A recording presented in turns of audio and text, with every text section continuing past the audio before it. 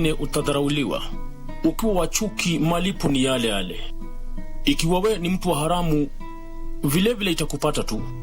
Na kama we ni mtu wa kushauri kwa hekima, kupata heshima, bonyeza *811 759 hash. *811 759 hash. Kindly note that the ACK service this Sunday will go on air starting 9:30 a.m. live from the All Saints Cathedral. The Catholic Holy Mass will instead go on air starting 11:30 a.m. live from the Holy Family Basilica. Intensive campaigns, manifesto unveiling, and insightful debates. The home stretch is finally here. KBC has deployed its crew of professional and experienced journalists to every corner of the country, ready to bring you every angle of the 2022 general election, both for TV and radio broadcasts, as well as its digital platforms. We guarantee you a seamless 24-hour credible and detailed up-to-date news from all the 290 constituencies across the 47 counties as Kenya decides.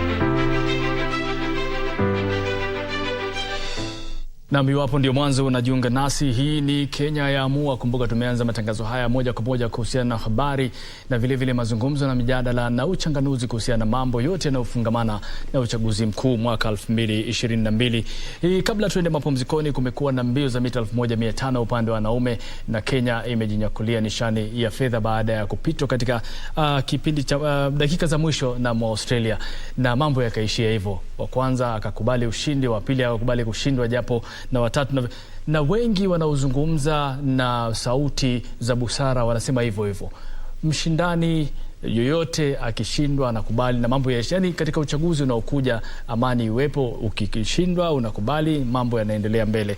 Ndio kielelezo tunachokitoa katika mashindano haya yaliyokamilika. Kwa hiyo hakuna cha ziada ila kuomba kwamba yote yatakuwa yanafanyika kwa amani. Lakini mbali na hayo, kumbuka tulikuwa tunakwambia kwamba kazi na dawa, tutakuwa tunakurusha kwenye michezo, tunakurudisha huku katika siasa, na sasa katika siasa tunarudi katika maeneo tofauti. Kumbuka wanasiasa wao katika pilika na muda wao Lala Salama kuhakikisha sera zao wanazinadi kwa wafuasi wao. Uwanja wa Kasarani upo mrengo wa Azimio, na vile vile katika uwanja wa Nyayo Kenya Kwanza wapo. Na mbali na hayo, kumbuka kwamba Maure anaendelea mambo yake, lakini kwanza tumsikize Kalonzo Musyoka ambaye anazungumza katika uwanja wa Kasarani.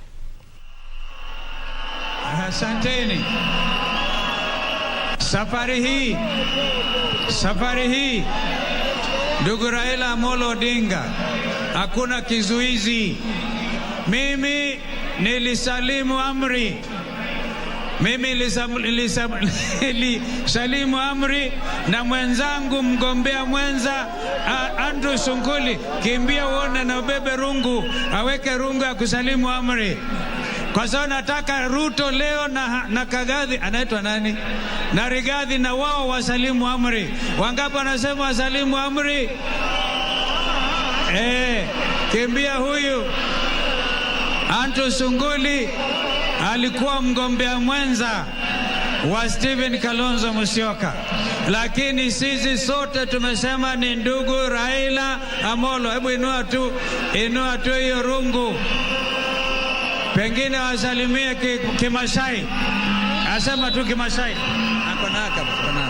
Nairobi, nikisema Nairobi soba, mnainua mkono na kusema iba. Nairobi soba. Eba. Nairobi soba. Eba. Once in a while. In fact, since 1963, for the first time since 1963, a freedom fighter is going to become the President of the Republic of Kenya. So freedom is coming. Freedom is here. So freedom is coming. freedom, tutapata kukombolewa kutoka umaskini, kutoka ujinga, kutoka ugonjwa na kutoka maradhi ya corruption. Wapi kura ya Raila Amolo Odinga? Baba. Thank you. Basi kwa dakika chache mno ni lazima tujipange. Mimi mwenyewe niliahidi ndugu Raila nitatembea kona zote za Kenya nimtafutie kura. Sidhani hata Ruto anajua mahali panaitwa Lafi, mpakani wa Somalia. Wao wamesema ni baba Jumanne ijayo. Tumeenda kila mahali, tumeenda pembe zote, and I want to report, my brother, I did my best, and this is a sure win, and therefore nobody, not even you Chebukati, nobody ambaye atajaribu, atadhubutu kuiba kura ya Raila Amolo Odinga. Nilitaja hiyo jina because we have fought for the freedom of this nation, and nobody is going to have to mess up with the aspirations of the Kenyan people anymore. Sasa sikilizeni, nasikia watu kutoka Venezuela wana mpango mahali ya stronghold, mahali kuna stronghold ya Azimio la Umoja One Kenya. I'm so happy mahakama ilisema lazima kuwe na backup ya manual register, kwa sababu walikuwa na mpango mahali kuna stronghold waje wafanye fitina, kimskiti ikose kufanya kazi, alafu watu wachoke waende zao waibe milioni 2 ya wakura wa Kenya. Kwa hivyo hiyo haitawezekani. Wangapi wanasema haitawezekana kuibia Raila? Kwa hivyo mimi nina furaha tele. Leo nina furaha tele nikitangaza kwamba Raila Amolo Odinga na dada yangu Martha Karua tayari ni washindi wa contest hii ambayo ina umuhimu mkubwa sana. Dunia nzima inaangazia Kenya. Afrika Mashariki kupitia kwa ndugu yangu Kikwete wako tayari waangalie vile IEBC watafanya jukumu lao. African Union, European Union, dunia nzima inaangazia. The time, my brother Raila Odinga, is now.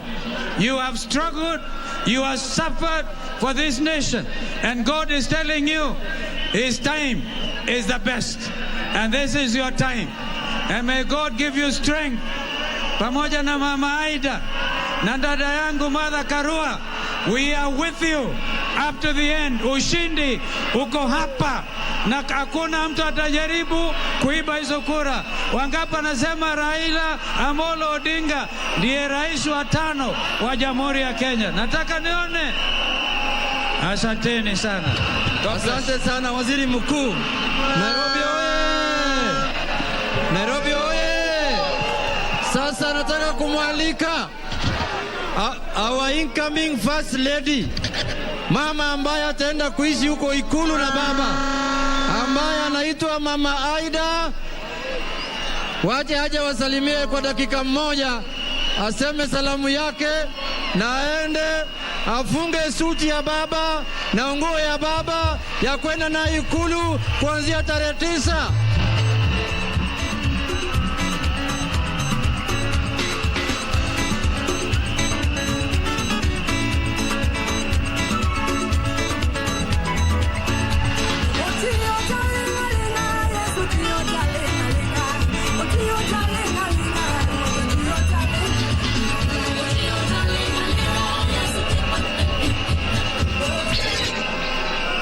Wakenya oye! Wakenya oye! Wa Nairobi oye! Mwaka jana tarehe 10 mwezi wa Disemba nilisimama hapa nikaongea na nyinyi wote vile mlivyo, na siku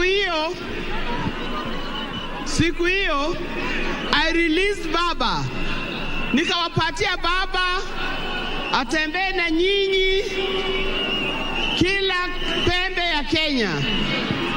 I gave it baba so that you can campaign with him. Today amemaliza matembezi yake, amemaliza campaigns zake.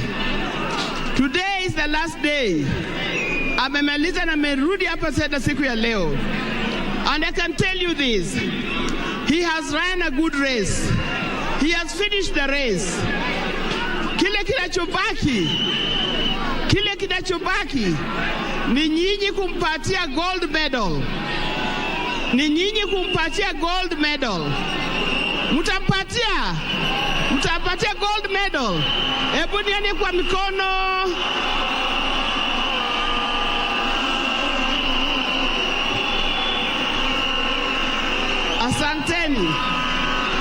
Asanteni. Jambo la pili. Jana nilienda kanisani. Nikaomba kwa niaba ya Wakenya wote. Nikaomba kwa niaba ya vijana wote, wakina mama na kila mtu. And we confessed, if there's somebody that we have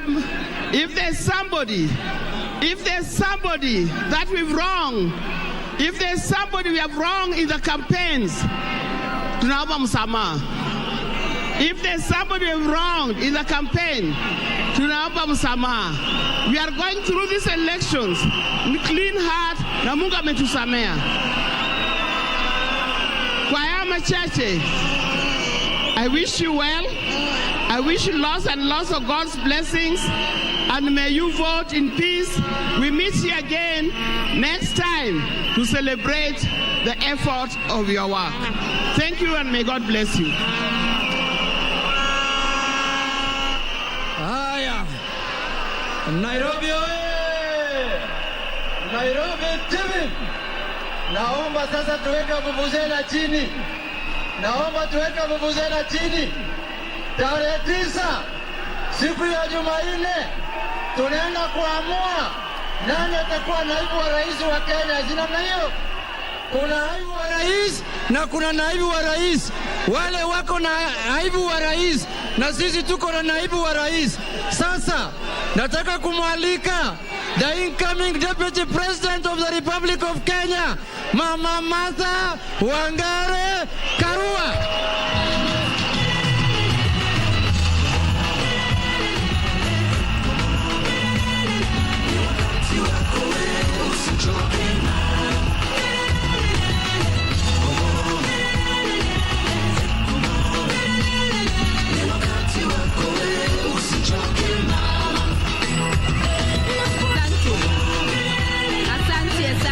Asante DJ.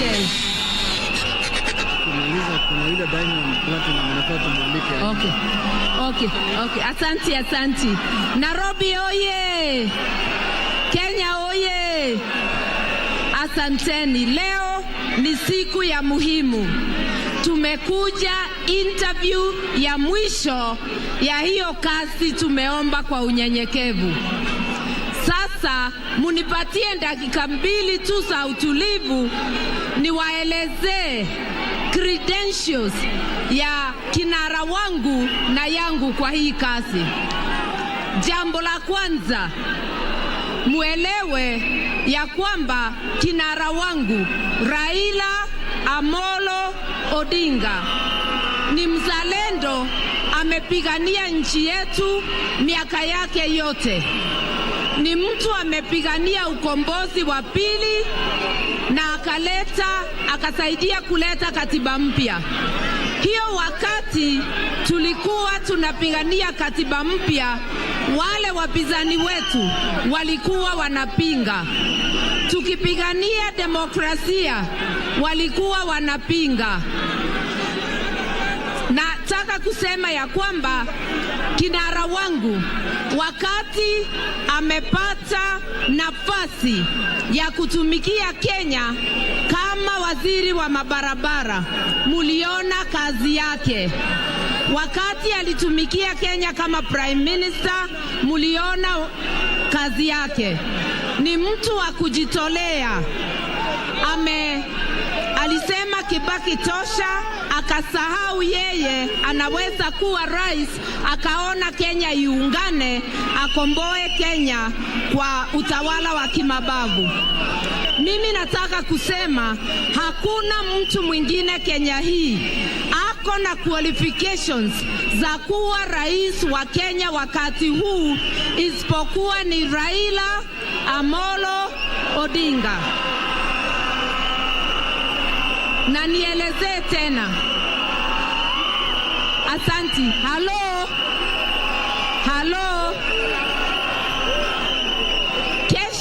Ile imebaki sasa. Campaign tumefanya, interview tumefanya. Ile imebaki ni nyinyi muidhinishe. Ndivyo rais wa 5 Raila Amolo Odinga achukue ushukani kwa nchi yetu. Analeta ukombozi wa 5, ukombozi wa kiuchumi. Mimi nawaomba kura zote kutoka nyumba zenu, familia zenu, kutoka mitaa yote, kutoka nchi yote, sababu tunazungumzia nchi yetu ya Kenya. Kura zote kwa Raila Amolo Odinga. Ningependa point ingine moja ni ya kwamba sisi kama Azimio, kazi yetu ni kuunganisha Wakenya bila misingi ya kikabila. Kazi yetu ni kuwapatia huduma bora kwa kila sekta. Lakini tuelewane, bila kupambana na ufisadi hatuwezi tukampatia huduma, na Kenya imo hatarini kunyongwa na makateli ya ufisadi. Na waomba tuokoe Kenya yetu na kura zenu. Nyonyeshe kura ya baba.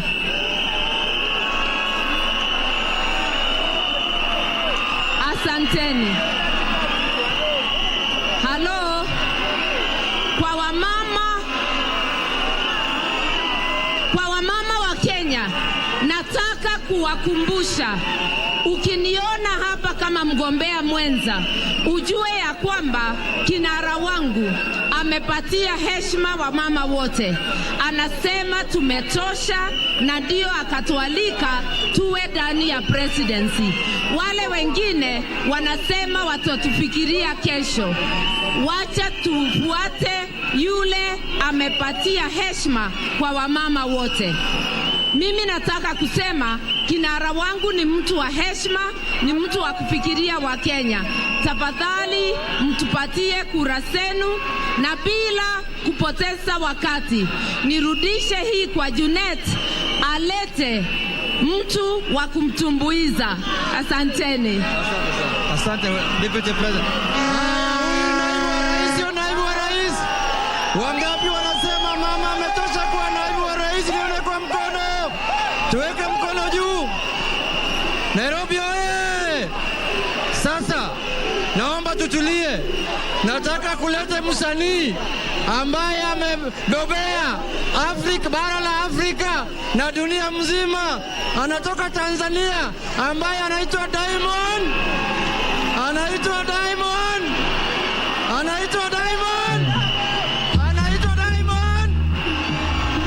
Aya.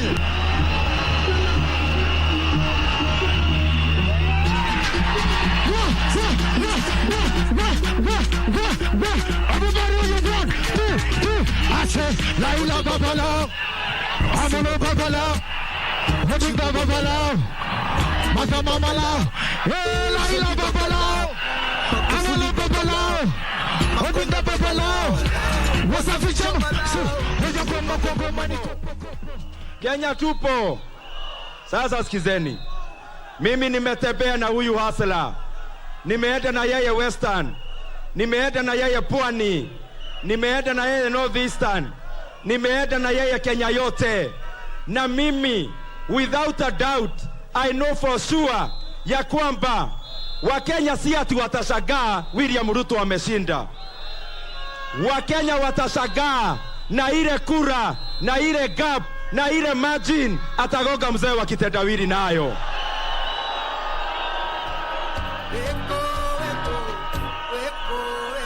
Wanajifanya hawasikii Kiswahili, wacha niwaeleze kwa Kimombo. Next week, 9th of August, Kenyans will not even be surprised about the victory of William Ruto. Kenyans already know William Ruto is winning. The surprise and the shock will be on the margin, on the gap that William Ruto will defeat his closest competitor. Na nikimaliza wajue hivi, na wanisikie nikiongea hapa kutoka Murang'a kama kijana wa Maumau, tukiwashinda hakuna handshake.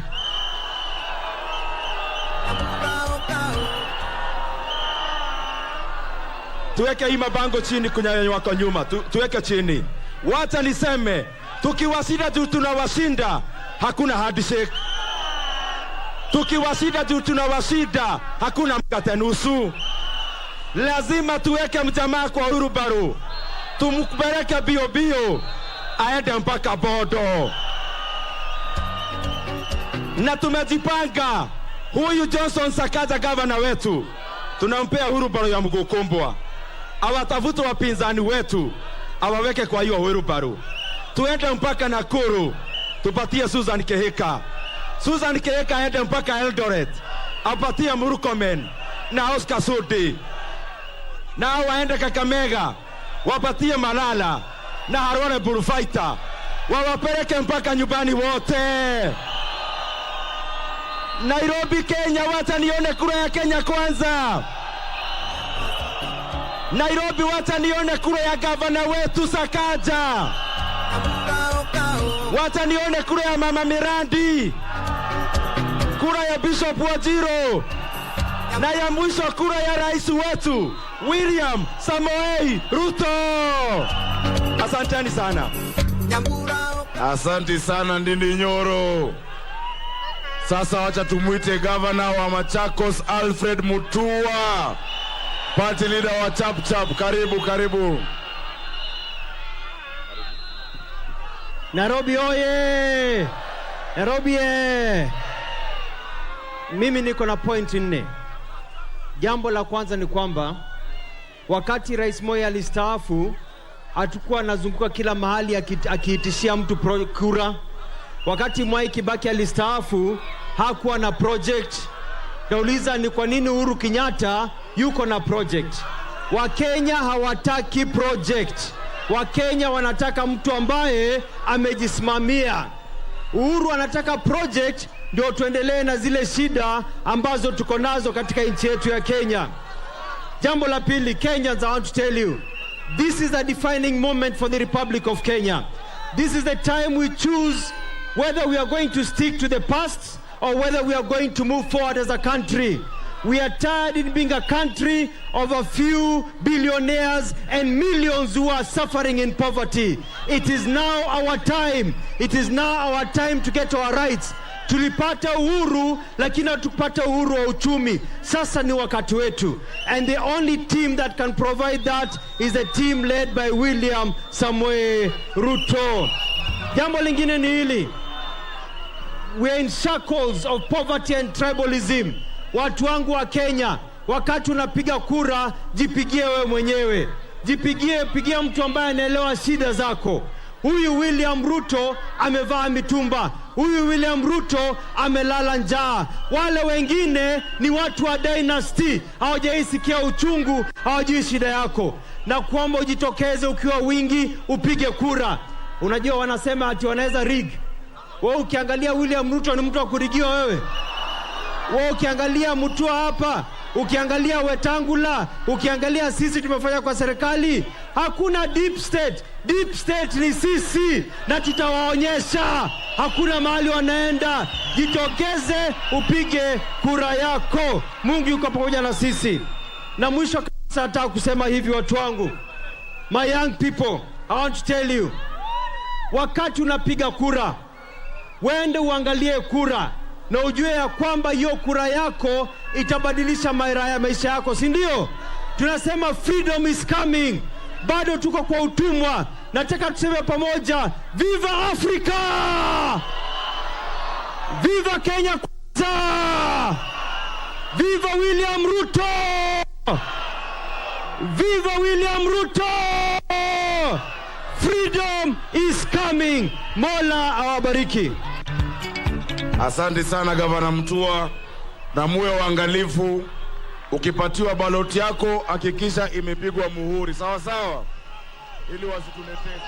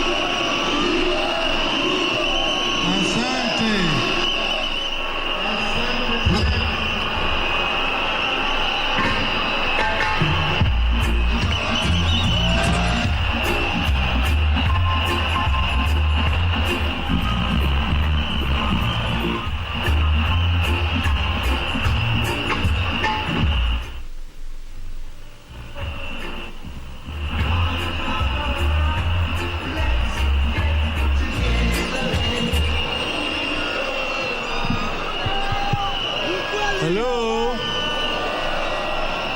Wakenya hamjambo.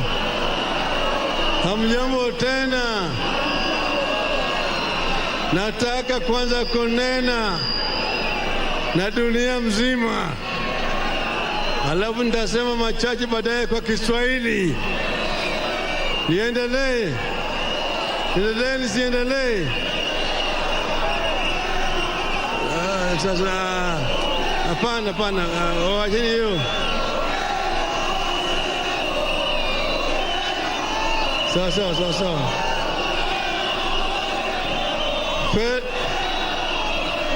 Sawa, itosha. Tosha vijana. Fellow citizens, thank you for keeping the flames of freedom alive in our country.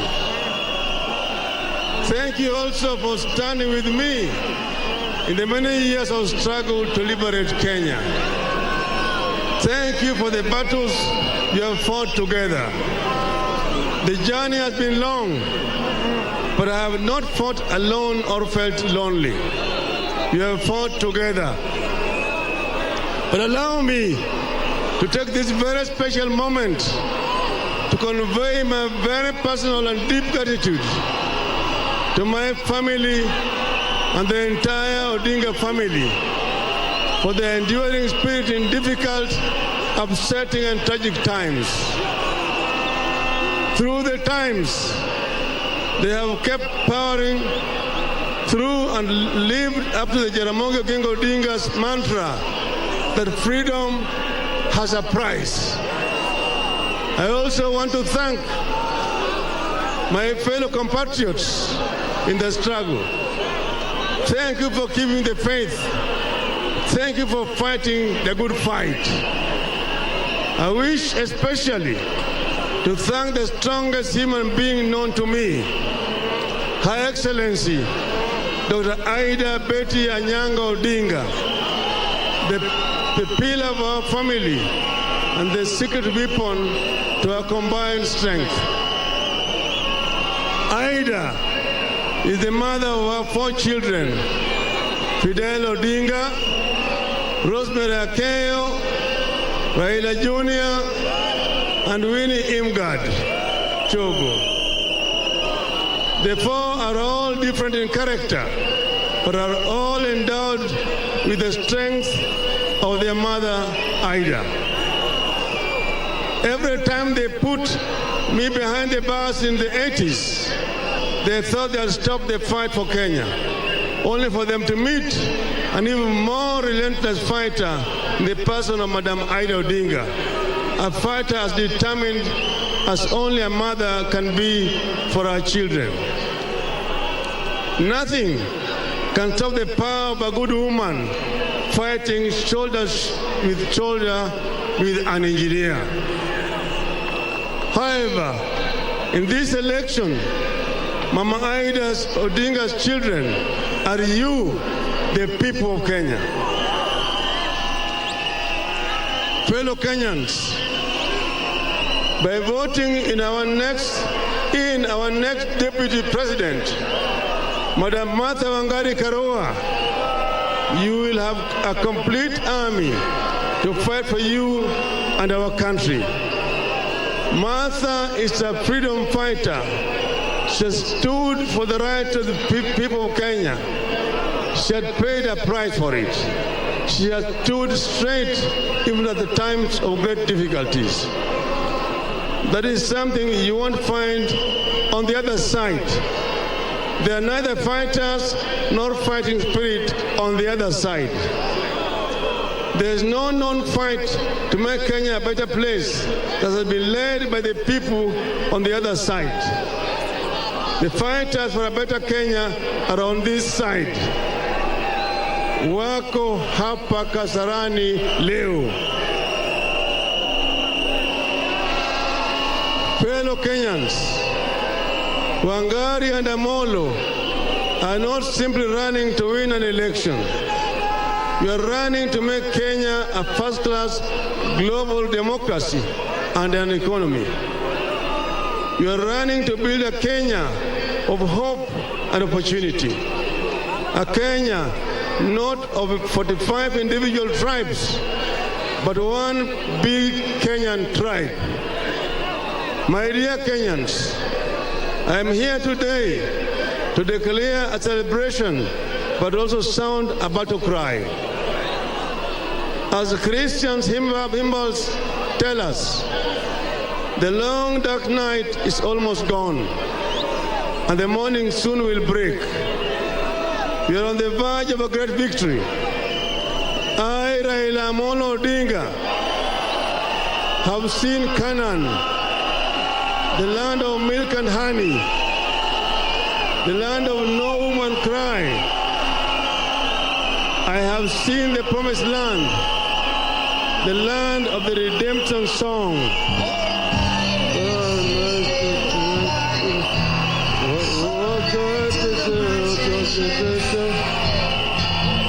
Minutes after day to die, from the bottomless pit, but my hand was made strong by the hand of the Almighty.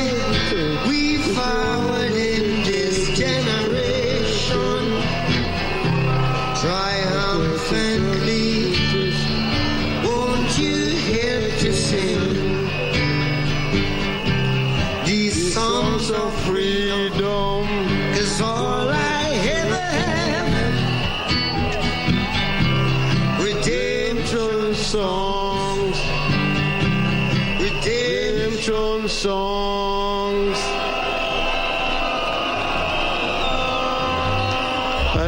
Hello? Hello? But we know the battle is hardest when victory is nearest. Get ready, my dear Kenyans, and keep the spirit of a luta continua. Next Tuesday, all Azimio followers have to be at their polling stations by 6 a.m. and cast their vote. August 9th, mark the 7th multi-party election in Kenya. Historically, the number 7 is a symbol of completion and a new beginning. God rested on the 7th day after completing his work. Joshua went around the wall of Jericho 7 times for the wall to fall and pave way for a new beginning. Pilgrims to Mecca walk around Al-Kaaba 7 times to achieve a healing and reconciliation with Allah. On the 7th multi-party election on Tuesday, we will mark the year of completion and new beginnings. I must remind you also that we started this struggle on Sabasaba Day, the 7th day of the 7th month of 1990. On that day, we declared that the walls of dictatorship must fall, the walls of corruption must fall, and the walls of impunity, injustice, and exclusion must fall. On Tuesday, we complete what we started on Sabasaba Day, and destiny has appointed the 7th multi-party election at the date of this completion. My dear Kenyans, the question we face today is, who has a safe pair of hands to complete what we started on Sabasaba Day? Whose hands will dismantle the bandit economy of corruption? In whose hands are your families safe?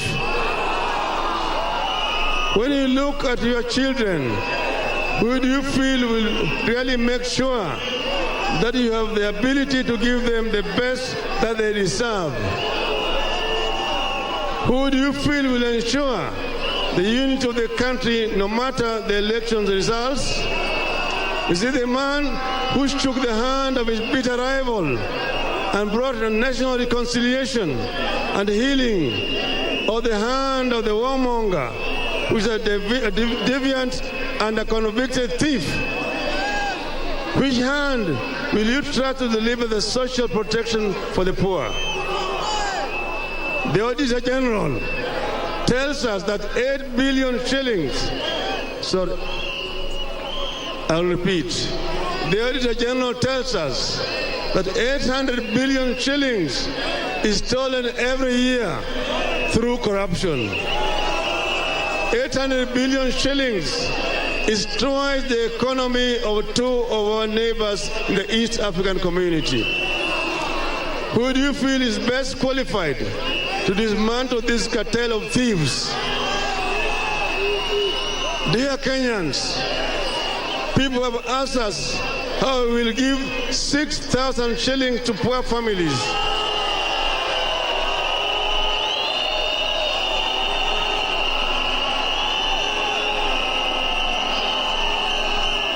Hello?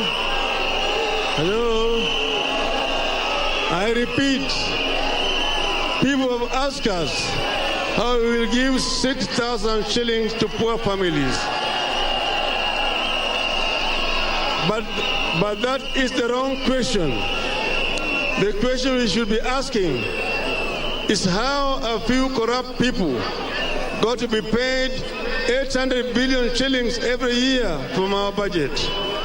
How did the government afford this? How did these people con us? If you could afford to pay 800 billion to con men, you can afford to pay a mere 6,000 shillings to known and real Kenyans struggling with life. What these families need is a direct injection from government. These families need direct government funds to feed their children.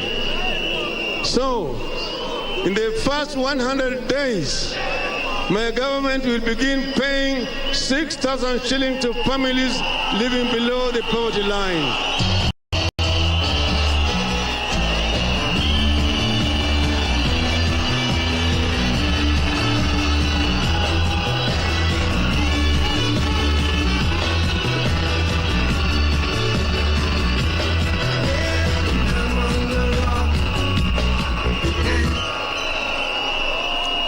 Hello? And we will not stop until they reach a place where they can feed their children without our help. This is what we are calling Social Protection Program. Fellow Kenyans, as you go to the ballot on Tuesday, I want you to know that we as a country are at inflection point. Either something very good will happen or something terrible will happen. You have a choice of the promised land, but the land of bondage is also within sight. The Pharaoh is refusing to let our people go. We left the land of bondage on Sabasaba Day in 1990. On that day, we declared this: let my people go. Today, I repeat the same declaration: let my people go. Free them from bondage of thieves, free them from the bondage of liars, and free them from the chain links of corruption. Dear Kenyans, we are soon entering Canaan, and there are a few rules we will have to observe. In Canaan, we must embrace reconciliation. We cannot get to Canaan, a divided nation that is half bitter and half happy. In my government, there will be no revenge. I pledge to be the president of all. I have made this decision because I did not choose my liberation cause. The liberation cause chose me. And when I was tempted to run away from it, the cause always found me. This is why I always found a place in my heart to reconcile. I shook the hand of Mr. Daniel Torotich Arap Moi in March 2002, of President Mwai Kibaki in February 2008, and of my brother President Uhuru Kenyatta in March 2018.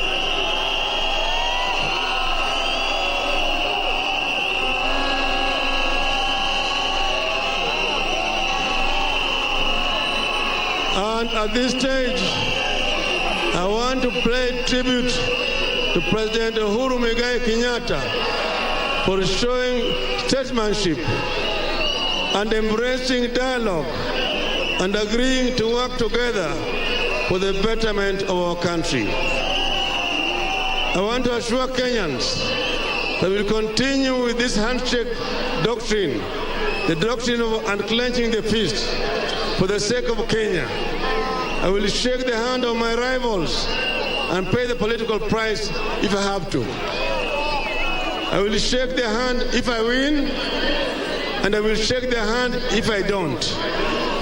And I will do it because I love Kenya more than I love Raila Amolo Odinga.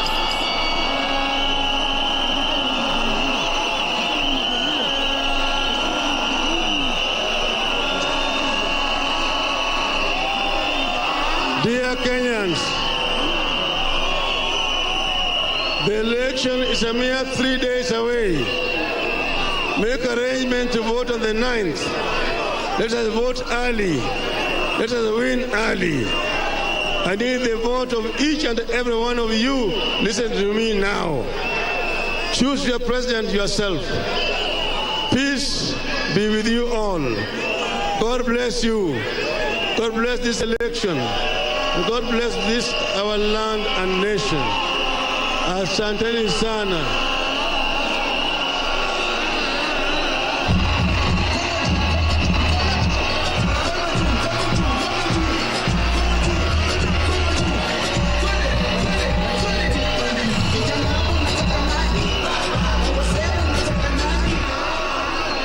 Hello. Nimesema kwa Kimombo. Nataka kusema machache tu kwa Kiswahili. Tulikuwa katika uwanja huu wa Kasarani tarehe 10 mwezi wa Disemba ya mwaka jana. Siku hiyo nyinyi mlimpatia mimi ruhusa niendelee na mambo ya kampeni.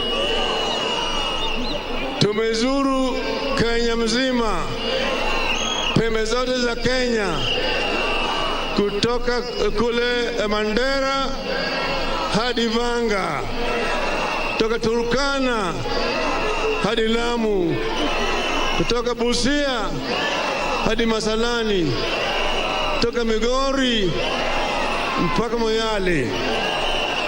Wakenya waniambia mimi ya kwamba punda imechoka. Punda imechoka, inataka kushusha mzigo chini.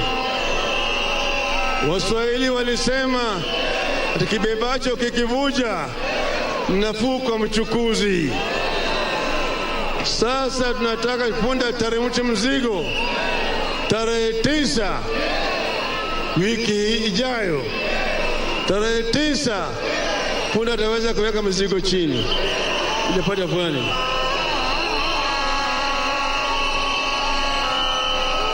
Tumesema tuko na adui wanne wakubwa kama Wakenya: ugonjwa, ujinga, umaskini na ufisadi.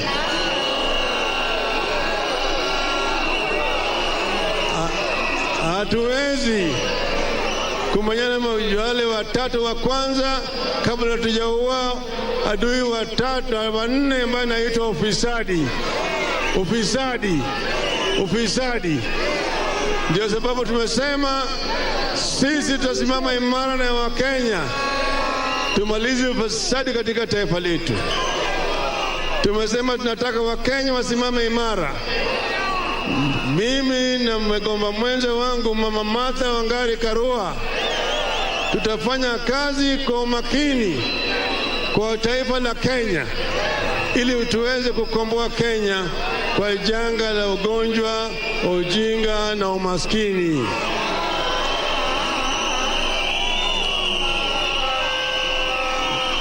Vijana wetu wataweza kupata ajira. Tumetangaza ya kwamba kuanzia mwaka ujao watoto wetu wote kuanzia nursery kupitia primary, secondary, tertiary mpaka chuo kikuu watasoma bila malipo yoyote.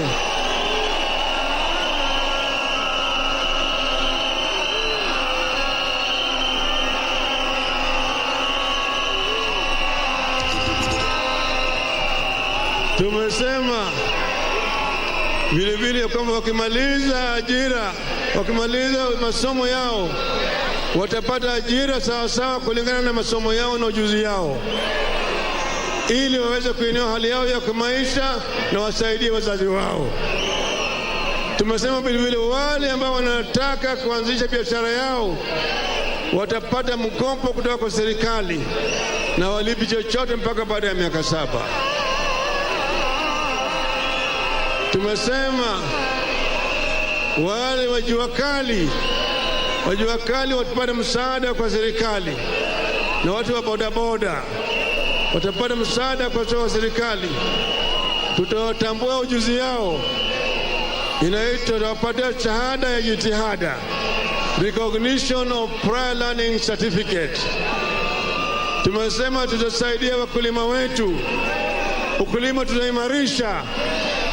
Wakulima tutawapatia msaada kwa upande ya vifaa vya kilimo, kwa upande ya mbegu, kwa upande ya mbolea na kwa upande ya soko. Bei ya mbolea tutashusha kutoka 6,000 kwa gunia hadi 2,000 kwa gunia.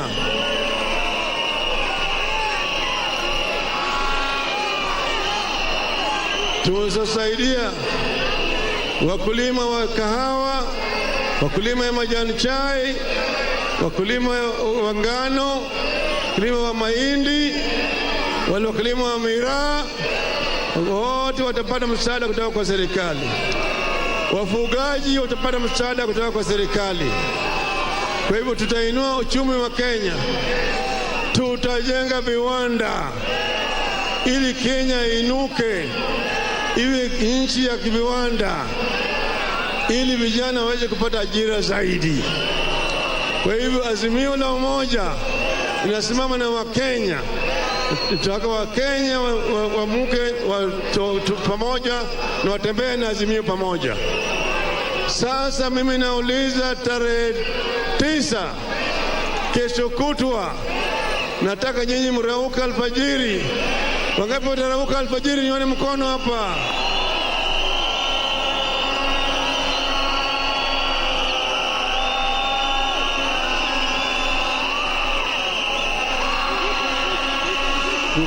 Piga kura kwa azimio kote katika taifa lote.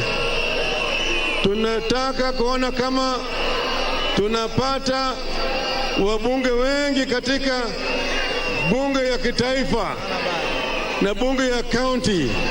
Tunataka majority wawe wana azimio, sawa sawa. Hapa Nairobi nataka niwe na gavana ya azimio la umoja,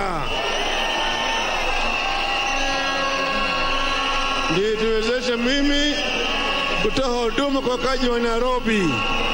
Gavana nataka awe bwana Polycarp Igathe Nairobi.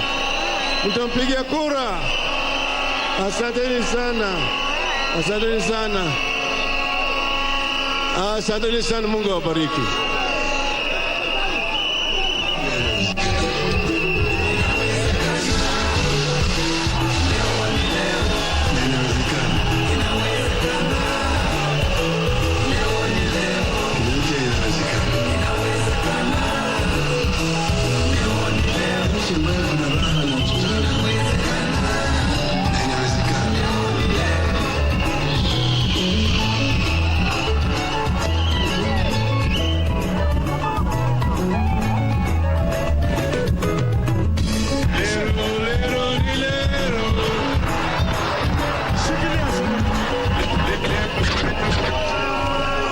Tushuke kwa jukwaa kwanza.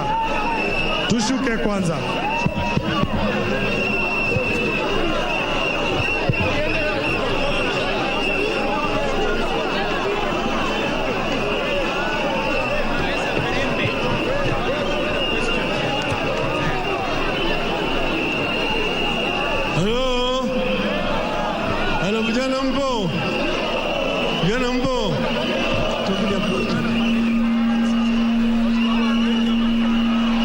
Sasa pakati kiwanja Kasarani, tunataka leo tuzindue ile Rauka Operation Firimbi Movement. Tunaona vizuri? Wacheni kupiga firimbi kwanza. Mpaka tuelewane. Sawa. Firimbi iko mara mbili. Iko moja ya kufukuza wezi na kumaliza ufisadi, na ile ya pili ni kufanya watu warauke alfajiri tarehe 9 saa 10 waende kwa vituo kupiga kura. Sawa. Kwanza ili ya kufukuza wezi, watasema huyo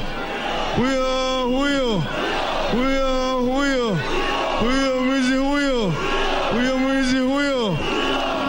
Hiyo inapigwa namna hii. Hapana piga kwanza. Hapana piga yenu. Hiyo inapigwa namna hii.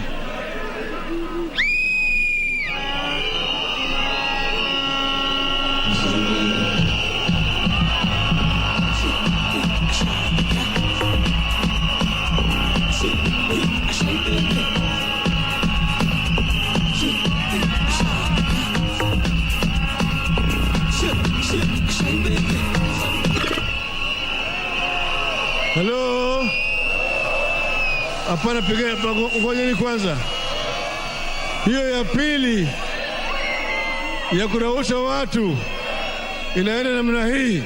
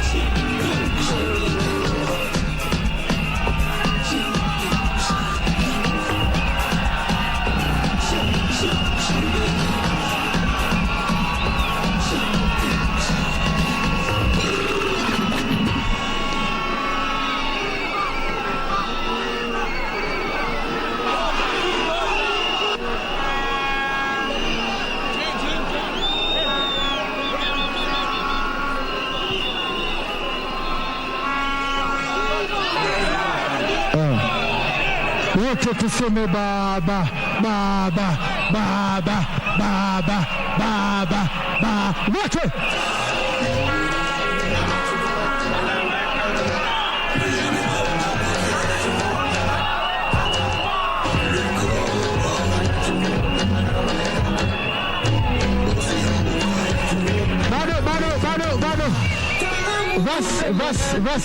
Bas. Nataka tuseme kwa sababu ya mama Martha sasa. Sema mama Martha, mama Martha, mama Martha, mama. Leo tunahitimisha, kinachofuata wote tunaenda kupiga kura, si ndio? Tunapiga kura kwa nani? Shindi kwa nani?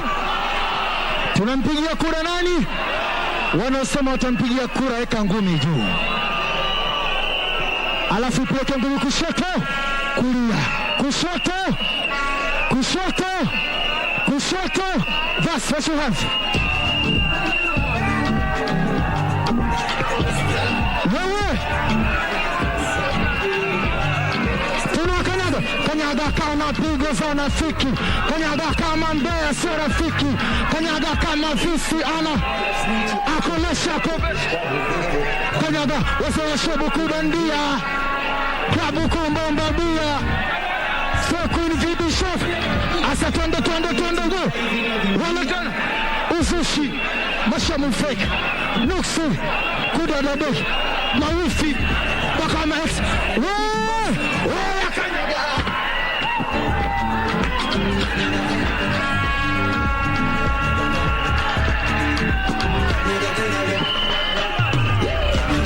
kama na licheza zangu wale wako na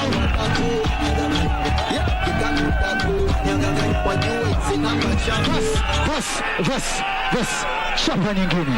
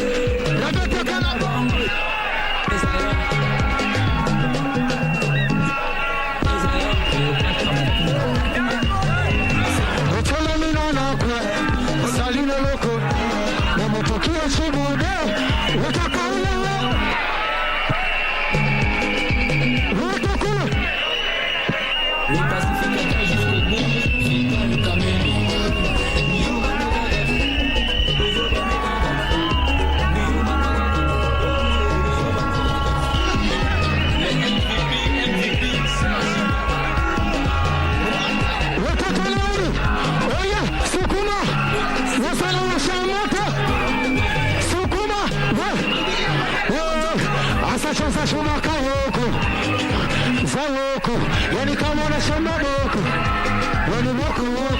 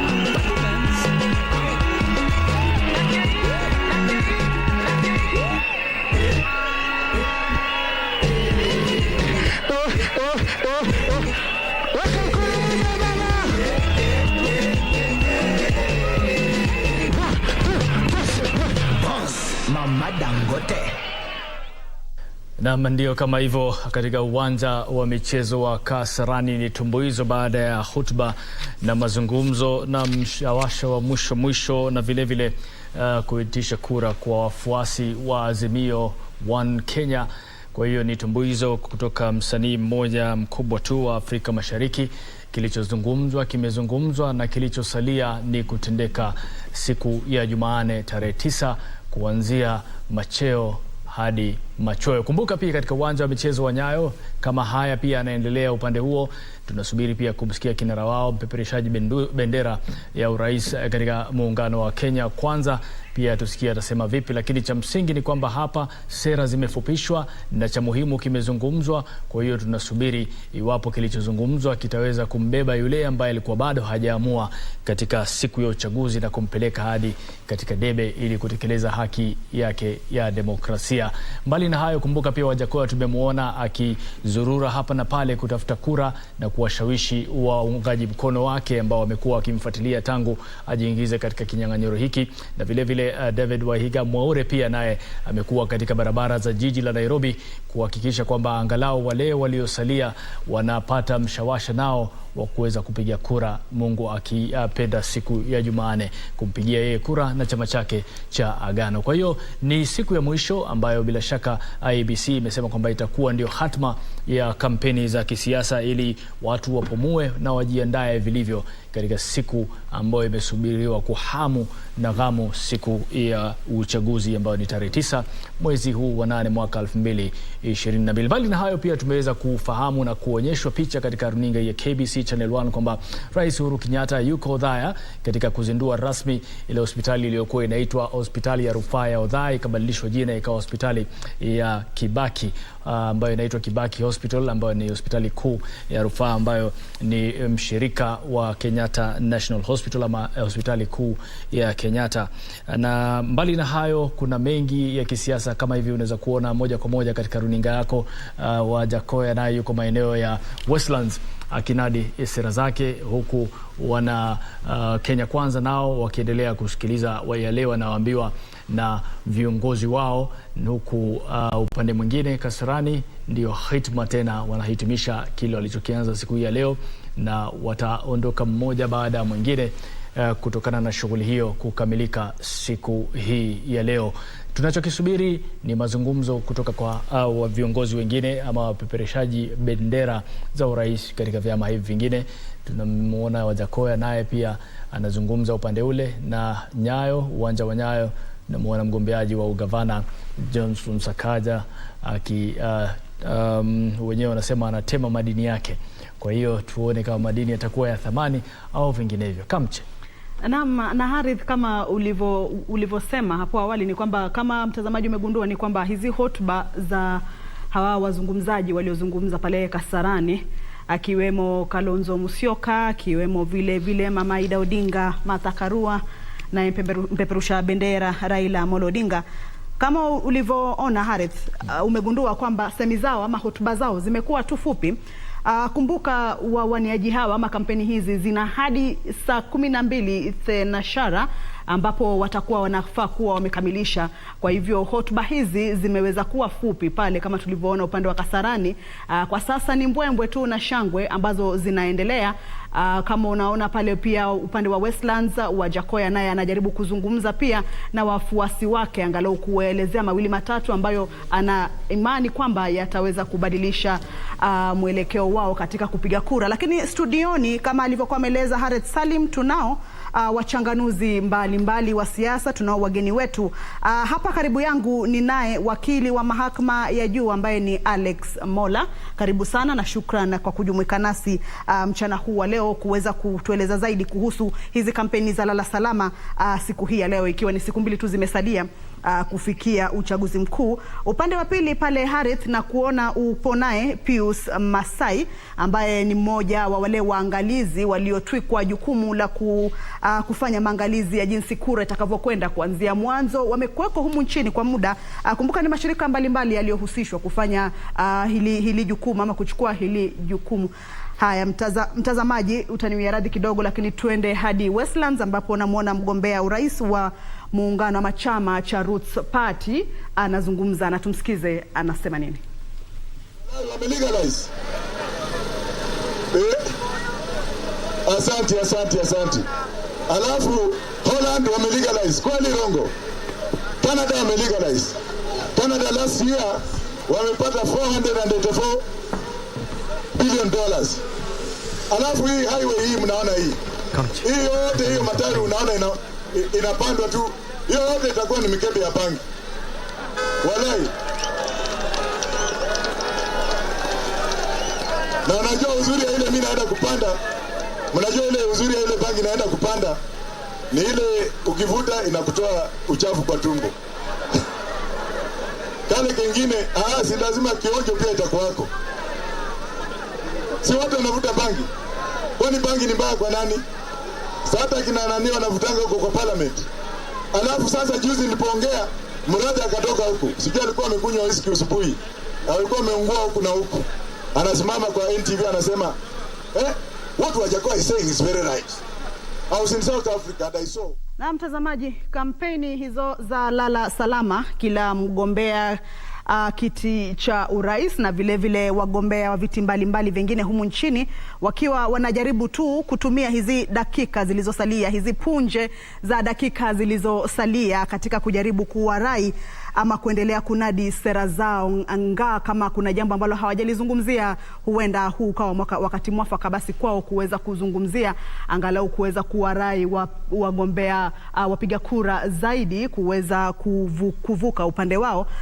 Tumetoka kwake mgombea wa chama cha Roots ambaye ni Professor George Wajakoya hapo upande wa Westlands akizungumza na wafuasi wake.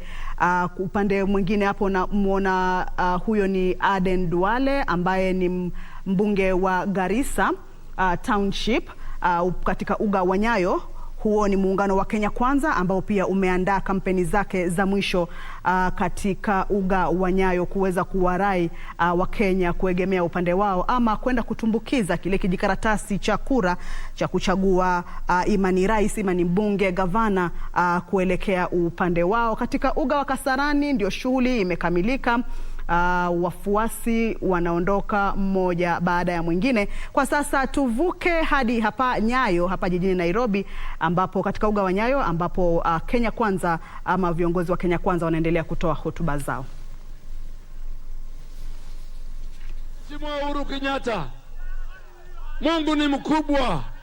Ulikuwa na kiburi, ulitesa watu, lakini wewe utakuwa raia baada ya siku mbili.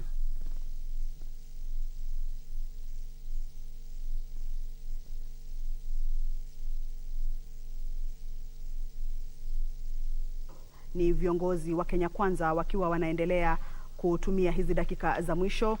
Muda wa saa 12 hivi wanafaa kuwa wameshafunga kampeni zao ama kuondoka katika maeneo yale. Ukiangalia Kasarani tayari wameshaondoka.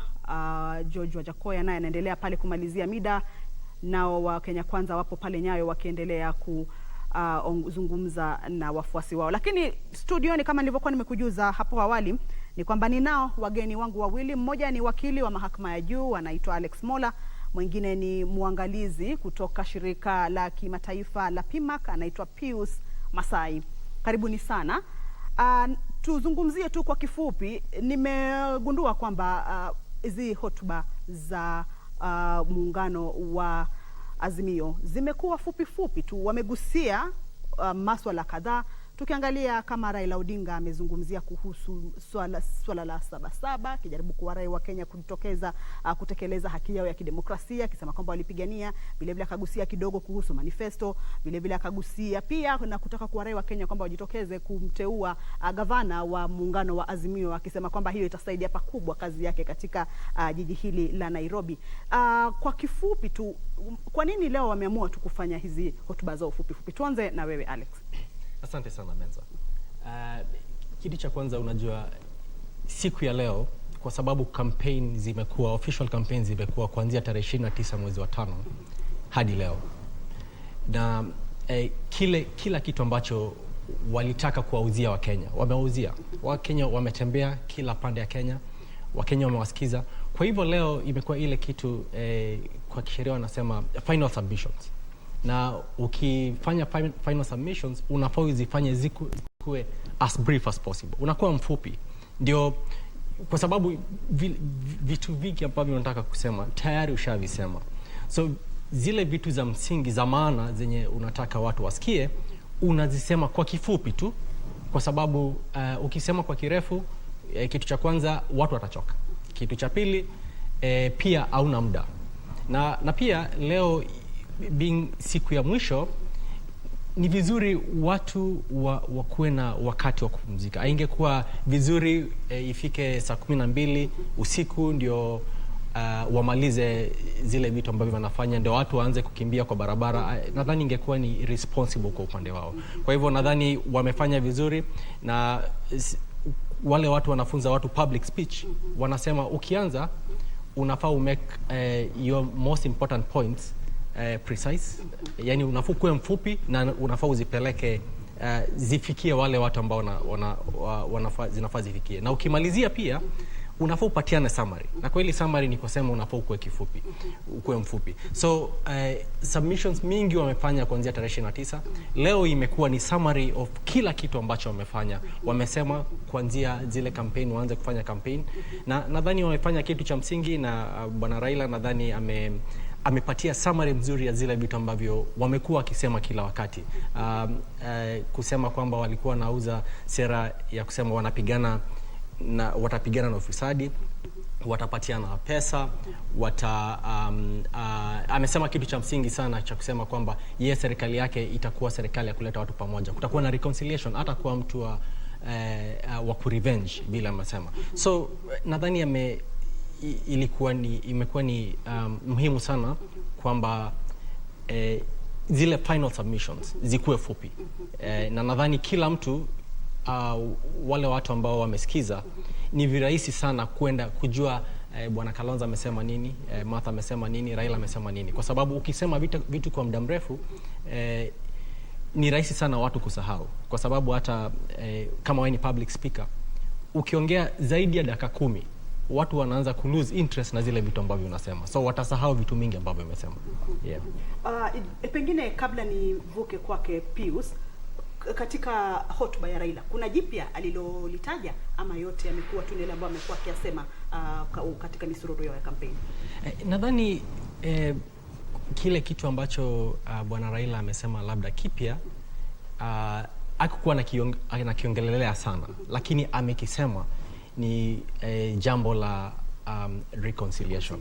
Kwa sababu kuongelea kampeni hakuna kulipiza kisasi.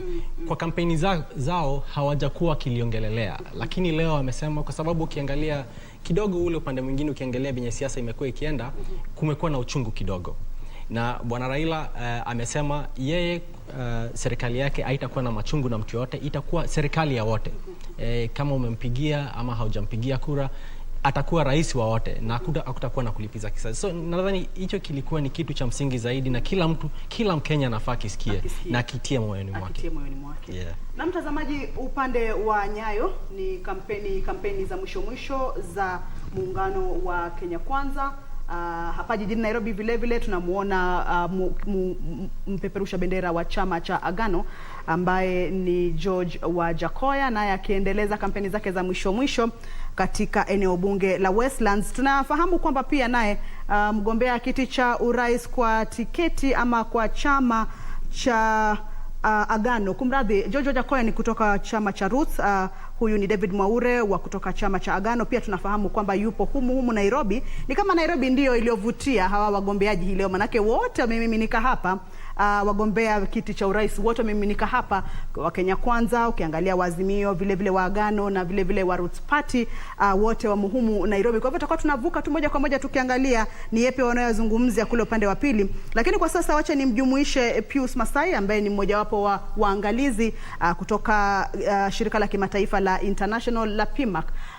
Pius, pengine utueleze jukumu lenu mnalifahamu vyema wakati huu tangu tuanza kampeni hadi sasa ambapo tunaelekea uchaguzi mkuu, ambapo sasa ndilo jukumu lenu sasa litakuwa linahitajika kwa kina. Sasa pengine utueleze kwa kifupi tu ama kwa ufasaha hali halisia ya jinsi maandalizi yalivyo humu Kenya kuhusiana na uchaguzi, unaweza sema nini?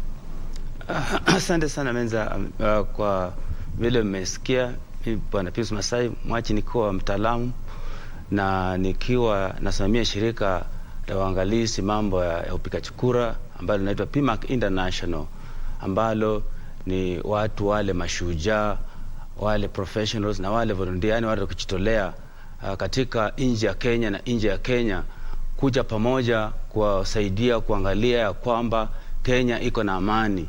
Na vile umeuliza hilo swali, nashukuru sana kwanza shirika la IEBC kwa wakati huu tunafanya nalo kazi kwa njia nzuri sana.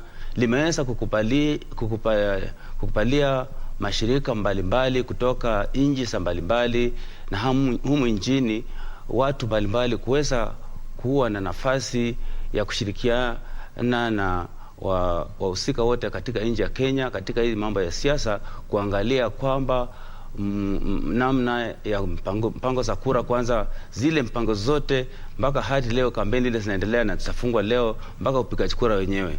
Kwa hivyo vile tumeona sasa hiyo transparency ile imewekwa ni maana sana, kwa sababu kuna observer ambaye ni waangalizi wa kura kutoka sehemu mbalimbali, na kama sisi kama shirika langu tumeweka watu katika regions, county mpaka constituencies. Sisi wa Kenya tunasema kwamba tuna uwezo kwa sababu tunaelewa Kenya vizuri sana. Na tumeweka watu zaidi ya 500 katika shirika langu na mashirika zingine mbalimbali kama PROSAC, yani shirika ya safety and security, mambo ya KEPSA, mambo ya PISAC, IPA, IPO. Hizo ni mashirika zile yanahusika na mambo ya safety and security, na mashirika yale mengine yote ambayo yanahusika na mambo ya usalama.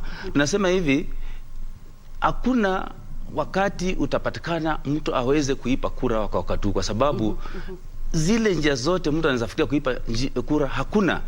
Tumekuwa kule Bomas na Bwana Wafula Chebukati ametupea wazi ya kwamba establish media center, wanahabari wako pale, establish call center, na ametupatia habari muhimu ya kwamba katika ile mahali kura zitakuwa zinapikiwa, wanahabari pia wana uwezo wa kupiga picha zile results zikishachumulishwa, ya kwamba kabla sijapelekwa popote wanaweza piga picha na pia watafanya tallying yao tofauti. Kwa hivyo utaona ya kwamba yule yote anafikiria kura inaweza ipwa aweze kuwa na mafikira kama hayo. Pius, niruhusu nikukate kauli kidogo, tuelekee upande wa uga wa Nyayo ambapo spika wa bunge Justin Muturi anapeana hotuba yake pale. Tusikie anasema nini.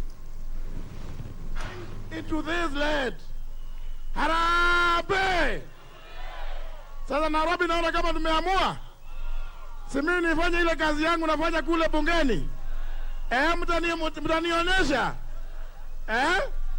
Umeamua ati tarehe 9 mwezi wa 8 Jumanne hii inakuja, wakati tunapeleka mzee wa kitendawili Bondo na wakati Uhuru anapelekwa na katiba Gatundu kupumzika, tunamuweka rais wa 5 William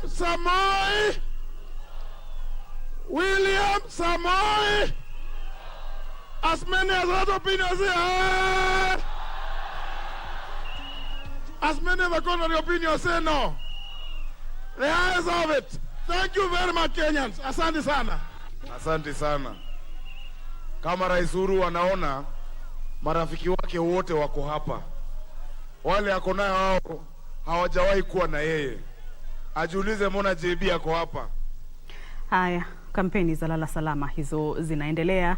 Wagombea hao ama wawaniaji wa viti mbalimbali wakiwa wanahesabu tu punje za dakika tu zilizosalia waweze kukunja majamvi yao ya kampeni na waweze kusubiri matokeo ya jinsi walivyofanya katika kuweza kujaribu kuwarai ama kunadi sera zao kuwavutia Wakenya upande wao. Tulikuwa tunazungumza naye Pius Masai, mwangalizi kutoka shirika la PMAC. Kumradhi mtazamaji. Pius, ulikuwa umefikia mahali kwamba unasema kwamba tume ya uchaguzi na mipaka IEBC imekuwa ikiwashirikisha kwa karibu sana katika maandalizi, nyinyi kama observers.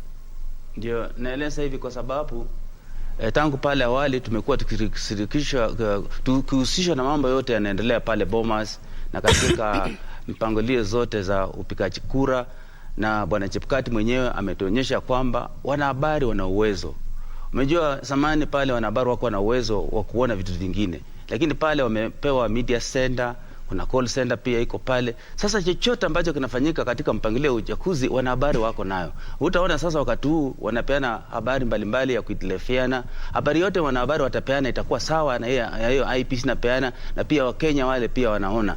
Na pia sisi kama observers tumepewa uwezo, tutapewa app ambayo tunaweza kwenda kwa hiyo poto ya IEBC, tunaangalia zile habari zinatumwa kutoka kule chini, na tunaweza fanya tallying pia tukitaka tuangalia kwamba hesabu inaendelea sawa. Kwa hivyo mimi nasema hivi, hiyo ni jambo muhimu sana kwa Wakenya kuelewa kwamba wao kama wapigaji kura washaelezwa,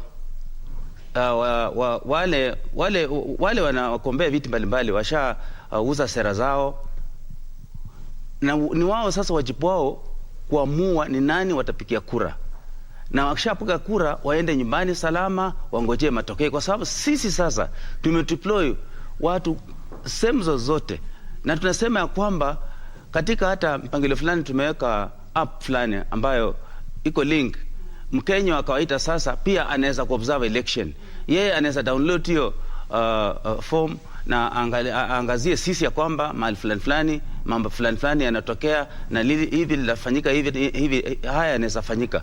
Kwa hivyo hakuna njia yote ambayo mtu anaweza fikiria labda wizi inaweza tokea popote, kwa sababu mambo imewekwa wazi, na sisi kama observers tuko tayari, na sisi hatuogopi kusema lolote ama kuangazia lolote, na pia kushauri wale wanaohusika yale mambo inahitajika kusema sisi.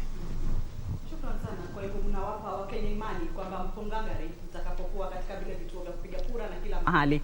Tunawapa Kenya amani kabisa, lakini kile naomba wale wakombeaji viti ambalo challenge iko sasa sio vizuri. Nashukuru Honorable Raila Odinga vile ameshasema yeye kuna mambo reconciliation, na pia anajali inji kwa sababu anajali Mkenya, na anaangalia Wakenya watakuwa familia yake. Naomba pia yule mwenzake au wenzake wale wakombea viti pia wawe na roho kama hiyo. Na pia sheria iangaliwe. Sheria kama itaangaliwa ipatilishe ya kwamba yule anayeshinda achukui mamlaka yote, itakuwa vyema sana anayeshinda aweze kufanya consideration ya wale pia wameshindwa wana nafasi katika nchi, kwa sababu wameshatumia resources zao zimeisha, wana mambo mengi wanafikiria, awalete karibu wazungumzie, awape nafasi wafanye nao kazi. Sheria ikiweka namna hiyo mambo itakuwa sawa. Na pia watu waache kufikiria mambo ya monitoring. Mambo ya observation ni ya maana kwa sababu unaangalia kwa macho na kwa masikio, lakini mambo ya monitoring vile watu wengi wanapenda ni partisan, kwa sababu huyu ana monitor kwa sababu anapenda yule. Monitoring yani ni ile watu wanaangalia kwa karibu kwa sababu wanafuata mfasi fulani. Mfasi fulani ama mwanasiasa fulani, na hivyo inaleta utata kwa sababu wengi wanapeana habari ya utanganyifu, na katika hiyo utanganyifu inaleta vita, inaleta mambo mabaya sana. Lakini sisi wa Kenya tukisema hakuna haja kuwa na monitoring, yani kuwe tuna watu wa kuangalia, kutisama na kuangalia siasa inaenda vipi, kura inapigwa vipi, kwa sababu hiyo ni namna kuangalia upande wote iko sawa. Asante. Okay. Alex, tumeona kwamba wakati muungano wa Azimio ulipokuwa viongozi wao walipokuwa wanatoa hotuba zao, Kalonzo ameleta lile swala la kwamba wanashukuru kwamba ile daftari imeletwa na itatumika katika kuwatambua wapiga kura. Pius amezungumzia kuhusu swala la transparency, akisema kwamba wanaimani kwamba ama wameona kwamba kuna level ya transparency ambayo imewekwa na IEBC. Maoni yako ni yapi? Kwa sababu imekuwa vuta ni kuvute katika kujaribu kupata hii daftari iliyochapishwa kuwekwa katika kuwatambua wapiga kura. Kumekuwa na vuta ni kuvute hadi mahakama juzi ndipo ikasema kwamba iweze kutumika. Pengine wewe kama mchanganuzi wa masuala haya ya siasa, unaonaje? Imekuwa ni kama ni ushindi kwa hawa ama unaona ilikuwa iko sawa? Nadhani mshindi ni Mkenya kwa sababu sheria tayari ishasema kwamba biometric na manual zote zitumike. Hili swala lilipelekwa hadi koti ya rufaa, na koti ya rufaa ikasema biometric na manual zote zitumike. Kwa hivyo hakukuwa na pingamizi yote. Nadhani hata kuna muda about 3 weeks ago ama 1 month ago watu wa Azimio wakisema kwamba kuna plans za kuriga elections kwa sababu wanataka kutumia biometric peke yake. Commissioner wa IEBC alikuja akasema kwamba hili swala tayari koti ishaongelea. Kwa hivyo nadhani mshindi ni Mkenya, kwa sababu ukiangalia vile sheria zetu za elections zilitengenezwa, ni kwamba tunatumia technology which is biometric, na pia tunatumia manual. Kwa hivyo kwa sababu kuna sehemu zingine labda network inaweza kosekana, kwa hivyo biometric inaweza kosa kufanya kazi, na kwa hivyo lazima utatumia manual. Na kama kuna network, basi biometric inatumika, na mali biometric inakwama ni kama plan B, kunakuwa na manual. Kwa hivyo nadhani mshindi si mwanasiasa yote. Nadhani kuna wanasiasa wengine watasema sisi sasa tuna ushindi na maneno kama yale, lakini nadhani mshindi ni Mkenya, kwa sababu vile bwana Masaya anasema, kama kunafaa kuwe na transparency na kuwe na credible election, lazima tukue in a situation ya kwamba deploy every facility ya kumake sure kwamba kuna elections iko credible. Na one of those facilities ni kusema kama kuna biometric, ikifail kunafaa kuwe na backup yenye ni manual. Na hili nadhani sheria ilikuwa ishasema, na ni vizuri tena koti imesisitiza. Yeah. Okay. Mtazamaji, pale unapoona kwa runinga yako ni uga wa Nyayo, kiongozi wa chama cha ANC Musalia Mudavadi ndiye anayezungumza kwa sasa.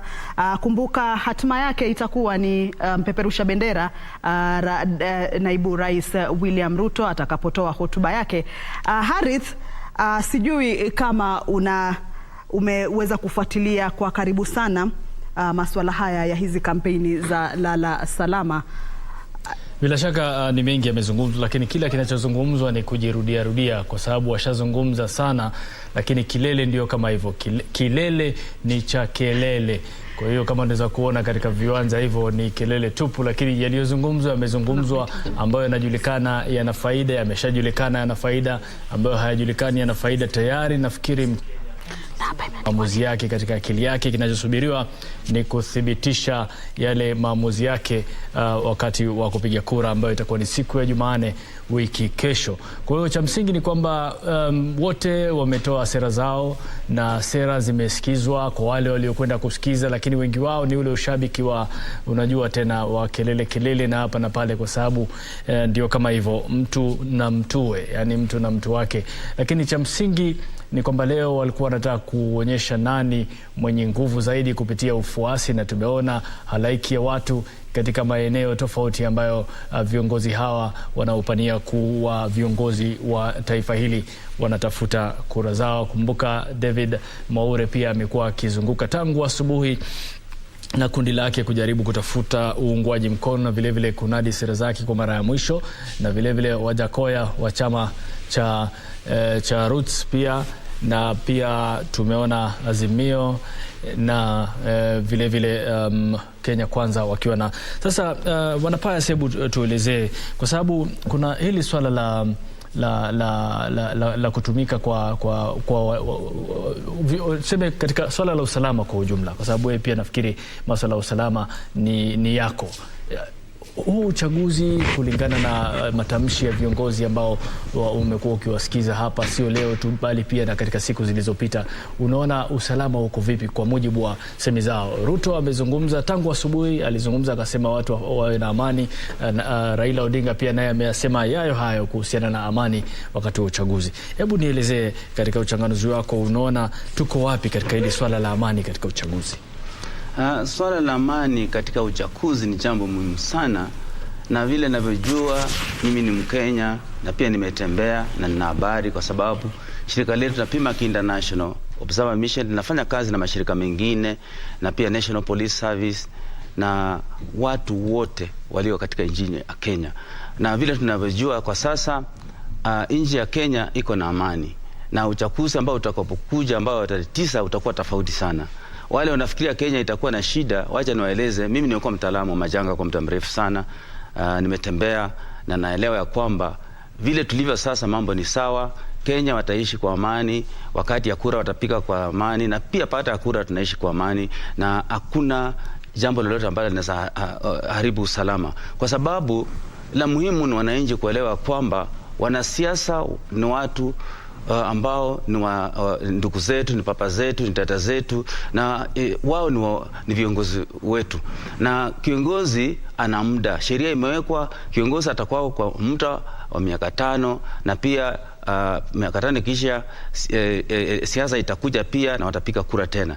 Kwa hivyo wao washauza sera zao tayari, na washauza sera zao tayari, mwananchi ashapata ya kwamba atampigia kura nani. Kwa hivyo kitu ya kufikiria kwamba usalama unaweza haribika sioni, kwa sababu hata leo tumekuwa na mkutano katika Serena Hotel na National Police Service representation, bwana Kisavi amekuwa pale, tena Kisavi amekuwa pale, tumekuwa na watu wa KEPSA, tumekuwa na shirika mbalimbali ya security. Tumeangazia kwamba pia sisi tuna mipangilio, tunaangalia ya kwamba hii kura iko vipi, kuna lolote linaweza leta shida.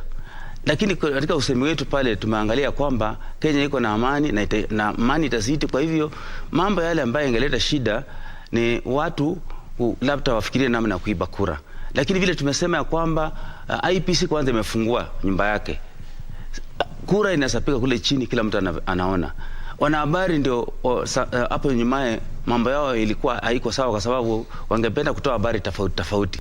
Lakini kwa sasa hivi habari yote ile IEBC inatangaza ama inapata kutoka kule chini ni ile wanahabari wako nayo tayari. Hata wanahabari wengine sasa wana kazi, itapata ya kwamba sasa katika pale tu ni system tu, kwa sababu ile habari ingetaka kupeana kwa wananchi tayari wananchi wako nayo, na hata wananchi atapiga kura na aende nyumbani kwa amani. Hakuna mwananchi atangojea katika kituo, atanangojea results, hakuna kabisa.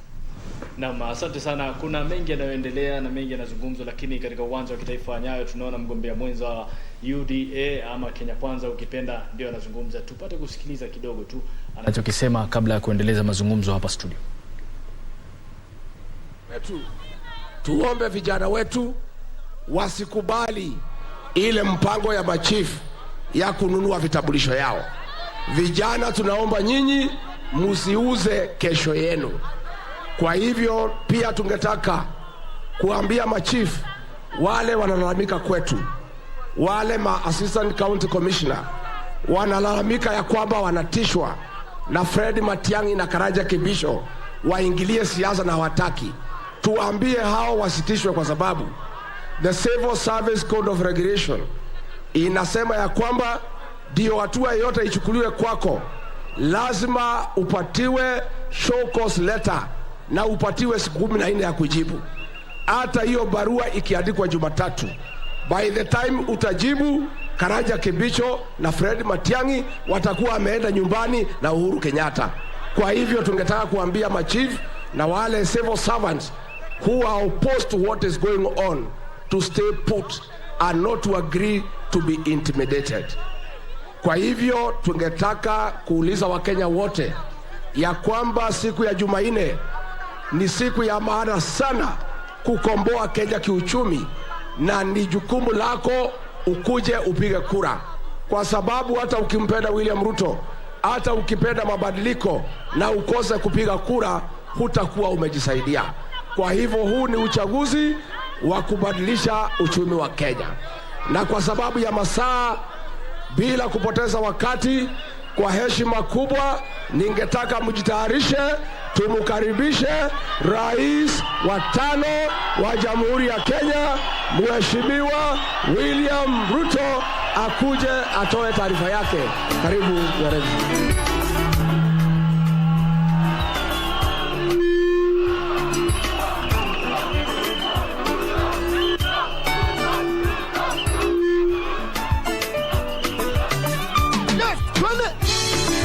Kasema ilikuwa kijana sasa ni mzee. Sikusikia. Daudi kasema ilikuwa kijana sasa ni mzee. Aha! Sijawahi ona mwenye haki ameacha mimi. Sijakusikia wala watoto wake kuomba mikate. Nairobi, Mungu ni nani? Mungu ni mwaminifu kwa ahadi zake wanadamu. Ni nani? Mungu ni mwaminifu kwa ahadi zake si kama wanadamu. Akifanya nini? Akiongea Yesu ameongea. Weka mikono yako juu. Inua mikono yako juu kwa ajili ya Yesu. Atatenda kwa wakati wake yoyo. Ninamuita Bwana wa amani. Ninamuita na mfalme wa amani Bwana. Ndiyo maana mimi ninaimba kwa sababu ya amani. Tumwambie ni uwezo gani unaompinga Yesu? Uwezo gani? Uwezo gani? Wapi nuru kwa Yesu? Weka mikono juu tuone. Wewe ni nani? Inua kitambaa chako tuone. Wewe ni nani? Kwa yote umetutendea nasema wewe ni mwema. Tunaimba mfalme wa amani. Wewe ni mwema. Wapi nduru ya wana Nairobi? Mwangalie jirani, mwambie usilie tena. Yes. Usilie wewe. Usilie, Bwana na kujua ndugu yangu. Amesikia kilio chako wewe mama. Inua kitambaa, sijaona juu. Inua bendera yako juu. Inua. Wanadamu hawatakusaidia. Twende hivi, twende.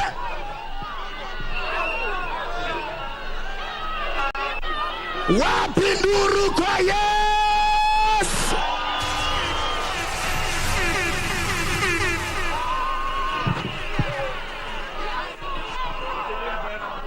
Aya. Nairobi hamjambo.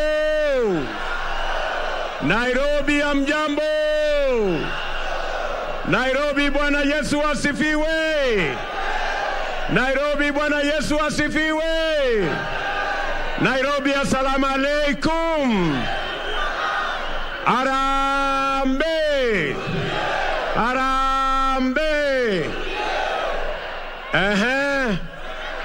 Nairobi, mumeamua ama hamjaamua? Nairobi, mumeamua ama hamjaamua? Nairobi, mumesema ni kuzimia ama ni Kenya kwanza? Nairobi, mumesema ni kuzimia ama ni UDA? Hebu nione wale wanasema ni UDA. Ala, yani mambo imefika hapo. Ndugu zangu watu wa Nairobi,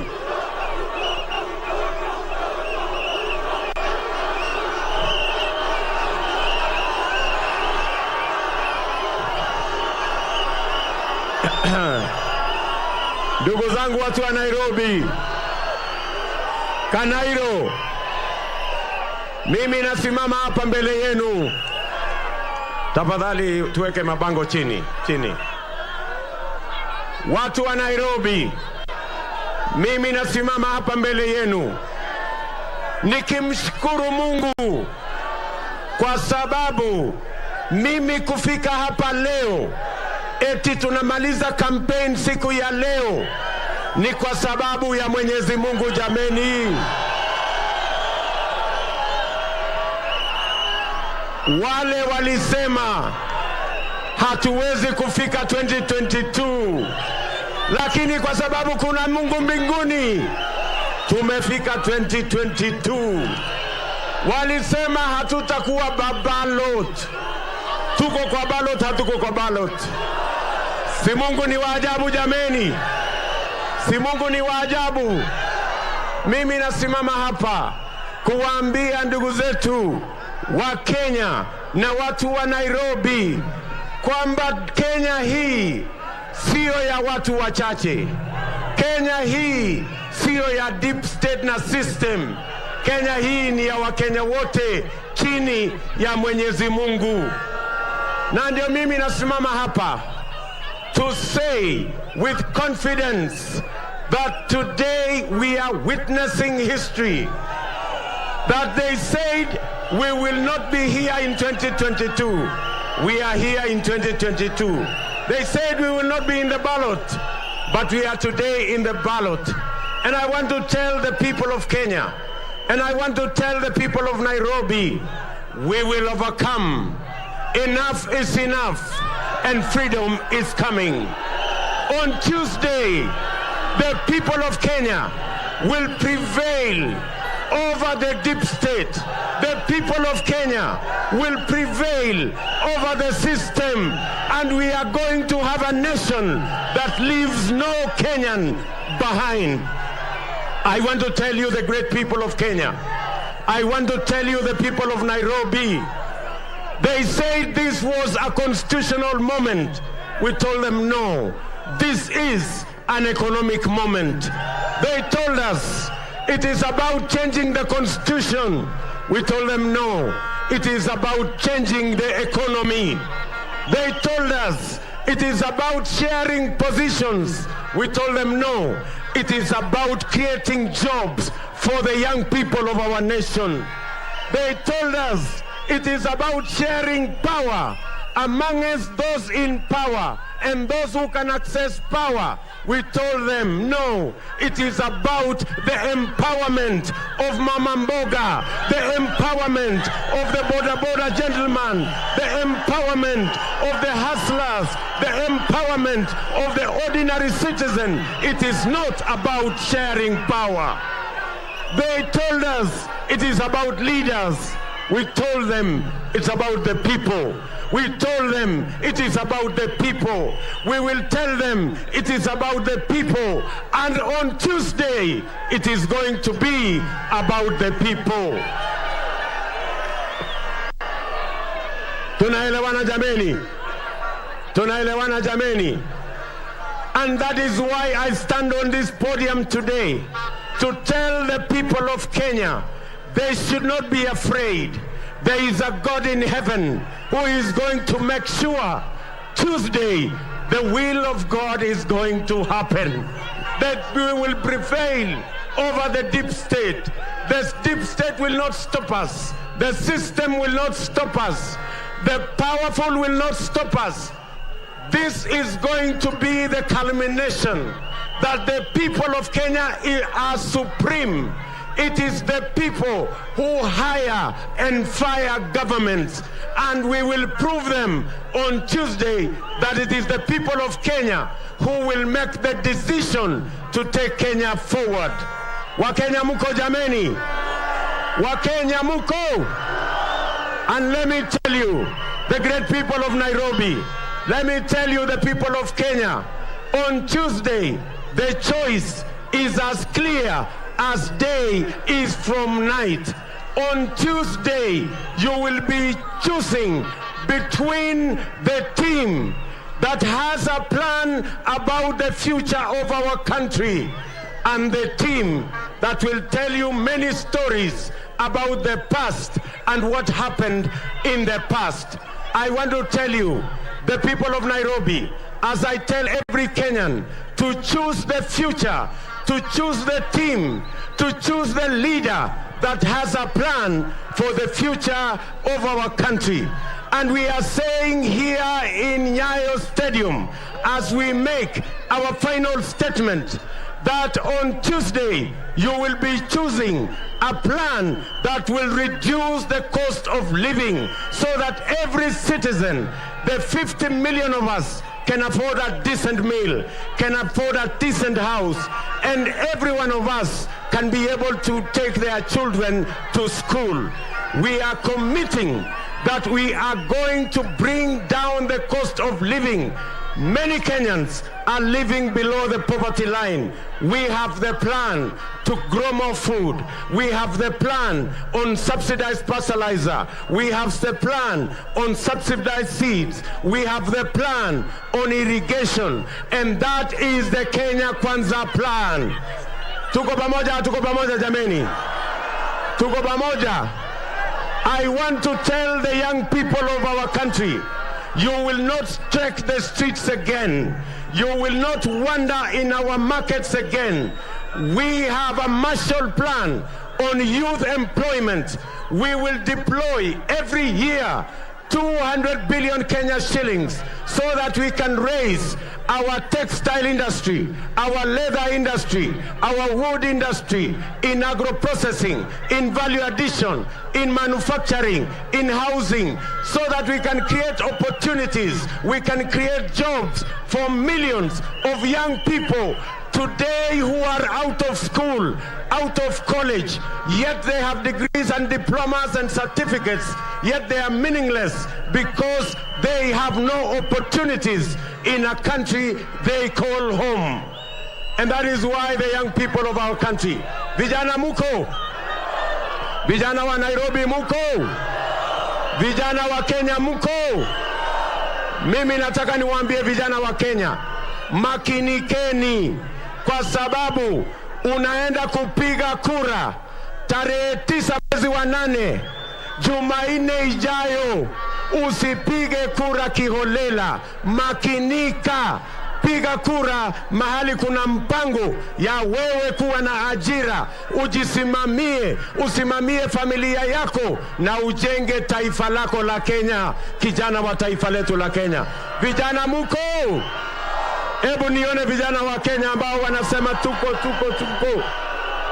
Na waambia ndugu zetu wa Kenya, tumekubaliana ya kwamba tutakuwa na Hustler Fund ambayo itamuwezesha kila Mkenya, mama mboga akiweko, mtu wa saluna akiweko, jamaa wa bodaboda akiweko, katika ile mpango yetu, ili unaweza kupata pesa ya kuinua biashara yako. Hamutasumbuliwa tena na mashailo, hamutahangaishwa tena na fuliza, mutakuwa na pesa ya serikali ya kuinua biashara zenu, pesa ambayo haitakuwa na riba, pesa ambayo hautaitishwa security.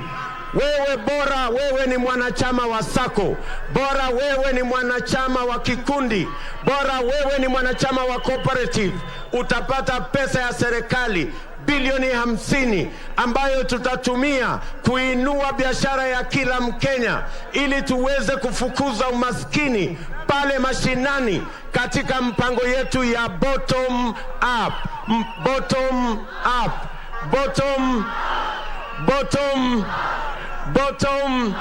Hebu nione wangwana wa bottom up. Tumekubaliana, tuko pamoja. Pia tunawaambia hamutauza mali yenu tena kwenda kulipa gharama ya hospitali. Tumekubaliana tutakuwa na bima ya afya ambayo itajumuisha Wakenya wote, na kila Mkenya ataweza kwenda hospitali atibiwe na aende nyumbani bila ya kuulizwa pesa yeyote, kwa sababu gharama ya hospitali italipwa na bima ya afya ambayo itasimamiwa na serikali ya Kenya na kujumuisha Wakenya wote katika taifa letu la Kenya. Wakenya mko? Tunaelewana? And we want to promise you, the great people of Kenya, that your money will not get lost, that your money will not be stolen, that corruption will not eat your future, that corruption will not destroy your plans. We are the only team that has a plan on fighting corruption. We are the only team that can dare fight state capture.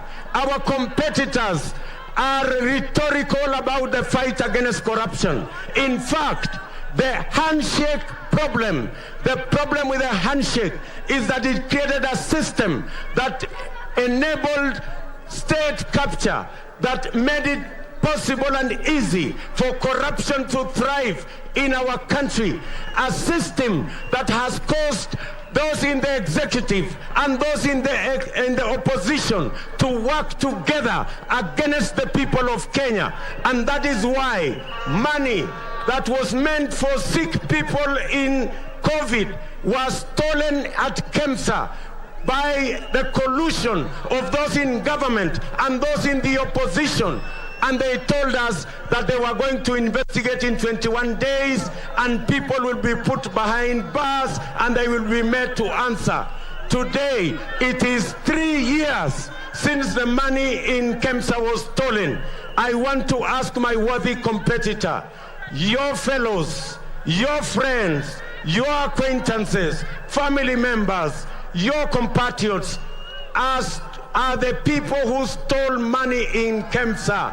You cannot give us a lecture on matters corruption until you tell us when the people in KEMSA will be taken to court. Let me tell you, we will not have a system where the leader of the opposition runs a laundry to clean people who have stolen from counties and have stolen from the people of Kenya. We will have a system that makes sure that we run an accountable system. And I want to promise the people of Kenya, we have the plan on how to make sure that the criminal justice system is given not just constitutional independence, but it is also given financial independence, so that our criminal justice system can go after everybody, irrespective of who they are, irrespective of the office they hold, irrespective of the power they wield. And every Kenyan will make sure that their citizens and their resources are safe. The only way we can fight corruption effectively is when we build the institutions that are charged with managing and dealing with matters of theft, matters of corruption. And that is what the Kenya Kwanza plan has in store for the people of Kenya. Our competitors talk about corruption. We have a plan on how to fight corruption. We have a plan on how to build the institutions that will deal with corruption firmly, decisively, and with finality. I want to commit to the people of Kenya that we will make sure that our courts are not only independent, but they have financial independence, which they have never had for the last 50 years of our independence, because it was convenient to control the judiciary using the resources that they have. I want to commit to the people of Kenya that in the Kenya Kwanza plan, and in fact it is the only plan that has the potential to fight corruption, we are going to move the fight against corruption from being a political tool to being a constitutional fight against any corrupt person, irrespective of the office they occupy or the power they wield. And let me say in conclusion, this election, the good people of Kenya, it is obvious, it is clear, we can see the horizon that this election is done, that this election is done, that the people of Kenya have finally made a decision not to go backwards, but a decision to go forwards.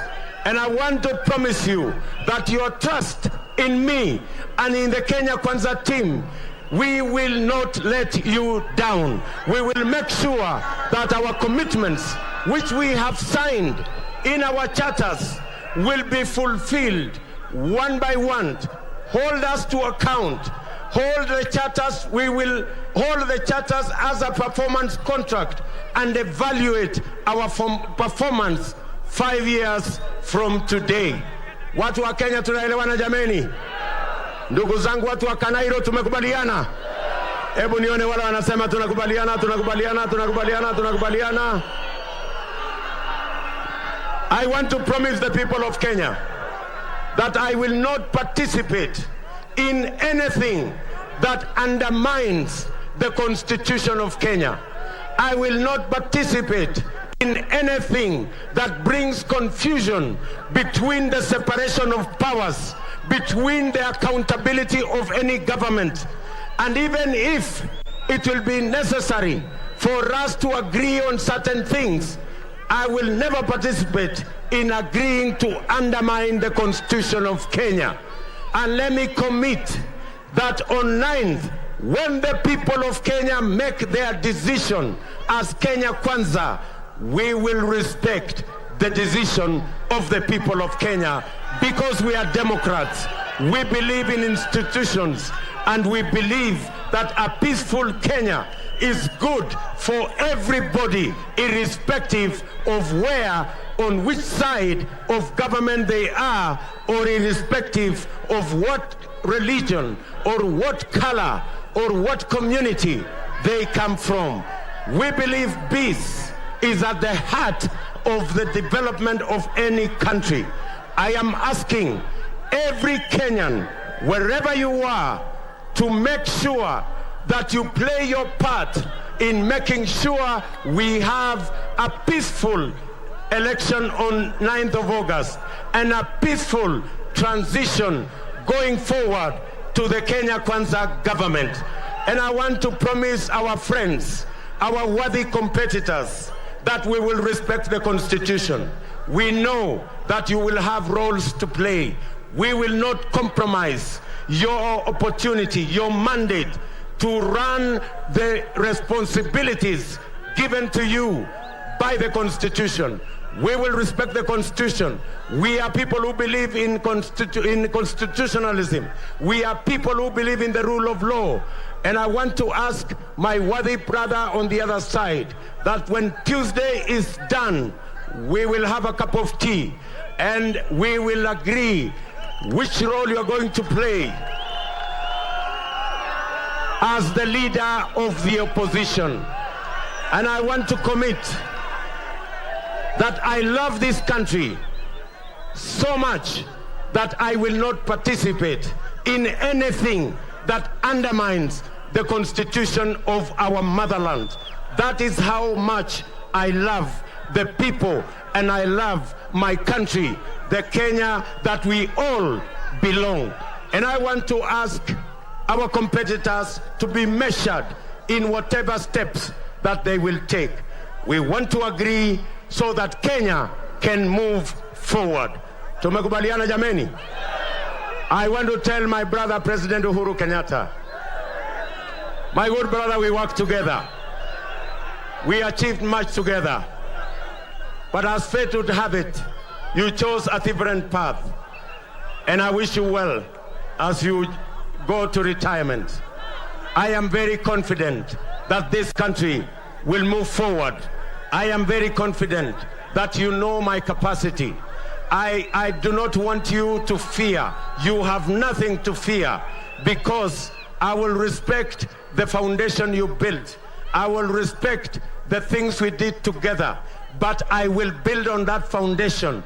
And my friend, it is going to be phenomenal. I know you know that it is going to be phenomenal. You don't have to worry that I might do better than you have done. It is our country we are trying to build. You have no fear. Just trust the people of Kenya to make the choice on the 9th of August. And Kenya is going to be well. I want to ask every Kenyan, please don't agree to be compromised. Don't agree to compromise the future of your children. Don't sell your birthright. Don't sell your vote. Go vote for the leadership that has the plan to take your family, to take you, your family, and your country into the future. Wakenya tumekubaliana jameni? Kanairo tumekubaliana? Hebu nione wala wanasema tumekubaliana, tumekubaliana. Mnakubali tutapiga kura ya amani? Tutapiga kura ya amani pale Tuesday. Pale Tuesday. Na baada ya wiki mbili hivi tutarudi hapa tena. Ama tutarudi Kasarani. Twende tufanye inauguration. Ndio tuanze safari ya kupanga mambo ya taifa letu la Kenya pamoja. Na mimi nataka niwahakikishie, serikali tutatengeneza itaunganisha Wakenya wote kutoka jamii zote, kutoka dini zote, kutoka pande zote za taifa letu la Kenya, kwa sababu tuko katika taifa hii kwa sababu ni mpango na ni mapenzi ya Mungu. Na mimi nataka niwahakikishie, mimi na timu yetu ya Kenya Kwanza tutasimama imara kutetea katiba ya taifa letu la Kenya, kutetea haki ya kila Mkenya na kupanga vile kila Mkenya hataachwa nyuma wakati tunapiga hatua ya kwenda mbele. We want a nation that is going to leave nobody behind. Tumekubaliana jameni? Harambee! Harambee! Harambee! Harambee! Tumekubaliana? Tumekubaliana? Nimemwambia rafiki yangu Bwana Kitendawili ya kwamba mimi niko tayari kukunywa na yeye chai baada ya Tuesday. Lakini mambo ambayo sitafanya ni yale yalifanyika miaka 5 iliyopita. Mambo ya kuchanganya upinzani na serikali na kutengeneza kitu ambayo Wakenya hawaijui, ya kuhujumu katiba ya Kenya na kulete uhasama na kulete vurugu, hiyo mimi sitafanya. Chai tutakunywa, lakini my friend, kwa sababu sisi ni Wakenya na sisi ni mandugu. Tumekubaliana jameni? Tumekubaliana? Hebu nione jameni, nione. Wakenya, sisi tunajiweka mbele yenu. Tarehe 9 mwezi wa 8 Jumanne ijayo tuko mbele yenu. Tunawaamini, tunawahitaji na tunaomba kura zenu. Wakenya wote mahali popote mlipo, mtatupatia kura zenu jameni? Naomba kwa unyenyekevu kura zenu Wakenya mahali popote mlipo. Huyu Hasla naomba kura zenu Wakenya mahali popote mlipo. Mutanipatia kura zenu jameni? Mutaniombea? Mutaniombea?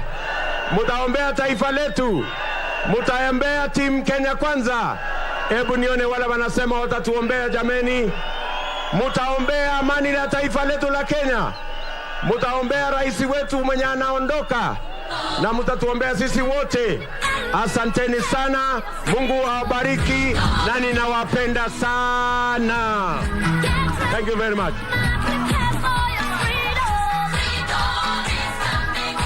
Aya, hii timu yetu ya Nairobi jameni, timu Sakaja mtampatia kura awe gavana wetu, na huyu mama Margaret Wanjiro atakuwa seneta wetu, na mama Miradi je, huyu ndio mama wetu wa county.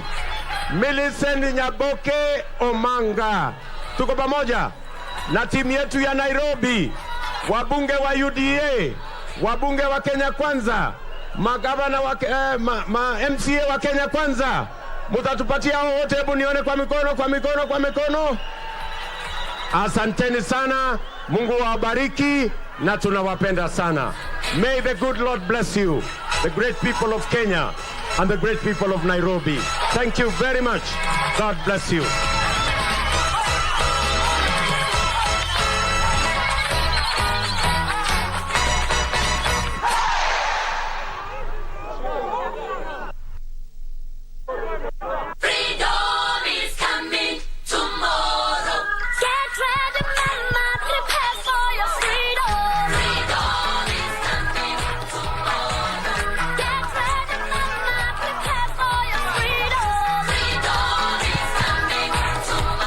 Aya, kabla ya maombi, Your Excellency, kuna zawadi imetengenezwa na Hasla hapa Nairobi.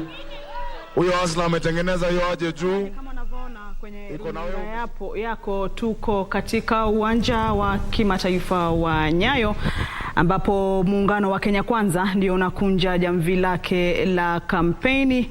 Dakika zilizosalia si nyingi kwa miungano tofauti ama wagombea mbalimbali humu nchini kukamilisha zoezi hili la kampeni, na tamati ya kampeni hizi za Kenya Kwanza hapo Nyayo zilikuwa ni kutokana na hotuba yake Naibu Rais William Ruto, ambaye ndiye mpeperusha bendera wa muungano huo ama chama cha UDA ukipenda.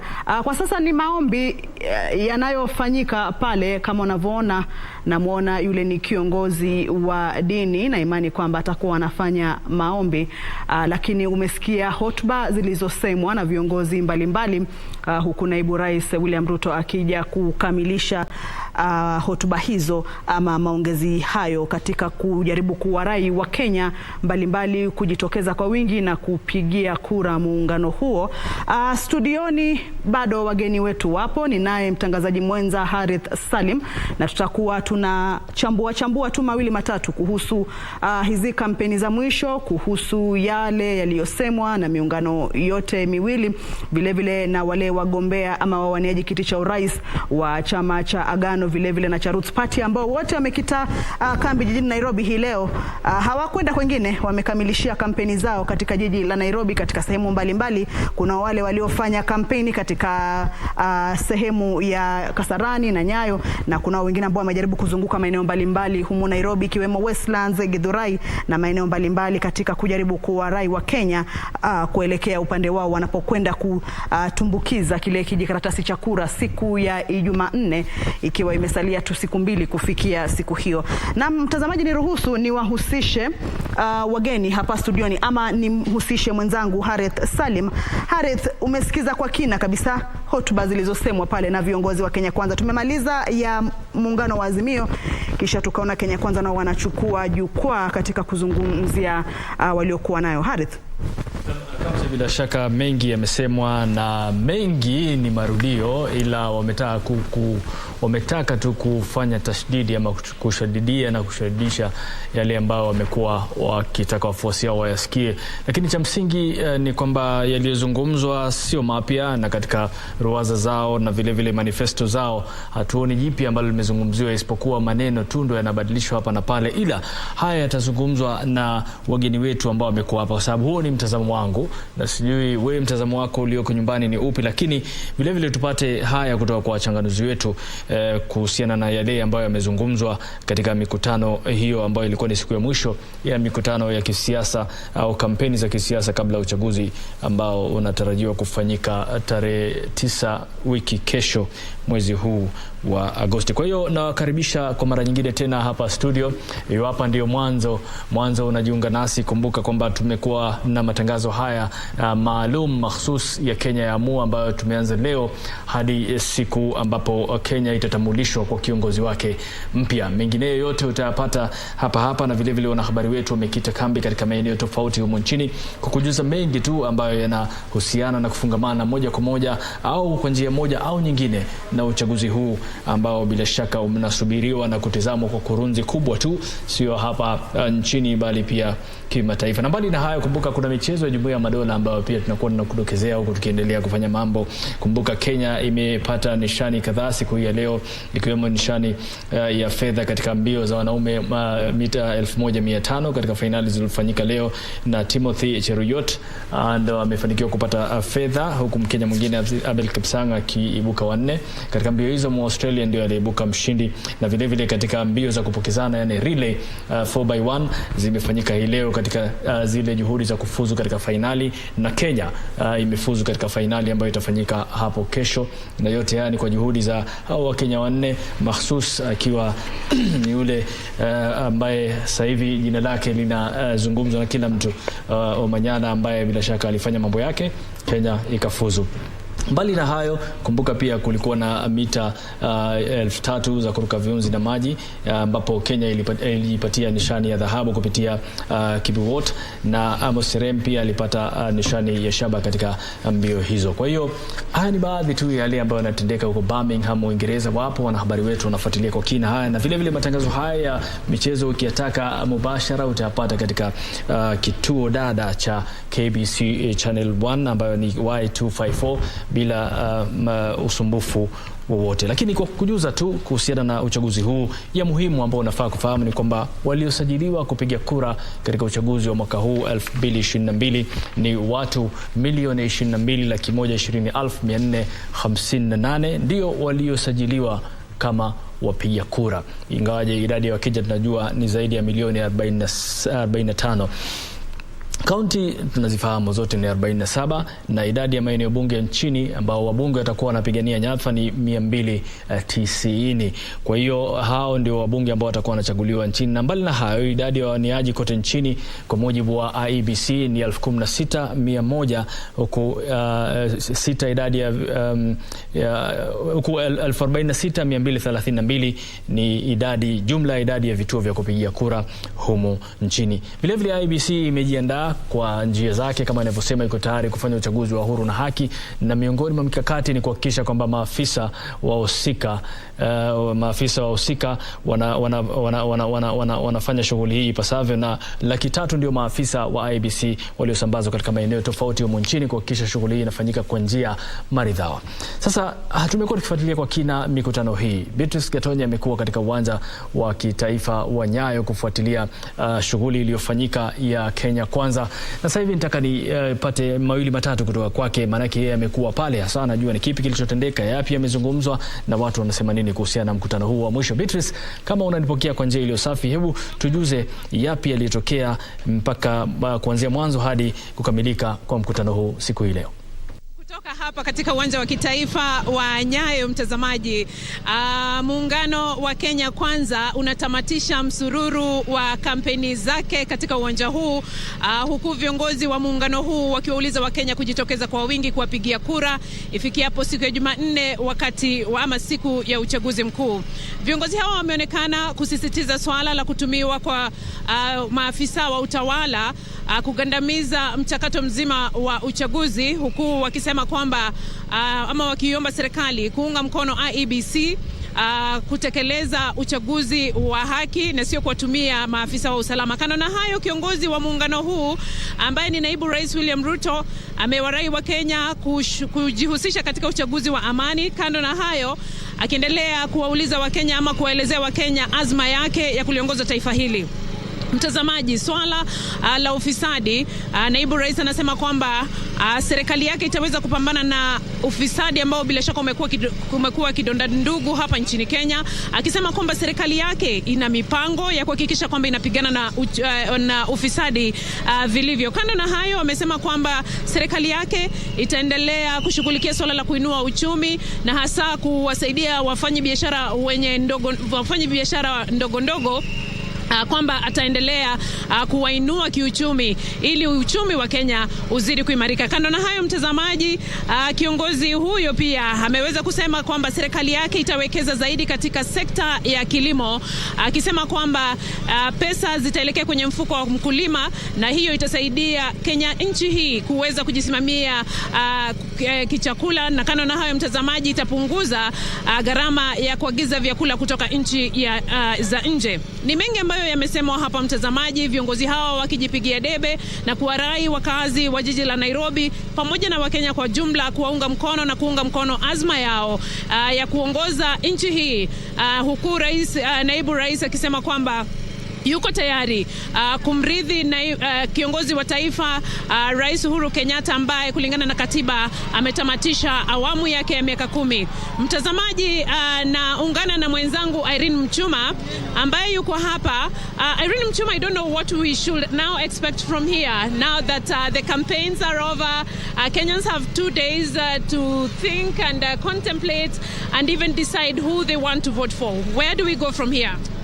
Well, Gatonye, looking at what the leaders have been able to highlight from this final political rally ahead of the Tuesday's polls, we expect now Kenyans to digest and make wise decisions. These, as leaders themselves said, that the electorate should elect visionary leaders for the goodness of this country. So, Gatonye, as you understand, right now the Constitution says that no political rallies should be conducted in any part of the country. Therefore, we expect these political leaders to stay put and respect the Constitution. These, as Kenyans, will make their decisions come August 9th, which is just 2 days away. Now, Gatonye, and I believe from what the political leaders have been doing across the country, urging Kenyans to conduct peaceful elections, you and I, from where we sit, we are hoping that Kenya is united even beyond the elections. These leaders, as you've heard even Deputy President speak this evening, he insists that his government will unite the country, and that is one of the key things that he wants to do. And when you listen to Azimio, La Umoja, One Kenya, the same message is coming out. So we expect that after the elections, Kenya will remain one, and Kenyans will respect the rule of law. And once we, Chebukati and IEBC will announce the winner, I think Kenya will go back to track. Kenya go back to business. Kenyans go back to work. And that's where we come to the end. Hapo ndipo tunatamatisha mtazamaji. Shughuli hii kutoka hapa kwa muungano wa Kenya Kwanza, shughuli yao ya misururu ya campaign. Sasa viongozi hawa wapumzike, wasubiri wa Kenya wafanye uamuzi wao tarehe 9 mwezi Agosti, siku ya Jumanne. Kutoka kwangu Beatrice Gatonye Ngetich na mwenzangu Irene Chuma Odem, tunakuelekeza kwa Harith Salim studioni.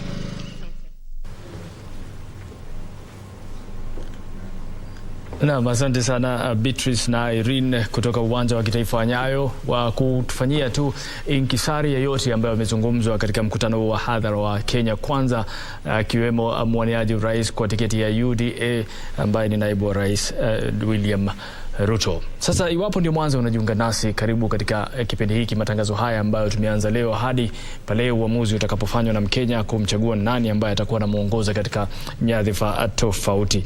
Tunao wenzetu hapa ambao watakuwa wanachanganua nasi masuala tofauti ambayo yamezungumziwa katika mikutano hiyo.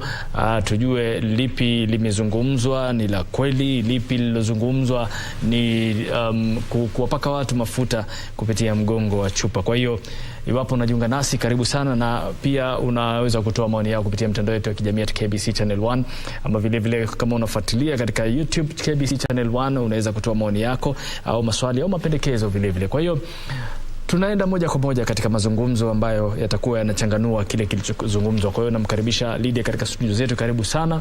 Na vile vile hatujasahau tunaye Pius pia, na upande ule Kamche pia anaye mgeni wetu atakuwa anatusaidia pia kuchanganua mambo haya. Kwa hiyo katika mikutano yote miwili na pia wale waliozunguka, kwa sababu kulifanyika mikutano miwili na kulifanyika mizururo miwili. Manake wengine walikuwa wanazurura katika mitaa ya Nairobi kujipigia debe. Katika wote waliozungumza na wale waliokuwa wakizurura na wale waliokuwa wamekitahema katika viwanja hivi, wamezungumzia jambo moja ambalo kila mmoja unasikia analizungumza kwa dhati ya kulizungumza na kwa nguvu zote, naweza kusema hivyo. Swala la kila mmoja kumuita mwenzake mwizi, kila mmoja kumuita mwenzake fisadi. Nani mwizi, nani fisadi katika kauli za wanasiasa? Lydia. Hilo ni swali zuri, kwa sababu ukiangalia upande wa Azimio wameelezea sana hilo swala la ufisadi, na wakajaribu sana kuegemeza hizi campaign ziwe about personality na character ya viongozi.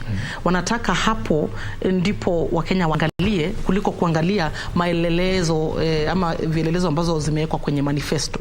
Na ukiangalia upande wa Kenya Kwanza, wanasema sawa, hawa watu wa Azimio wanasema wanataka kupigana na ufisadi, lakini hao ndani yao wako na wafisadi ndani yao. Wako na wale wanaleta ile kesi ya Kemsa, wanaleta yale mambo ya scandals ambazo zimekuweko, kama zile zenye tunazijua za kitambo kama Triton, na zile za bulk maize handling, hizo fisadi ambazo zilifanywa na wengine ambao upande huu mwingine.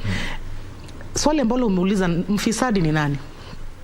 Hilo swali linafaa kujibiwa, ni swali ambalo linafaa kujibiwa na zile institutions ambazo zimepewa hii jukumu ya kufanya investigations. Institutions kama DCI, institutions kama EACC, institutions kama National Police Service, lakini Director of Public Prosecution. Lakini sasa ile changamoto ambayo imekumbana na hizi institutions ni kwamba kumeanza kukuwa na tashwishi ya kwamba hawafuatilii sheria, wanafuatilia mambo ya kisiasa na wanahukumu watu ama kushika watu kulingana na vile wanataka kupromote yale mambo ya kisiasa. Na ndio maana ukiangalia unaona kuna wale ambao wanashikwa, kuna wale ambao hawashikwi, na swali linakuwa kwa nini wale wanashikwa, mbona wale hawashikwi, mbona haya yanafanya investigation, yale hayafanyi investigation. Sasa hilo swali wakashindwa kutupa majibu. Na ndio maana sasa matumaini ya Wakenya sasa mahali tunaelekea lazima waangalie wajiamulie wenyewe vile wanaona hawa watu. Hapo ndipo nitavuka boda niingie nyumbani kwake Kamche. Nataka nizungumzie na mgeni wako tu. Kuhusiana na masuala ambayo Lydia ameyazungumzia kuhusiana na vyombo vya sheria ndivyo vinawaangusha watu. Alex, wewe ni mwanasheria. Hebu tupe kauli yako kuhusiana na hili swala, kwa sababu kama huyu anamuita huyu mwizi, huyu anamuita huyu mwizi, huyu anamuita huyu ufisadi, lakini tukiangalia vyombo vya sheria vipo na taasisi zipo za kung'amua nani anahusika na nini na nani atawezeshwa kushiriki uchaguzi, lakini tunaona kwamba ni kama nikikosa maneno mazuri ya kusema ni kwamba uchafu bado uko pale pale.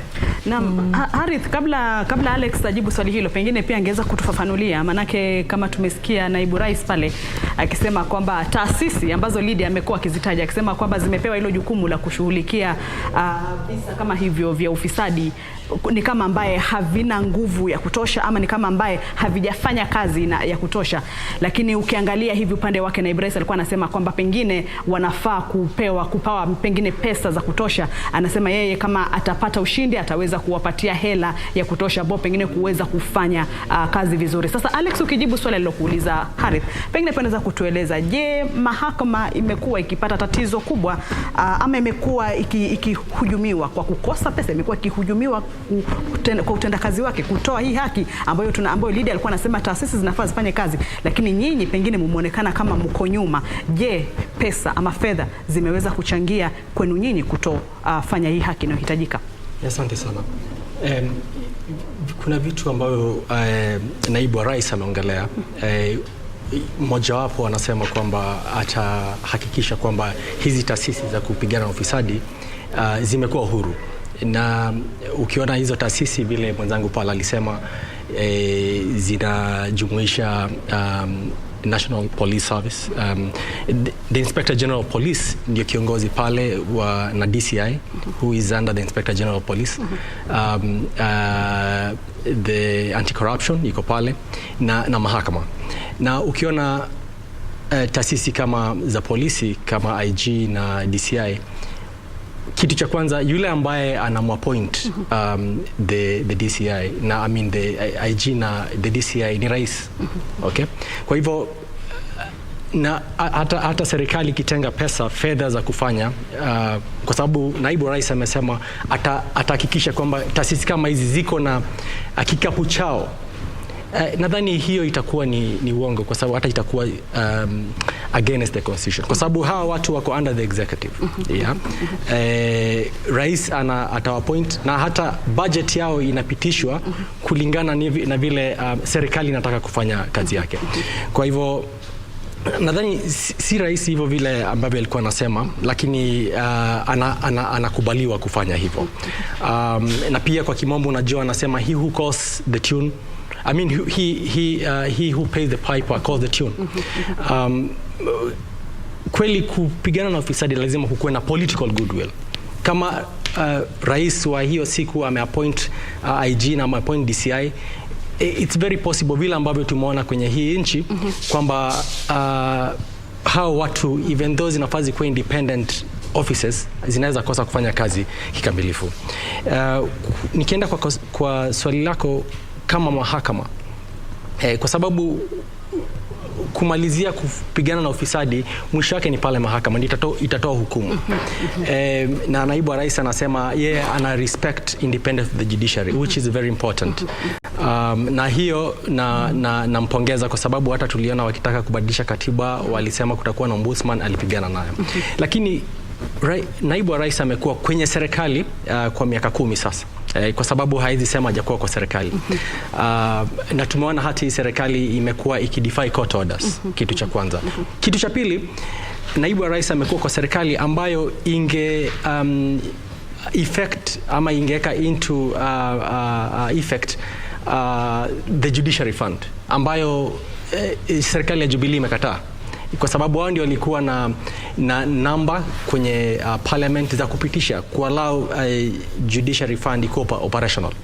Kwa hivyo nadhani ni siasa tu, akisema kwamba kwa sasa ataweza fanya zile vitu ambavyo hajafanya miaka 10. Lakini kitu cha msingi ni labda watu wasiangalie yale ambayo yamefanyika miaka 10, although it's important to look at the history. Labda wamwamini kwamba sasa vile in case akuwe elected na ameonyesha goodwill, kwa sababu ni kweli ameonyesha goodwill, ataweza kupigana na ufisadi, ataweza ku make sure kwamba zile taasisi ambazo zinashughulika kupigana na ufisadi zitakuwa huru na zitafanya kazi yake bila interference na serikali, na pia kwamba kutakuwa na political goodwill. That is what is most important, kwa sababu bila political goodwill, corruption Kenya nadhani itakuwa ni basically tutakuwa tunasema kila electioneering year kwamba tutafanya hivi na vile, lakini bila political goodwill hatuwezi pigana na ufisadi. Na sasa labda Pius, tuje kwako sasa. Yaliyozungumzwa na Alex umeyasikia, lakini pia yaliyozungumzwa na viongozi umeyasikia. Wamesema kwamba kila mtu ana ahadi chungu nzima ambazo zote ni ahadi, ukizitizama ni ahadi ambazo leta manufaa iwapo zitatekelezwa. Tatizo huwa linakuwa wapi Pius kuhusiana na huu utekelezaji wa hizi ahadi ambazo zinakuwa katika manifesto? La muhimu ni wale wahusika. Umejua katika manifesto watu wanaandikiana ya kwamba haya yatatendeka na mawakili wako pale, na la muhimu ni watu nitakana waweze kufata yale wameandika. Na ukiona mambo fulani yanatekelezwa alafu hayafuatwi, kuna shida hapo ndani, na shida ni wale wahusika wanaelewa. Ndio nasema hivi ya kwamba ni muhimu watu wakiweka sahihi mahali viongozi wameelewana ya kwamba tutakuja kwa uongozi na haya yatatendeka, ni heri yatendeke vile yameandikwa. Lakini kama mmoja hata kubaliana na hayo, ni heri aseme atakubaliana na hayo na sheria ifuatwe. Lakini unapata pia shida ni sheria, kwa sababu sheria kama inafuatwa vile inahitajika, nadhani hakuna yoyote anaweza kumhadaa mwingine kwa mpango yote na asifuate vile mambo yaliyoko. Lakini unaelewa kwamba kama watu wakiwa wawili ni kama ndoa, wameelewana mambo fulani, lakini pia wanaweza kosana, na ndio muhimu inatakana pale kuwe na wale wa karibu wa kuwaleta pamoja, kuwarudisha pamoja.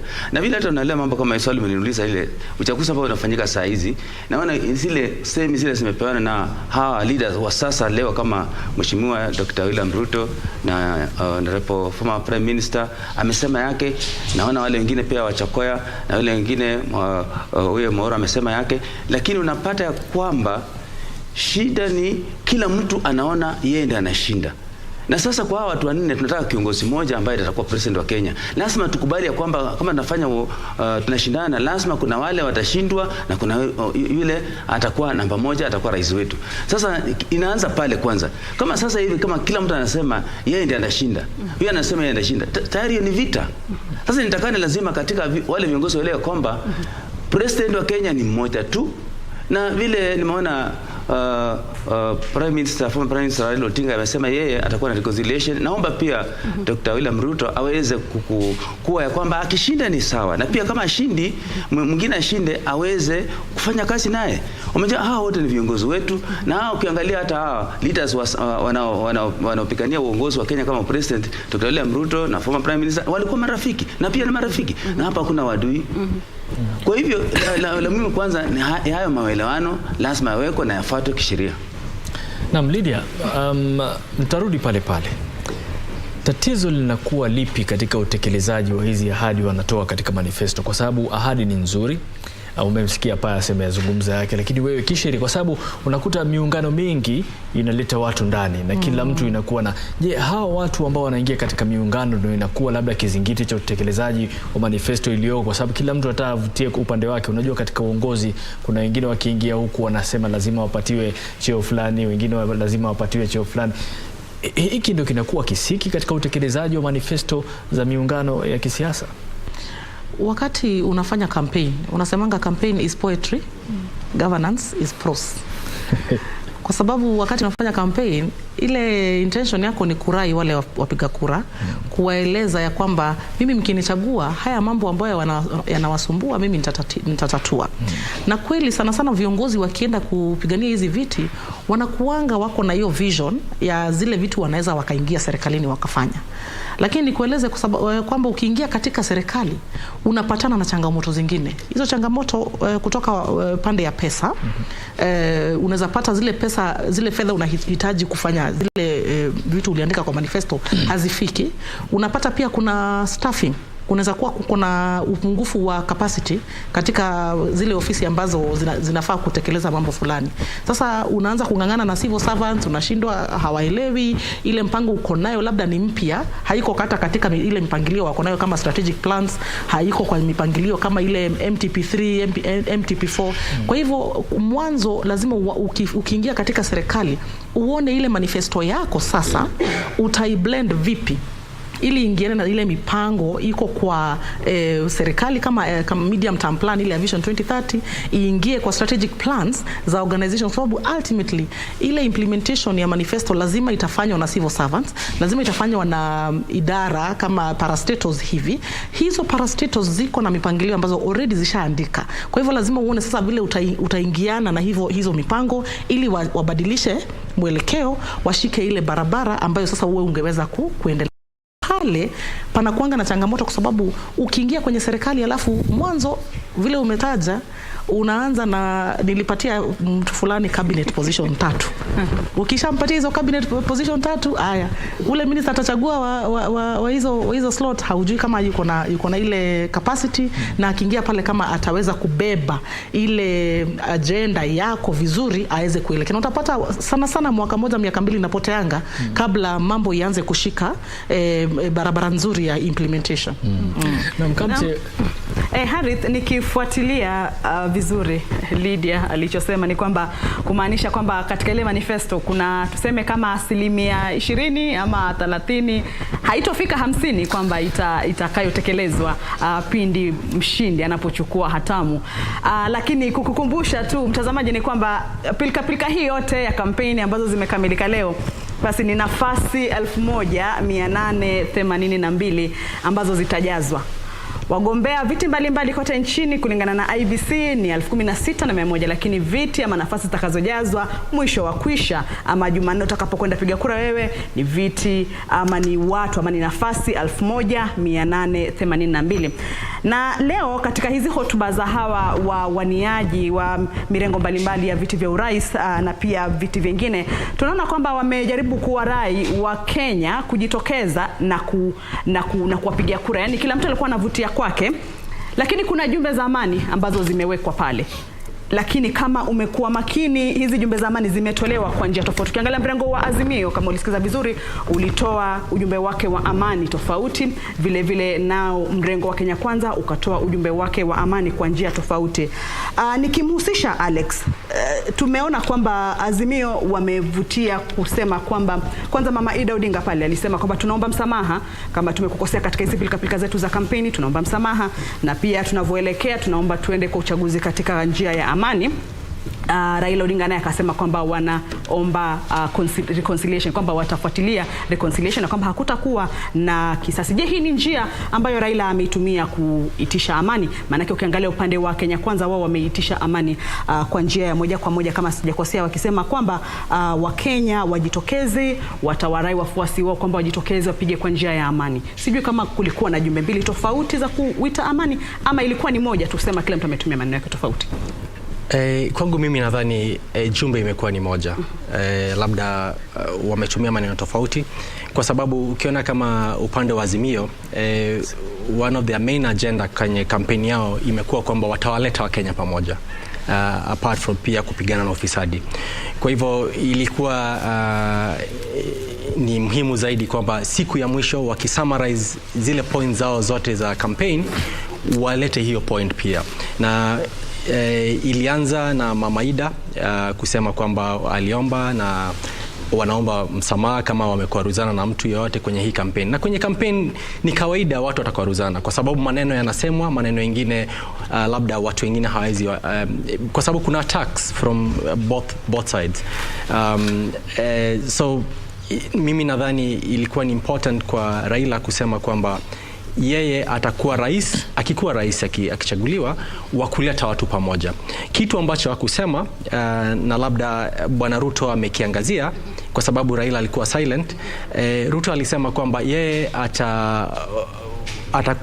akichaguliwa atakuwa rais wa kila mtu, na akishakuwa rais wa kila mtu hata atawaita wapinzani wake wakae na waongee na wakunywe chai. Lakini alisisitiza, kulikuwa na disclaimer, alisema wataongea vile opposition inaweza fanya kazi yake. Haitakuwa kwamba mnaingia ndani ya serikali. Nadhani hilo ni la msingi zaidi kwa sababu ukiona kile kitu ambacho Bwana Raila na Bwana Uhuru wamefanya, ndio imekuwa ni nzuri kwa kuleta Wakenya pamoja, lakini kwa demokrasia si nzuri kwa sababu demokrasi inahitaji kwamba tukue pia na active opposition. Na hiyo active opposition iliuliwa ile siku ambayo tulikuwa na handshake. Kwa hivyo tumekuwa na corruption, hakuwezi kuwa na opposition. Unaona before 2017 Raila alipokuwa kwenye opposition alikuwa kitu kifanyika anaongelea na ilikuwa rahisi ku create some checks and balances. Lakini hatungeweza baada ya handshake kwa sababu opposition ilikuisha mezwa. Na nimependa kile Bwana Ruto amesema, amekuwa very categorical. Anasema tutaongea kwa sababu sisi wote ni wa Kenya. Na tutahusishwa vile kila mtu anafaa ahusishwe kwenye serikali yake, lakini kwenye kiwango chake, lakini kusema kwamba nitakuingiza kwenye serikali, hilo litafanyika. Na hiyo ndivyo katiba yetu inasema kwamba tutakuwa na serikali na tutakuwa na upinzani. Na la muhimu pia nilosema ni kwamba watakubali matokeo. Yeah, that's right. I think Bwana Raila hakulisema hilo, lakini Bwana Ruto amekuwa very categorical, anasema matokeo watakubali.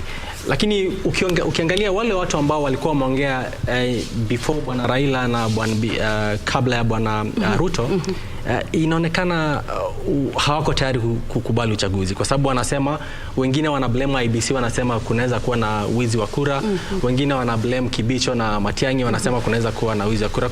So kumaanisha it's very possible, na pia if history is very faithful to all of us, it's very possible that yule ambaye atapoteza hii kura ataenda mahakamani, they are going to contest the election. Na wataenda mahakamani, which is venye Bwana Ruto pia amesema ni within the law. It is within their constitutional right to contest the election. Yeah. Bora kusikue na vurugu. Yeah.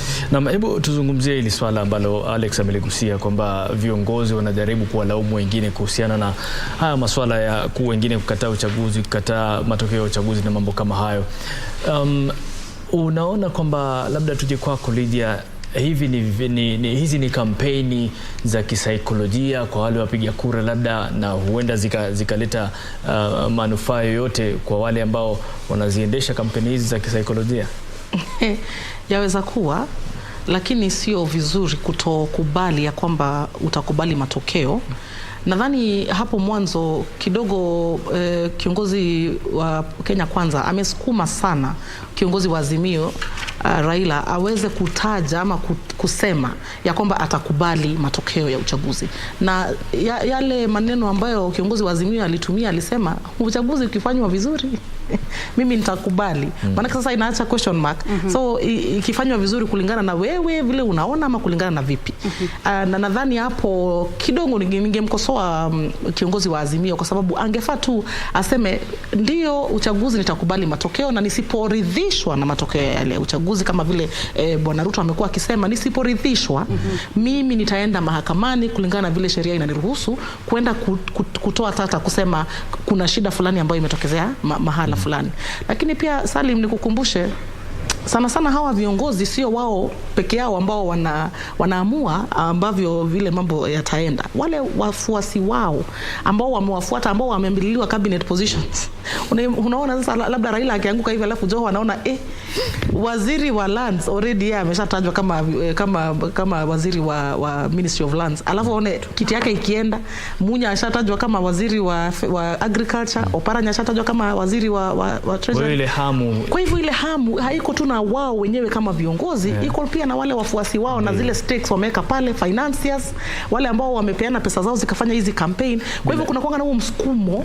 Kuna kuwa na mambo mengi ambayo yanahusisha. Utaona kama Mkenya ni kitu kidogo lakini sio rahisi. Sawa, tutazidi kuendelea kuhusiana na hayo, lakini sasa hivi nataka nikupeleke moja kwa moja hadi Bomas ambapo mwenzetu O'Brien yuko na naibu mwenyekiti wa IEBC Juliana Cherera kuzungumzia maandalizi ya uchaguzi huo wa Agosti 9. O'Brien.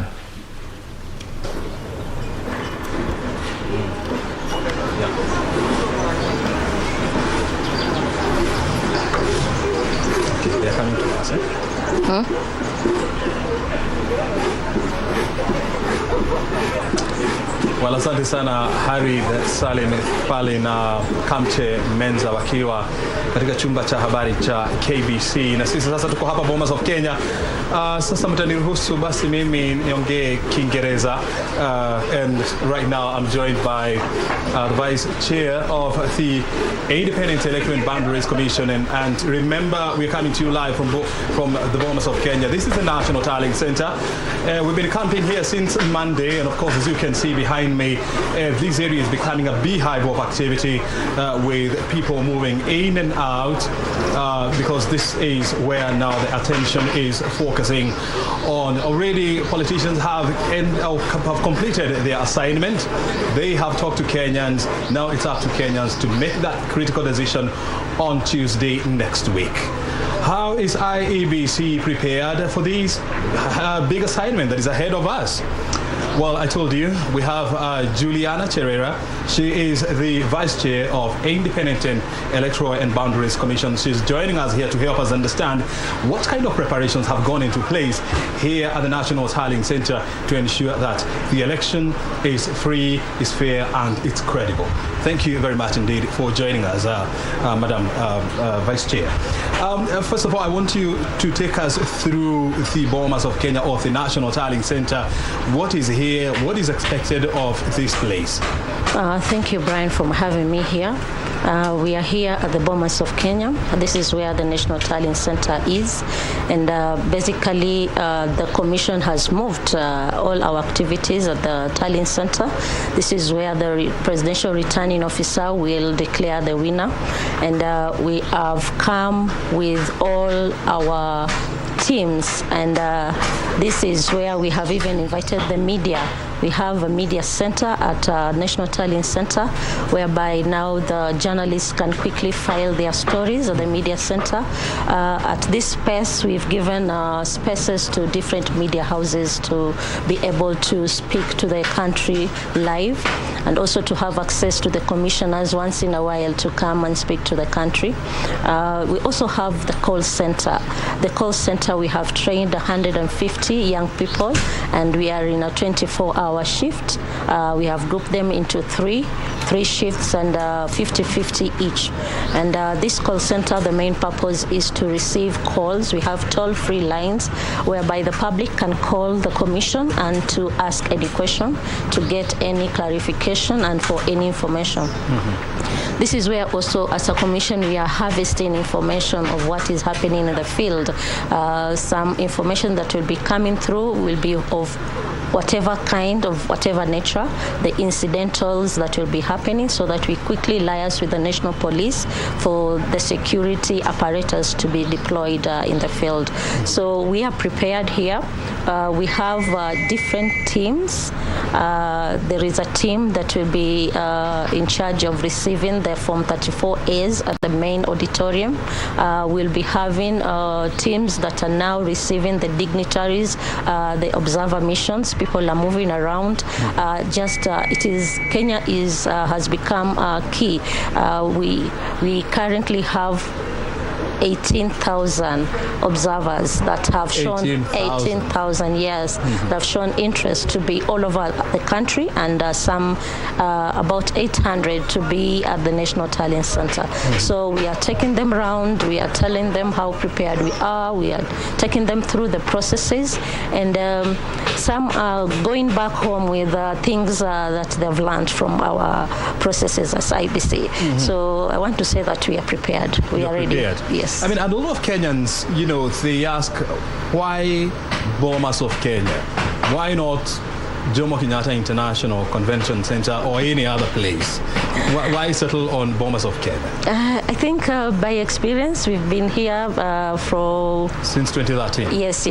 All elections we've been here, and I think it is a place that is off town, knowing that Anniversary Towers, where we are every day, it is at the middle of the town. As IEBC, we are looking forward to have our own center, our own uchaguzi place, where we'll be having our offices, we'll be having our conference centers, we'll be having a place where we'll be doing the elections that become the National Talent Center. But for now, we don't have our own place, so we hire places around.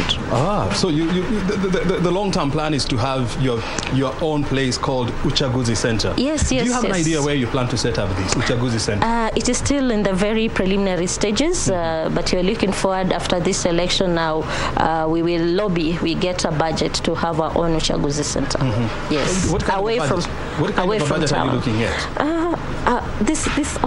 All this for the commissioners is we put policies, then now it is broken down to the specifications that are needed, and then the secretariat will put bits and pieces together. For now, we still don't know how much it's going to cost us. Yes. You see, Bomas of Kenya, I mean, it's always a popular place for Kenyans as well as international visitors to come and visit this place, enjoy our traditions and our culture. And especially over the weekend, it's always very popular. So are members of the public allowed to access this place? No. When we take over, it is only IEBC and our activities here. So as from Monday, we are going to restrict people from accessing this place unless you are accredited or you have a badge to access Bomas. So we have different categories of organizations, of people, of political parties that are getting their cards to access the place. As much as it is open and we have media and whatever is happening here will be shown out there, we are also careful about the security of this place. So the access will be with the badges that are there. And you're talking about this coming Monday? This coming Monday. One day to the election. Yes. We only have tomorrow. Tomorrow we are finalizing and we ensure that the place is safe, then the gates are going to be locked. And when you talk about finalizing, what exactly do you mean? It's all about security apparatus, yes. How many security personnel have you deployed here at the National Talent Center? It is on need basis. What we have the normal security, but we have from the gate, the access, you've seen it is very tight. There's going to be screening and the police are there. We have a barrier at the junction. Already the cars that are coming here already will be screened as you come in. So, and everyone has, we have security that is scattered all around. Yes, do I need to give the numbers? No. You don't want to give me the numbers? No. It's all right. The numbers I can give you. As long as we are sure that we are safe as Kenyans. We are safe, and I want to assure Kenyans, even in the field, we are safe. The police have given us 2 police officers per polling station, and then they take care of the staff and the materials that are deployed to the polling station. The constituency tallying centers, we also have security that have been deployed there, and all over the country. So for us, we feel that things are okay. And by the way, we are very set for Tuesday. By the way, if you're just joining us, we are coming to you live from the Bomas of Kenya. We are the first media station to go live from here this year. We were the first in 2013. We are the first in 2022 again. And this is going to be the trend. We are talking to the Vice Chair of IEBC, Juliana Cherera, on the preparations that have gone on to ensure that the National Tallying Center becomes accessible and becomes a place where these election issues are going to be handled. So we continue with the conversation here. So tell me this. So this place will be restricted to the public, you know, from Monday next week. Yes. Up to when? And up to the day we declare the winner. Yes, until the day we leave this place. Yes. And by law, that is supposed to happen within 7 days? By law, yes, within 7 days. So from Tuesday until the 7th day. Yeah, and if we're going to have a runoff, we'll still be here at Bomas. Do you expect a runoff? I don't know.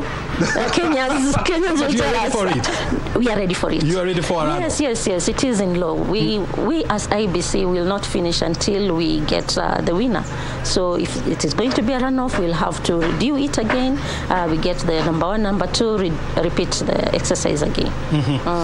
You were talking about international observers, 18,000. That's the number that you gave me? No. All of them together, the local and the international observers, all of them put together is 18,000. 18,000? Yes. You know, spread all over the country? Spread all over the country. But how many observers are you expecting here at the Bomas? 800, but because of the limitation of the capacity here, we'll only give when need arises. Just like 200. Yes, just like 200, because the capacity at the auditorium is only for 2,000. So spread across many organizations. We have the different stakeholders. We have political parties. We have the agents around. We have international, the embassies and the diplomatic corps. So we will give limited numbers to all these stakeholders that we have. So for the observers, we have limited to about 200. But good enough, the observers will not be here at the same time. So we are looking at mechanism how to accommodate them. Yes. And I know you have also, you know, we are going to have the media here. That's why we're actually here. There will be also, you know, security agencies. There will be political party agents. So how many people are you looking at, you know, on Tuesday, the D-Day, or on Wednesday that are likely to be here? Tuesday, we won't have traffic here. People will be all over voting. So start counting from Wednesday, Thursday, and Friday. Yes. And most probably the last day when we are ready to announce the winner, that is when we are going to have many people. But nonetheless, we are having all these media houses having access here and airing everything as it happens live. So we encourage Kenyans that there is nothing that is happening at Bomas that you are not being shown. So you can sit at the comfort of your house and just watch us from the TV. We are coming live. Yes. What about anybody who would want to come closer to where the action is? Are you encouraging people to? No. They better stay at home. We better stay at home. We are not encouraging people to come unless you are already accredited to come to Bomas. Then you are free to come. But if you are not accredited, if you've not requested for access to Bomas, please don't just come. Just stay at home. Stay at home. Watch KBC. That's what she wanted to say, actually. So let's talk about infrastructure, because I've been seeing various telcos here upgrading their systems. What kind of communication channel has been established in this place? Of course, we are looking at efficiency and effectiveness in communication. We don't want to have anything lagging behind. So every service provider has enhanced their services for the sake of the country. So we are saying we are very grateful to all the service providers that have been around here to just upgrade their services. Yes, we have Telcom that have boosted their masts. And of course, because we are using electronic transmission of the results from 34A has to be transmitted electronically first. Then we wait for the physical Form 34A to arrive at Bomas for us to verify and finally declare the results. So it is important that we ensure a free flow of all the services that are needed. In the unlikely event that there is a power surge, what would happen? We have made all arrangements, and we are not looking forward to that. KPLC. Well, in case it happens. Yeah, but we've done things to ensure that it will not happen. You have a backup system. And we have backup system and a big generator behind there. So things will run smoothly. We are not looking forward to such happenings. Yeah. And in terms of, I mean, I know there are people who will be spending the night here to oversee operations to ensure that things are running smoothly. In terms of, are there restaurants here, or how are people going to, access meals? Bomas of Kenya will avail tents where meals will be sold. So restaurants are... So food will be sold? Yes, food will be sold to anyone. IEBC is not giving free food? No, IEBC, we don't have the budget. Our budget is just for the elections. Yes, and there'll be a lot of coffee. This place is too cold, so for you to keep vigil, there'll be a lot of coffee around. A lot of coffee. Once the results are here, or they've been handed over to your agent, what will happen next?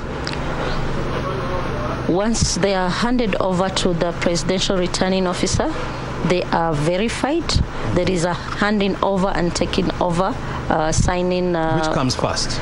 The handing over and taking over. So the agents would hand over? Will hand over to the presidential returning officer. Then now they'll be taken in for verification.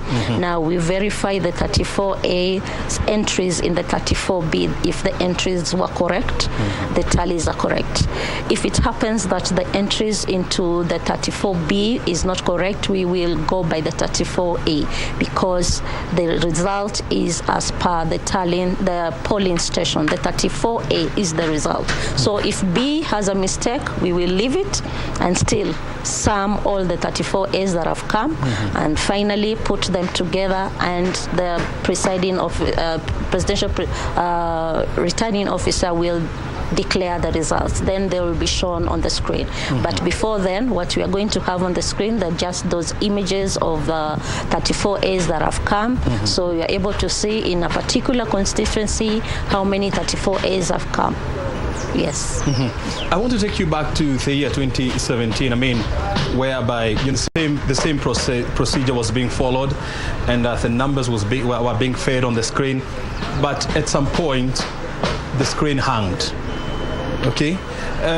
Are you anticipating something similar to that? And what have you put in place to ensure that a recurrence of 2017 system outage does not occur?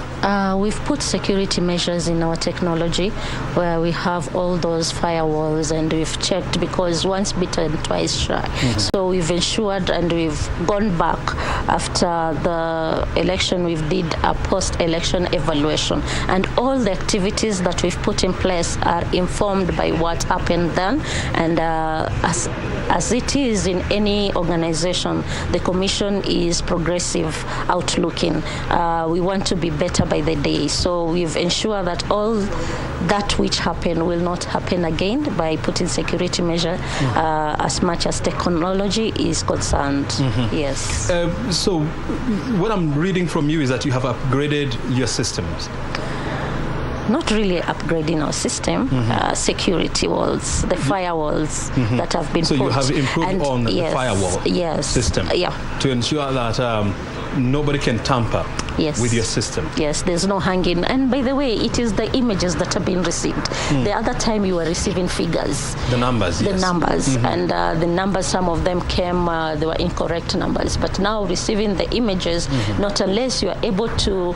So these are the images from 34A? Yes, that will come. So we'll pick from the image and see the numbers that are there, and wait for the physical 34A to come for us to verify and to announce the results.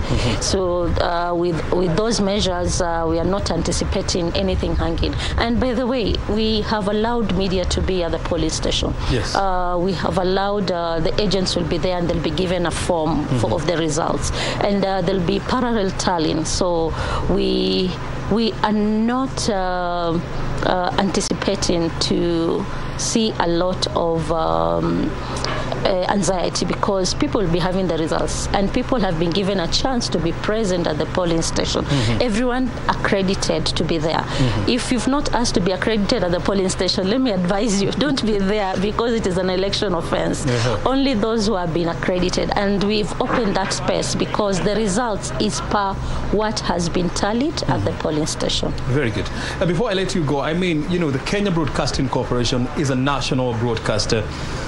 And of course, it is watched by millions of people. For the people who are watching you at home, what message would you have for them from the National Tallying Center? Well, it is now like 40-something hours to the polling day, and it is important that I tell Kenyans that they wake up early. They make sure that that day they are present to choose their leaders. That is their democratic right. Number two, your effort of waking up to go to the polling station, let it not be wasted by you casting an invalid, a vote that will be declared invalid. So make sure that you mark that ballot paper correctly. Correctly marked ballot paper is one that has been marked once. You put a mark at the box where your candidate, your preferred candidate is. Don't be lied that you put a tick at your preferred candidate and the one that you don't like you put a cross.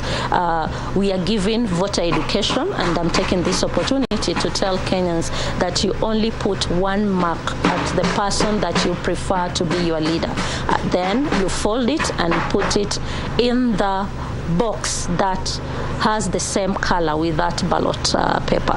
Our ballot papers are of different colors, same to the lids of the ballot boxes.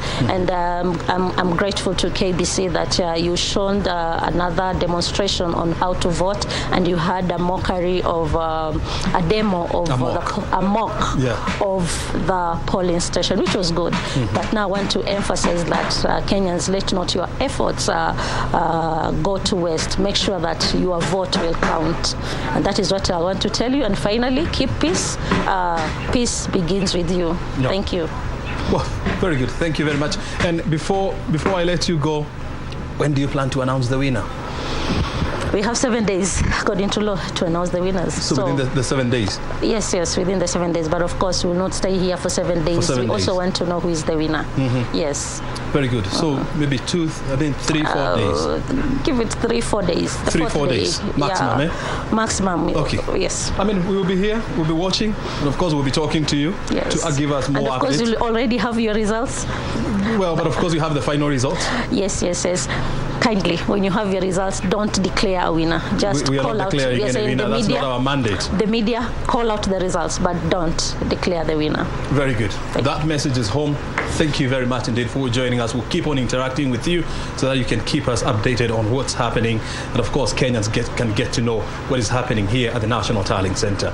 Juliana Cherera, thank you very much indeed for your time. Thank you. Very good. You know, we've been talking to the IEBC Vice Chair, Juliana Cherera, giving us an update on the preparations that have taken place here at the National Tallying Center. Here are the Bomas of Kenya. The takeaway or the take home is, if you're not accredited to come to the Bomas of Kenya or any other polling center, please do not go. Allow the people accredited to do their work. Number two, there is enough security here at the Bomas of Kenya to ensure that cases of insecurity are dealt with. And then, according to Cherera, they plan to announce the winner within the 3 or the 4 days after the pollings have closed. Well, of course, you have 7 days, but you're telling me that you would want to do that within the shortest time possible, definitely. Yes, within the short time possible. Very good. We are taking a break. We'll be back with more conversations around here. We'll be looking at the just concluded electioneering period. Who has said what, and how do we hold them to task? Stay right here. This is Kenya Decides.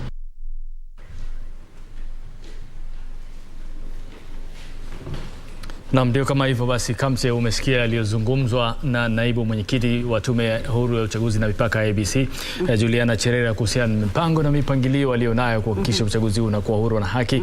Na bila shaka amesema uwezekano upo kwamba kutakuwa na labda raundi ya pili ya uchaguzi, lakini amesema ni uwezekano, probability, lakini ndio kama hivyo chote chaweza kutokea. Lakini bali na hayo ni kwamba kuna masuala ya kimsingi yamezungumzwa kuhusiana na uchaguzi na IEBC na maandalizi yao katika swala hili. Kwa hiyo Lydia, umesikia akizungumza naibu mwenyekiti, na kuna masuala ambayo yanaibuka na mengine ambayo labda yatachukuliwa kwa uzito fulani, mengine huenda akaonekana kwamba yatasaidia katika mchakato huu kuona usawa uko wapi katika hesabu za kura. Kwanza katika zile sajili za kielektroniki, na vile vile kuna ule upande mwingine wa kutumia vitabu vile kama kawaida, na pili kuna swala la hivi vituo vya kuhesabu kura, yani parallel tallying center. Unajua kumetolewa uhuru fulani na mwenyekiti Wafula Chebukati pamoja na tume yake kwamba kila mtu anaweza kuwa na vyombo vya habari wanaweza kuwa na sehemu yao ambao watakuwa wanafanya idadi ya kura, na vile vile vyama vinavyoshiriki uchaguzi na IEBC pia. Lakini kauli ya mwisho inatoka IEBC. Sasa kuna uzuri gani na kuna ubaya gani katika swala hili, Lydia? Uzuri ambao mimi nauona ni kwamba kuna huo uhuru ambao umepeanwa wa watu kuchukua zile records za 34A pale kwa polling station. Hiyo ni vizuri kwa sababu kukikuwa na parallel tallying inamaanisha yako na yangu na yule mwingine zisipopatana kuna mmoja wetu ambaye anadanganya. Lakini zikiwa mingi, ukifanya hesabu yako nifanya yangu nifanye nyingine, kuna ile confirmation ya kwamba kweli hizo kura zimehesabiwa vizuri. Na what IEBC inafanya ni kujipea backup, kusema waona sio sisi tulipata zile namba, pia wale observers wamepata zile namba, media wamepata zile namba, na kwa hivyo hiyo kuweka uhuru ni vizuri. Unakumbuka 2017 hakukuwa na huo uhuru wa parallel tallying center, na wakati IEBC ilitangaza kulikuwa na huo msukumo kutoka upande wa code wakati huu wakisema tufungulie server basi tu confirm ya kwamba hizo namba ni kweli ziko vile mmesema. Upande mwingine nimeona labda kunaweza kuwa na tashwishi ni huo ufumo ambao umepeanwa na koti ya kwamba mtu akishaangaliwa katika ile KIMS kit tena aangaliwe katika physical register ndio tena akapige kura. Sasa swali langu ni huo uamuzi wa koti umekuja very last minute, na ni sawa labda ukaweza ukaprint ile register. Kuprint ni rahisi na labda pia hata distribution. Lakini swali langu ni yule clerk ambaye anafaa kukaa na ile register akacross, manake hakuwa ameandaliwa, hakuwa ameandikwa kazi, yuko wapi huyo clerk mwenye ataman hiyo desk ya kucross zile majina? Yuko ametayarishwa, ameandikwa kazi, na yuko wapi? Sasa hiyo inanipa tashwishi kidogo. Na tena nimesikiza vile huyo naibu mwenyekiti amesema, na ningependa kurudia ya kwamba Wakenya wajue katika ile karatasi ya kupiga kura, unajua kuna watu wanafanya propaganda. Wanaambia Wakenya ati unajua ukishika hiyo karatasi ukitaka mimi kunichagua unipigie tiki, lakini kama utaki kunichagua upigie ule mwingine tiki, lakini mimi uniweke X. Sasa ndio kweli uconfirm hauko unataka kunichagua. Lakini ukifanya hivyo utakuwa ukikosea, utakuwa ukiharibu ile kura. Na ndio maana ameinsist sana huyo madam akasema kura alama ni moja tu. Yule mtu mwenye unamchagua alama ni moja. Alafu ukimaliza kuweka hiyo alama moja unafunga karatasi yako unaweka kwa ballot box, ndio usiharibu ile kura, ndio ihesabike kwa yule ambao unamchagua. Na hiyo alama moja ima inaweza kuwa ni tick ama inaweza kuwa ni X. Inaweza kuwa tick moja kati yake. Lakini alama ni moja. Sasa umezungumzia observers na mmoja yupo hapa. Paya, hebu tuelezee matayarisho yenu kama observers ama waangalizi wa uchaguzi huu ambao bila shaka tunatarajia kufanya Agosti 9 ambayo ni siku ya Jumanne. Maandalizi yenu kama observers kama alivyozungumza Lydia, unaona yako vipi na kuhusiana na hizi register alizozungumza na labda hizo changamoto ambazo huenda zikajitokeza iwapo kutakuwa na mambo kama hayo, na pia hiyo parallel tallying center inarahisisha vipi kazi yenu kama observers? Kama sisi observers kwanza tumejipanga vizuri sana, kwa sababu kuna wataalamu kutoka nje ya nchi na kuna wale ndani ya nchi, na wote tuko sawa kwa sababu tumepewa nafasi ya kufanya kazi na chochote ambacho tunahitaji kutoka kwa IEBC watuonyeshe, wanatuonyesha na wanasema tuko huru kutembea na kufanya kazi yetu. Kwa hivyo vile ilivyo sasa transparent iko kubwa sana. IEBC imefungua mlango wake, na vile mwenzangu amesema hapa, hakutakuwa na utiliafiano kwa sababu hii habari yote kutoka kule chini itakuwa inaangaziwa na wanahabari wako pale, observer wako pale kila mahali. Sisi observer tumejipanga ya kwamba tuko na watu wale wanaita roaming observers, wanatembea vituo mbalimbali na kuna wale pia wanataka kukaa mahali fulani, lakini kumbuka kuna monitors. Ndio nilisema hata mambo ya monitors ndio inaleta shida nchi, kwa sababu monitor anasimamia labda ni agent wa mtu fulani, anamwangalia mambo yake, lakini observer yeye ni mtu wa kuangalia na kusikiza na uamuzi yake ni tofauti. Lakini unapata wale monitors wanataka kuangalia mambo upande wao. Na hiyo ndio inaleta shida. Asante Pius. Na bila shaka nafikiri kuna kitu cha msingi Lydia ameanza kuzungumzia kuhusiana na jinsi gani ya kuweka alama katika karatasi ya kura, na nafikiri Kamche Alex labda atagusia swala la, nimesikia watu wakizungumzia kwamba zile karatasi ukishaweka alama yako ama ukishapiga kura lazima zipigwe muhuri. Alex, inakuwa vipi? Yes, kweli nadhani vile huyo vice chair ameongea, kumekuwa na civic education tayari wamefanya, na tunaamini hiyo civic education ilikamilika vizuri, kila mtu alifikiwa ama watu wengi zaidi walifikiwa, na kweli amesema vile ambavyo unafaa umark karatasi yako, unaweka tu alama moja, either umeweka tick ama umeweka cross, na isitoke nje ya box. Hivyo ndivyo inasemekana, kwa sababu ikikuwa imetoka nje ya box bado hiyo itakuwa spoiled vote. Lakini kabla haujaenda kutumbukiza kile karatasi, ukipatiwa ile karatasi ya kwenda kupigia kura, lazima iwe na muhuri wa IEBC, kwa sababu huo muhuri ndio unasema kwamba hili karatasi ni karatasi la IEBC, ina authenticate hiyo karatasi. Kwa hivyo I think Wakenya wote wanafaa wajue ile, kwa sababu najua observers wamesema udanganyifu wa kura unaweza kuwa mchache, lakini kama vitu kama vidogo kama hivyo havitaangaliwa, then hizo ni avenues za kukuwa na udanganyifu wa kura. Just one thing yenye dadangu amesema, kulingana na venye mtu anafaa pige kura, ndio kuna KIMS kit na kuna hiyo manual register ambayo court imesema. Nadhani interpretation ya hiyo decision ya court, si lazima uangalie kwa KIMS na uangalie kwa register. Ukikosekana kwa KIMS, wanaenda kwa backup, which is the manual register.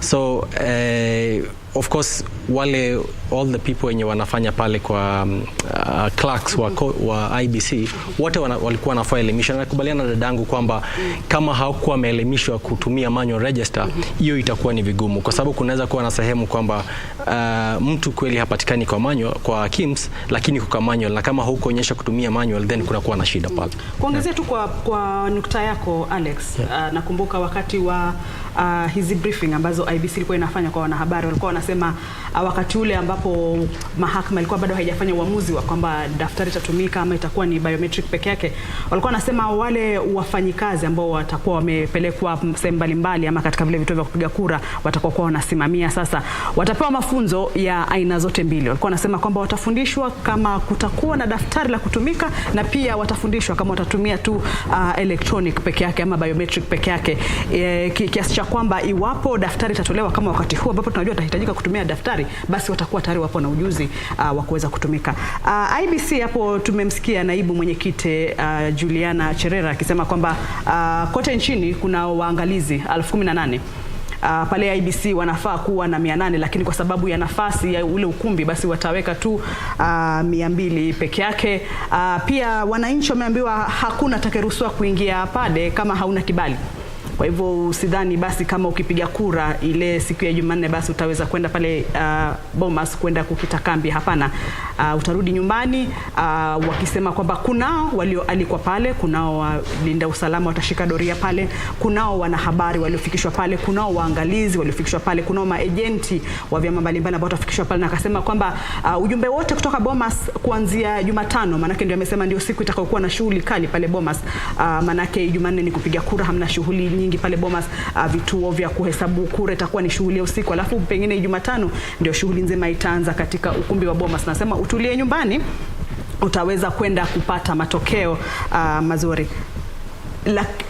kuna jambo lingine pia ambalo Cherera amelisema kwamba hawatarajii ama hawaoni kama kutakuwa na tetesi nyingi kuhusu utatizo uliopatikana mwaka 2017, manake baada ya ile shughuli nzima basi walikwenda kuangalia ni yapi yaliyokoseka kwenye uchaguzi ule na wakajaribu kuziba ile mianya. Kwa hivyo kwa sasa wanasema hawaoni kama kunaweza kuwa na vipenyo vya kuharibu ile kura. Lakini kwa sasa tuvuke tena kwake O'Brien Kimani akiwa na mgeni mwingine pale ambao ataweza kuzungumzia masuala yanayoendelea pale Bomas na kupeleka moja kwa moja kwenye ukumbi huo wa Bomas. Kwako O'Brien Kimani.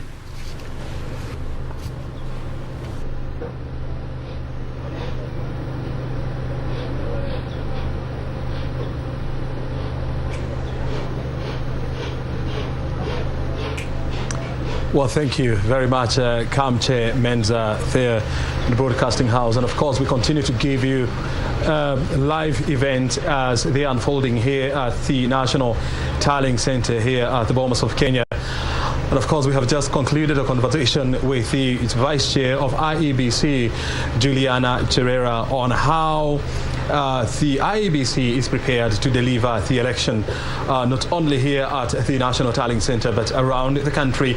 She has talked about the measures that they have put in place to ensure that the election is free, is fair, and is credible. We want now to turn on to our political matters, and today officially was the last day for political parties and political aspirants to close their campaigning season. We have had various remarks from Azimio La Umoja, who are having the campaigns at the Kasarani Stadium, to Kenya Kwanza, who are at the Nyayo National Stadium, and of course Wahiga Mwaure in Eastleigh, and Wajakoya, who was touring parts of Westlands. They have promised so many things. The question is, will they deliver? And if at all they're going to deliver, how are they going to deliver? And how do we put them to account for the things that they have promised? Well, joining me on the set here at the Bomas of Kenya is Dr. Fred Ogola. He's a public policy analyst at the Strathmore University Business School. Thank you very much indeed, Fred, for joining us. Welcome. Okay. And of course, next to him is Churchill Ogutu. He's also a lecturer at the Jomo Kenyatta University of Agriculture and Technology. They're going to give us their feels and, of course, their opinion and their concerns in regards to what has just been said. Fred, I know you were listening keenly to the conversations that were taking place at Kasarani Stadium, at Nyayo National Stadium, in Eastleigh, and of course in Westlands. What do you make of those comments that have been made by the four parties? First and foremost, if you look at the concrete remarks today, was more like when you are preparing for an examination, there is the time to prepare, then there comes time to sit for the exam. Mm-hmm. So all the political campaigns period has been to prepare for the exam. Remember, they have not sat for the exam. They are sitting for exam on 9th of August. Mm-hmm. That is on Tuesday. Yeah, so most of the time everyone was spending time to look at which areas have you not touched. For example, if you look at Kasarani, I listened to many speeches were more talking about the seats of Nairobi. For example, is the Azimio going to win the seat for governor, the seats for MPs? That was a very important conversation. Then, of course, they were talking about the fact that they talk about track record because they believe that the ones who have a track record. They say, please trust our track record, give us this country to lead you. And then the most important thing was that we have been talking, now it is time for us to face each other, and this facing each other in the ballot. That was the Azimio side. If you go to the side for Kenya Kwanza, the speeches was more like, you know what? We are going to do the things that the other side can't do. Of course, you know that they are always accusing Azimio side, they want to change the constitution. And this guy says, we don't want to focus on changing the constitution. We want to first change cost of living. And of course, some people can ask the questions that, how exactly do you want to do that? Of course, those are the questions they say exist in their manifesto. Yes. And of course, they were talking about Kenyans turning out together to make a change. And this change they are talking about also them tell us from what to when. And I think that is what was actually the main discussion elections happening here. It doesn't look like the other team of Kenya Kwanza was trying to whip people to vote candidates within Nairobi, but they are more like they want the presidency and they want it very much. I want to hear from you, Churchill Saoke. It's not Churchill Ogutu, Churchill Saoke. I also listened, when Deputy President William Ruto, who is also the leader of the Kenya Kwanza team, was saying that they are going to focus in the next 100 days, they're going to focus on how to change the cost of living in this country. Of course, he never got into the details of how this is going to be achieved, and bearing in mind that this is definitely a complicated issue. How do you expect them to do this? Well, first, thanks a lot, Brian. First, the issue of cost of living is something that would really appeal to many voters. It's an area that any politician would want to touch on because it weighs a lot of political capital. As to whether how it will be achieved or not, irrespective. But then when you look at the first 100 days, maybe some of the areas that they could be able to look at is certain loose ends on some key things that that really affects Kenyans. I mean, some of them the president had already begun, like issues around unga, issues around trying to maintain the subsidies on fuel, So those are benchmarks that he could still start on, because it will be very falsely to think that you can reduce the cost of living drastically from where people, like for example, reducing the cost of fuel from 159 to 89 shillings where it was, because the whole question of the cost of living is not a Kenyan thing. We are not living in isolation. We are living in a global ecosystem, and this cost of living also affects many other countries. So in as much as it might be something that really appeals to the ear of the voter, to a leader, when you look at it systemically and from a governance perspective, once you are in a position, it's not something that you can just achieve within 100 days. So there are certain loose ends that he could take advantage of that have already been initiated by the current regime and use to, just to ensure that, at that time, of course, people will think that you're the one who was made them to happen. Churchill, not Churchill, but Fred, Azimio leader Raila Odinga, has also said that in the first 100 days, they're going to implement the 6,000 shillings give outs to the most needy in the society.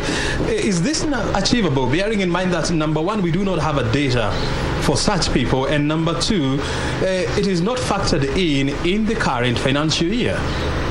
Yeah, of course, you see what's happening is that those are very tangible questions you've asked, but the intention is to give the 6,000 shillings, and actually very fast. In fact, it's the opposite of what, for example, Kenya Kwanza is promising, because we have discussed this thing with you, O'Brien, that you cannot be in control of cost of living. When the cost of fuel globally changes, because Kenya don't produce oil, Kenyans do not refine oil, so it depends on other people. So once that has gone up, what can you do? Give somebody money. Put an extra shilling in the pocket. But where do you get that money? Now, that was not factored in the budget. Of course, what is happening is that, government has got machinery to do this. And in fact, they can go to parliament within a few days and approve. You have a chance to do supplementary budget. In fact, the fact that the budget this year was approved much earlier because of election period, and the approval was done knowing very well that there will be a new government.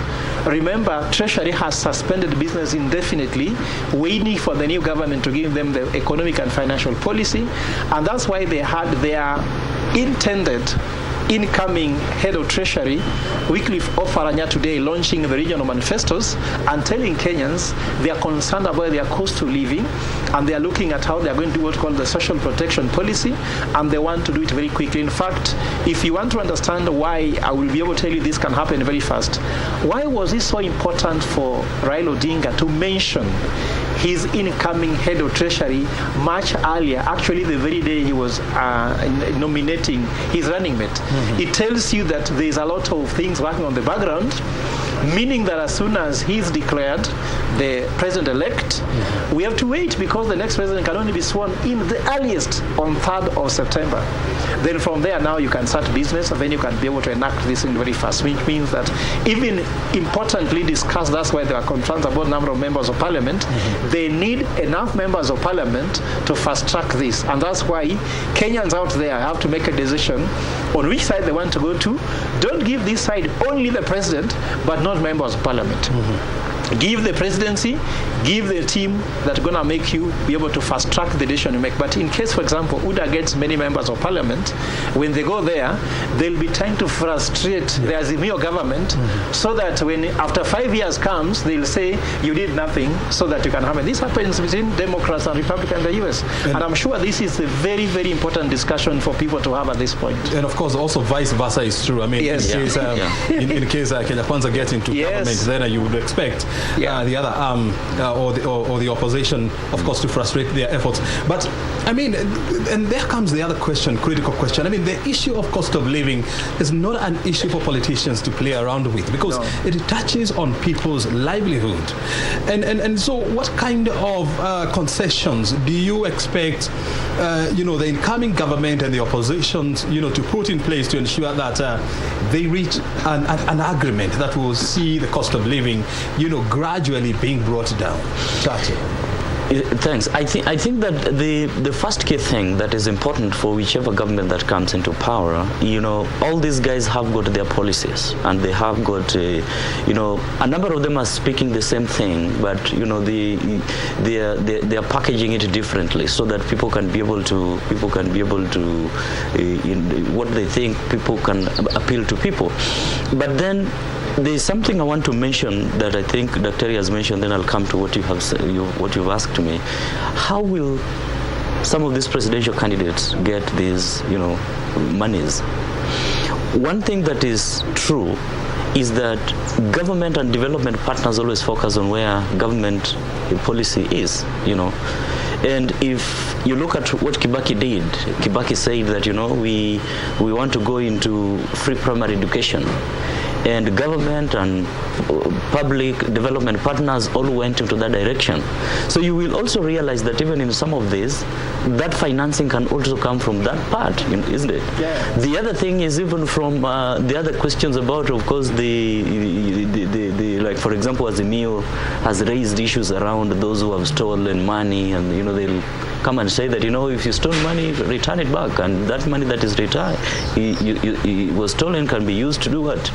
In the hope that they are also not going to steal it. Now, on to the question that is banking on hope. Yes, exactly. We know in management, hope is a bad strategy. I know. So you must bank on something that is concrete, that is very viable, and something that is tangible. Yes. Now on to the question that you asked about how the two contending parties could work together. There's something that these people both mentioned, which is very significant. It might look at as a lip service, but I think it's very important as something that should be inculcated at a national political culture. The question of when somebody wins, and wins fairly being in bold and capital, the person who loses need to have a working relationship. Because in the long run, this is a country, all the four presidential candidates all have the best interest of this country at heart. Nobody wants this country to go into the dogs. So if one person wins, then the rest of the other three should also find how they can still help the person who has won to make Kenya better. And I think that is the spirit that should still continue on even after the election, that can also help to even reduce the cost of living down, because all of them want that cost of living down. Very well. And each one of them may have different strategies. If one person wins, then we can work together and harmonize all these strategies to ensure that the people of Kenya have got the best that they need. Very well. Before we conclude this conversation, I also want to hear from you, even before you respond to what Churchill has said. The next 2 days now, it's up now to these political candidates, of course, now to rest, to have conversation with their agents, and of course to re-strategize and to look for any loose ends and tighten them. from where you see it, I mean, what kind of conversation or what do you expect them to do in the next 2 days before Kenyans go to the poll on Tuesday, Fred? It is very clear that voter turnout in everybody's turf will determine how this election goes. And then 2, will be about how do you whip that undecided voter, because the figure has been very high. There was a time when it was actually at 18. The last time I saw it was around 9%. So that will be a very important thing. And now there will be a moment of propaganda. Like you look, in every election, if you look at it now, mostly people are not focusing too much on manifestos, by the way. Lots of propaganda. For example, there's a lot of propaganda happening in Western Kenya, a Kisumu area, that Baba has got the system and has got deep state. So there is no need of turning out to vote. So what does Azimio needs to do? They have to go and whip this emotion seriously and tell them the only deep state, the only system is your vote. So go and vote. That is the system, that's the deep state. If you come to this side of Kenya Kwanza, you hear now when the candidate has been doing pressers talking about how election will be free and fair. Anytime you preach that there will be unfairness in the election, there's a double-edged sword. One, you are saying it so that when you are rigged out, or at least if you don't win, you can say, I said that it won't be fair and fair. So you are not bound to say this election was fair and fair, you accept the results. But on the other side, when you tell people that my election will be stolen, now I have to drive my car from here to Ugenya, 500 kilometers going, 500 kilometers coming back to vote for a vote which will be stolen. What is my motivation? So in as much as it's good to complain, so what is their final message to their people? Go out to vote. Secondly, give me the team that I want. The issue is now mobilizing. Who is your agent? Will you be able to justify that your votes has been tallied properly or not? Do you pay your agents? You know, this is a time where we have to spend some money also. At the same time, coordination from the polling station, tallying to the constituency levels and reporting, so that when you say my votes have been stolen, if IEBC asks you how many, then you say no, they have just been stolen. Do you have evidence they have stolen 463,000? Or so this is a time of serious logistics. You have had a few years of campaign. Now you have 1 day when you have to win. In fact, this is why this exam is very hard. It's an exam that you prepare for very long, and you lose it in 1 day, or you win it in 1 day. Good. It is what it is. It is what it is. Yes. You know, I like that. Saoke, in 30 seconds, your message of peace for Kenyans. Well, I think it's right now, you know, Kenya is for all of us. Kenya is for all of us, and you know, elections will come and go every 5-year cycle. But you know, we all are proud of this nation, and I think our democracy is evolving. It's time for every Kenyan to rise into the occasion and, you know, go out and vote. Your vote matters, and it's also responsibility of every leader out there to ensure that you know, we accept the results that come out. It's also the responsibility of the electoral agencies to ensure that the election is free and fair and reflects the will of the people. Very good. Your message of peace to Kenya. My message of peace to Kenya is that Kenya is here before, during, and after the election. Election is a process. I heard a woman talking about in Muranga. Let us get out of our way, we continue our business. What we need to do is that there will be a president, there will be no crisis. We should not look like this is a crisis. It's not life and death. Just vote, do your part, let IEBC do their part, let every agency do their part. Politicians are here to contest elections. They are not there to adjudicate about elections. Everybody do your part, and then we pray for our country, that we have a good leader that will take Kenya where Kenya needs to be. Absolutely.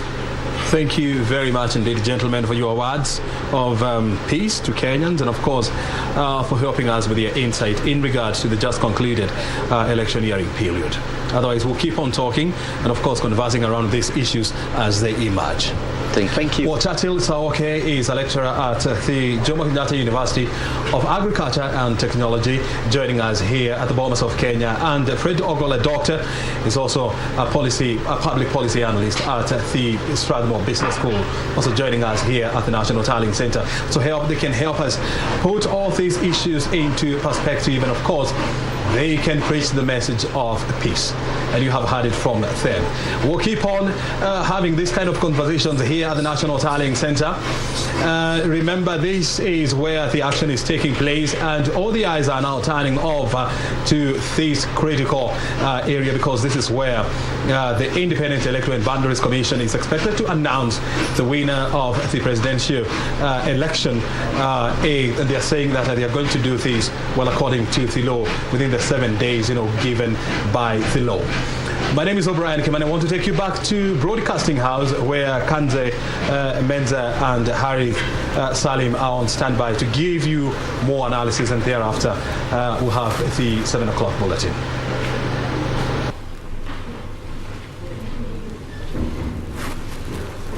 Naam, shukran sana mwenzangu Brian Kimani kutoka kule Bomas. Nasi hapa studio, basi muda haunasi, ndio tunamalizia kama walivyofungasha virago wale wa kufanya kampeni. Leo ilikuwa ni siku yao ya mwisho. Studio tulikuwa na wageni wetu. Nataka nimrushie swali moja Alex Mola ambaye ni wakili.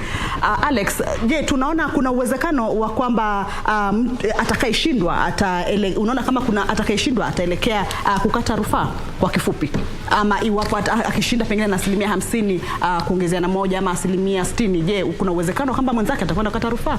Ukiangalia vile ambavyo siasa imekuwa ikienda, kila mtu amesema ni kama hatakubali uchaguzi. Kwa hivyo tunatarajia yule ambaye atashindwa ataelekea mahakamani, na ni haki yake ya kikatiba kwamba kila mtu baada ya uchaguzi uko na siku 7 za kukata rufaa. Na koti iko na siku 14 za kusikiza hiyo kesi. So vile ambavyo iko hadi sasa hivi ni kwamba baada ya uchaguzi kuna options mbili. Moja ni kwamba, kwanza ni 3. Moja ni kwamba yule ambaye atashinda na zaidi ya 50% atatangazwa mshindi, na kama hakutakuwa na rufaa within 7 days atakuwa rais. Na within 7 days kukikuwa na rufaa, then within 14 days Supreme Court itapatiana decision, na Supreme Court inaweza uphold the elections, which means huyu ambaye alikuwa ametangazwa mshindi kama atakuwa rais na atapishwa within the next Tuesday after that announcement, ama ikinalify then kutakuwa na uchaguzi mpya within 60 days. Shukran sana Alex. Huyu ni Alex Mola ambaye ni wakili wa mahakama ya juu. Vile vile tumekuwa na wageni wengine wawili, sitaweza kupatia muda kusema semi zao za mwisho. Amekuwa ni Pius Masai ambaye ni mmoja wa waangalizi kutoka shirika la kimataifa la PIMAC. Vile vile tumekuwa na mchanganuzi wa masuala ya kisiasa ambaye anaitwa Lydia Mathia. Vile vile nimekuwa na mwenzangu Harith Salim. Mimi ni Kamchemenza. Naona kikosi cha Darubini kimeshafika studioni kutuletea taarifa zetu za saa 1. Mtazamaji, tufanye vivi hivi tena hapo kesho, lakini kwa niaba yake mwenzangu Harith Salim, sijui kama unala kuaga Harith. Ushaniagia Kamche. Asante. Shukran sana. Tupatane hapo kesho mtazamaji, kwa heri.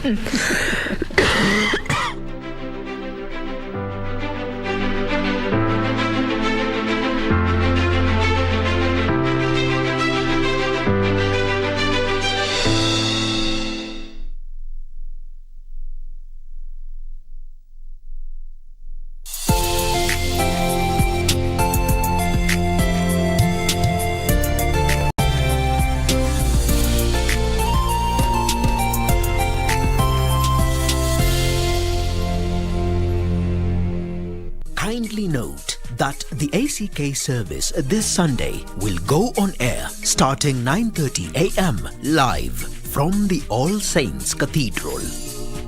The Catholic Holy Mass will instead go on air starting 11:30 a.m. live from the Holy Family Basilica. After intensive campaigns, manifesto unveiling, and insightful debates. The home stretch is finally here. KBC has deployed its crew of professional and experienced journalists to every corner of the country, ready to bring you every angle of the 2022 general election, both for TV and radio broadcasts, as well as its digital platforms. We guarantee you a seamless 24-hour credible and detailed up-to-date news from all the 290 constituencies across the 47 counties as Kenya decides.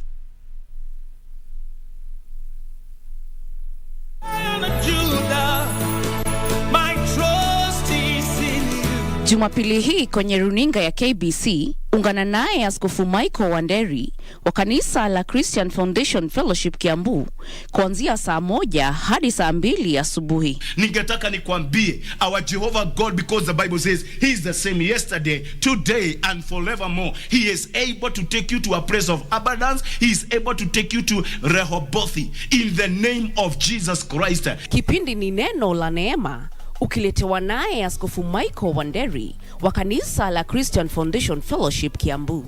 Usikose.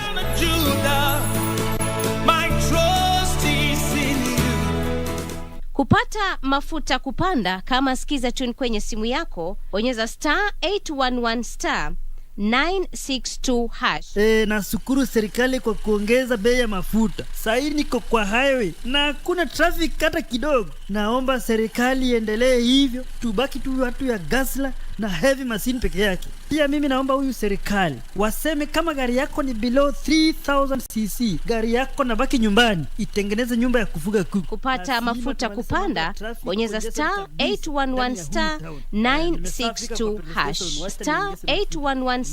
*811*962#. Haya.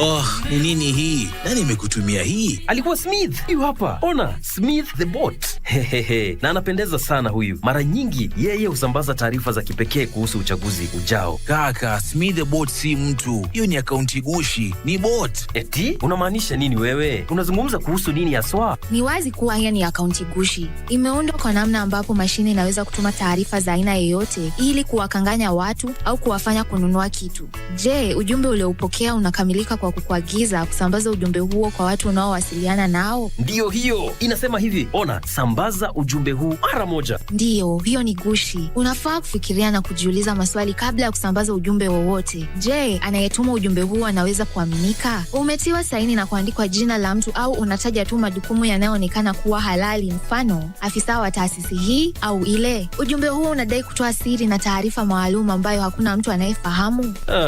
Na vile umeyasema hayo, naona jumbe nyingi kama hizo. Kwa kweli, ninapaswa kuwa mwangalifu na kudhibitisha kabla ya kusambaza taarifa hizi. Kura yako, maisha yako. After intensive campaigns, manifesto unveiling, and insightful debates, the home stretch is finally here. KBC has deployed its crew of professional and experienced journalists to every corner of the country, ready to bring you every angle of the 2022 general election, both for TV and radio broadcasts, as well as its digital platforms. We guarantee you a seamless 24-hour credible and detailed up-to-date news from all the 290 constituencies across the 47 counties as Kenya decides. Kindly note that the ACK service this Sunday will go on air starting 9:30 a.m. live from the All Saints Cathedral.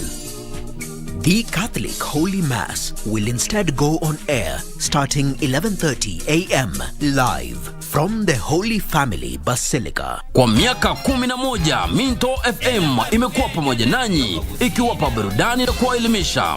Na sasa tunawaalika mashabiki wetu tujumuike pamoja kwa tamasha la Minto Night. Tarehe 6 mwezi Agosti tutakuwa na Minto Night huko Winspark Resort Kisii. Wanamuziki kama vile Kwasa, Embarambamba na wengine watakuwa site kuwaburudisha. Siku ya Jumapili tarehe 7 Agosti, Minto FM itaandaa maombi ya shukrani na kuombea uchaguzi wa amani katika uwanja wa Itiero Primary School kuanzia saa 3 asubuhi.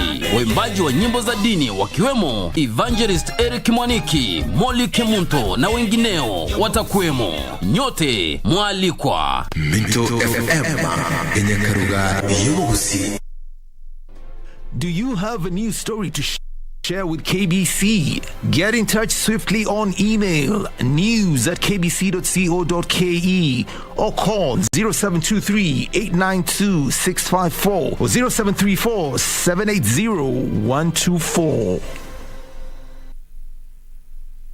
Jumamosi hii tarehe 11 mwezi Juni, barabara zote. After intensive campaigns, manifesto unveiling, and insightful debates, the home stretch is finally here. KBC has deployed its crew of professional and experienced journalists to every corner of the country, ready to bring you every angle of the 2022 general election, both for TV and radio broadcasts, as well as its digital platforms. We guarantee you a seamless 24-hour credible and detailed up-to-date news from all the 290 constituencies across the 47 counties as Kenya decides. Kindly note that the ACK service this Sunday will go on air starting 9:30 a.m. live from the All Saints Cathedral. The Catholic Holy Mass will instead go on air starting 11:30 a.m. live from the Holy Family Basilica. Kwa miaka 11 Minto FM imekuwa pamoja nanyi ikiwapa burudani na kuwaelimisha. Na sasa tunawaalika mashabiki wetu tujumuike pamoja kwa tamasha la Minto Night. Tarehe 6 mwezi Agosti tutakuwa na Minto Night huko Winspark Resort Kisii. Wanamuziki kama vile Kwasa, Embarambamba na wengine watakuwa site kuwaburudisha. Siku ya Jumapili tarehe 7 Agosti, Minto FM itaandaa maombi ya shukrani na kuombea uchaguzi wa amani katika uwanja wa Itiero Primary School kuanzia saa 3 asubuhi. Waimbaji wa nyimbo za dini wakiwemo Evangelist Eric Mwaniki, Molly Kemunto na wengineo watakuwemo. Nyote mwalikwa. Minto FM yenye karuga yusi. Do you have a new story to share with KBC? Get in touch swiftly on email news@kbc.co.ke or call 0723-892-654 or 0734-780-124. After intensive campaigns, manifesto unveiling, and insightful debates, the home stretch is finally here. KBC has deployed its crew of professional and experienced journalists to every corner of the country, ready to bring you every angle of the 2022 general election, both for TV and radio broadcasts, as well as its digital platforms. We guarantee you a seamless 24-hour credible and detailed up-to-date news from all the 290 constituencies across the 47 counties as Kenya decides. Kindly note that the ACK service this Sunday will go on air starting 9:30 a.m. live from the All Saints Cathedral. The Catholic Holy Mass will instead go on air starting 11:30 a.m. live from the Holy Family Basilica. Kwa miaka 11 Minto FM imekuwa pamoja nanyi ikiwapa burudani na kuwaelimisha. Na sasa tunawaalika mashabiki wetu tujumuike pamoja kwa tamasha la Minto Night. Tarehe 6 mwezi Agosti tutakuwa na Minto Night huko Winspark Resort Kisii. Wanamuziki kama vile Kwasa, Embarambamba na wengine watakuwa site kuwaburudisha. Siku ya Jumapili tarehe 7 Agosti, Minto FM itaandaa maombi ya shukrani na kuombea uchaguzi wa amani katika uwanja wa Itiero Primary School kuanzia saa 3 asubuhi. Waimbaji wa nyimbo za dini wakiwemo Evangelist Eric Mwaniki, Molly Kemunto na wengineo watakuwemo. Nyote mwalikwa. Minto FM yenye karuga yusi. After intensive campaigns, manifesto unveiling, and insightful debates. The home stretch is finally here. KBC has deployed its crew of professional and experienced journalists to every corner of the country, ready to bring you every angle of the 2022 general election, both for TV and radio broadcasts, as well as its digital platforms. We guarantee you a seamless 24-hour credible and detailed up-to-date news from all the 290 constituencies across the 47 counties as Kenya decides.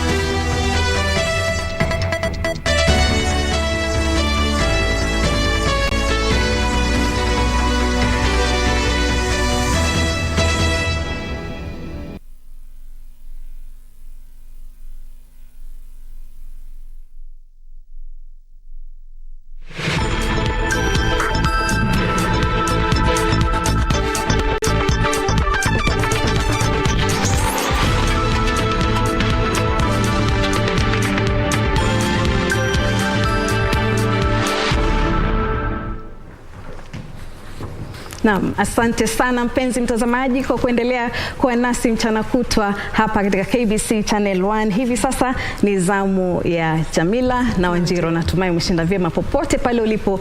Ujambo na karibu tukupashe yaliyojiri. Naam, bila shaka kwa wakubwa zetu shikamooni, kwa wadogo zetu marhaba. Naitwa Wanjiro Mbugwa. Ungana nasi hivi sasa katika taarifa zetu za Dira ya Magwiji, ambapo tumekusanyia taarifa nyingi tu kutoka kila sehemu ya nchi na vile vile kutoka pale Bomas of Kenya. Naam. Licha ya kuwa na vituo vya kujumlisha kura kwenye maeneo ya ubunge na yale ya kaunti, kituo cha taifa cha kujumuisha kura kimezinduliwa katika ukumbi wa Bomas. Kituo hicho kina aina tofauti ya matumizi, yakiwemo mawasiliano na ushirikishi wa shughuli za kiusalama. Hii hapa taarifa zaidi. Ya hali ya juu yanaendelea katika ukumbi wa Bomas, ambao ni kitovu cha kituo cha kitaifa cha kujumulisha kura. Kituo hicho kina eneo la kuketi watu zaidi ya 3,000, ambapo mwenyekiti wa tume ya IEBC Wafula Chebukati anatarajiwa kutoa matangazo, ikiwemo tangazo la mshindi wa uchaguzi wa urais. Wanahabari pia wamekita kambi kwenye ukumbi huo wakiwa na vifaa vya kupeperusha matangazo moja kwa moja, ikiwemo shirika la utangazaji nchini KBC ambalo tayari limeanza kupeperusha matangazo ya moja kwa moja kutoka kwenye ukumbi huo, huku zaidi ya wanahabari 4,000 wakitarajiwa kuhudumu katika maeneo tofauti nchini. Tume ya uchaguzi imehakikisha kuna kituo cha wanahabari kwenye ukumbi huo. And as you can see, the media center, it has very good internet services. Security is really tight. It's a secure place. I haven't seen any reason for us to be afraid.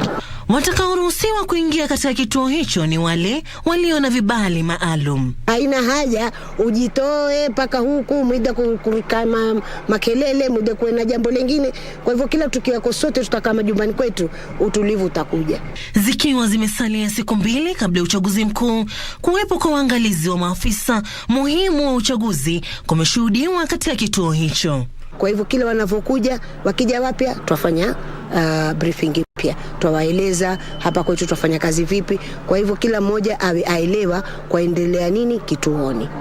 Kuhusiana na matangazo ya mwisho yaliyotolewa na makamishna wa IEBC, tume hii ilitarajiwa kupokea karatasi za mwisho za kupiga kura. Karibu vifaa vyote vishafika mpaka mashinani. Kwa hivyo kesho kilichobaki ni kugawanya ballot papers peke yake. Vilevile anatarajia ukamilisho usambazaji wake kesho siku ya Jumapili. Lengo letu na nia yetu ifikiapo tarehe 9 mwezi wa 8 mwaka 2022 ambapo ndio siku ya uchaguzi. Sehemu hii itakuwa imejawa na habari, maajenti ama mawakala, waangalizi ama observers na vile makamishna ambao watakuwa wakiongozwa na mwenyekiti wao Wafula Chebukati, na sisi pia tutakuwa hapa mtazamaji kuhakikisha kuwa unaweza kupata picha hizo mbashara kabisa na vile matokeo ambayo yatakuwa yakimiminika kutoka kila pembe ya nchi. Nikiripotia Darubini, jina langu Sarafina Robi. Na asante sana Safina Robi, na kumbuka kwamba unaweza kuendelea kuungana nasi katika mitandao yetu ya kijamii @wanjirombugwa, @jamilambugwa na pia vile @KBC Channel 1. Wawaniaji wa nyadhifa mbalimbali za uchaguzi kaunti ya Nyeri wameelezea kuridhishwa kwao na matayarisho ya uchaguzi ya tume ya IEBC. Wawaniaji hao waliokamilisha kampeni zao hivi leo kuambatana na sheria za uchaguzi. Hata hivyo, wamewahimiza wapiga kura kujitokeza kwa wingi kupiga kura siku ya Jumanne. Ripota wetu Yeshuki Washira na tusimulia zaidi kutoka katika kaunti hiyo ya Nyeri. Bila shaka siku ya mwisho ya kampeni kwenye kaunti ya Nyeri ilikuwa yenye shughuli nyingi, huku wawaniaji wakifanya kila juhudi kuwarai wapiga kura.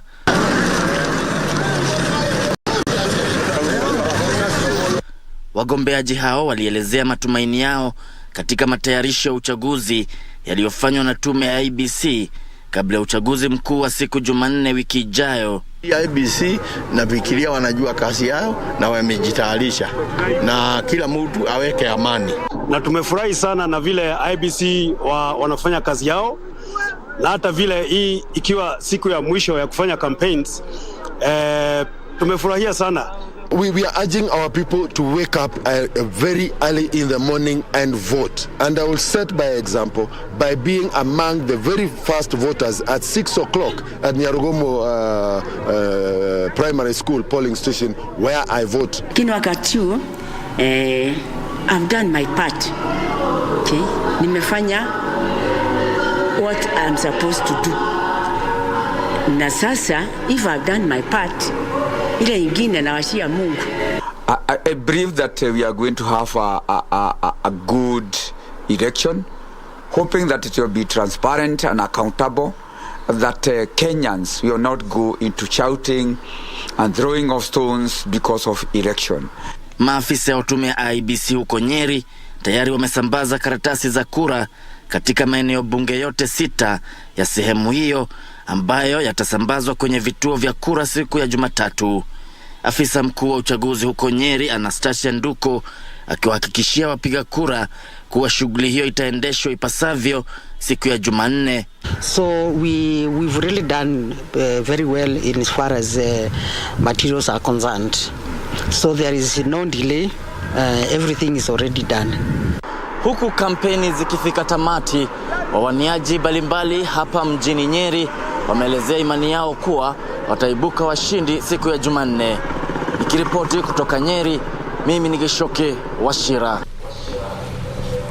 Na kwingineko, waziri wa elimu Profesa George Magoha ameelezea imani kwamba mabadiliko yajayo ya serikali hayatavuruga mipango inayoendelea kuhusu mtaala wa umilisi CBC. Akiongea katika shule ya sekondari ya Kiwanja mtaani Kasarani, Magoha alisema anatekeleza hatua za kuhakikisha mpito bila matatizo yoyote katika wizara hiyo ili kulinda ufanisi ulioafikiwa hasa katika maandalizi ya mpito hadi kiwango cha junior secondary. Profesa George Magoha katika siku zijazo atakabidhi hatamu za wizara ya elimu kwa mwingine. Imekuwa ratiba yenye shughuli nyingi kwa waziri huyo aliyepanda ngazi hadi kusimamia utekelezaji wa mabadiliko mengi katika sekta ya elimu kuu, miongoni mwayo ukiwa mtaala wa umilisi CBC. Mnamo mwezi Januari mwaka ujao, wanafunzi wa gredi ya 6 watajiunga na kiwango cha junior sekondari, na Magoha amekuwa akizuru maeneo yote nchini kuhakikisha mipango yote inatimia. We are not doing this to be popular. We are doing this for our children. The transition is coming in January and it's going to be a very serious transition, a very serious period. Waziri wa elimu alisema kuwa anataka mwenendo ulioko uendelee licha ya atakayechukua wadhifa huo baada ya uchaguzi wa tarehe 9 mwezi huu. Whoever will take over my shoes, I would like to make it as easy for him as possible so that when he comes in or she comes in, she starts considering the next batch of classrooms which will require to be constructed. Magoha amesema kuwa serikali imehakikisha kwamba ujenzi wa madarasa ya CBC unakamilishwa kwa wakati ufaao. We are hopeful that we will accomplish the task because we are now at about 70%. We are very sure that this is something that the government is going to achieve. Madarasa 1800 yako kwenye hatua mbalimbali za kukamilishwa na yanatarajiwa kukamilika katika muda wa majuma mawili yajayo. Jacqueline Masharia, Dira ya Magwiji.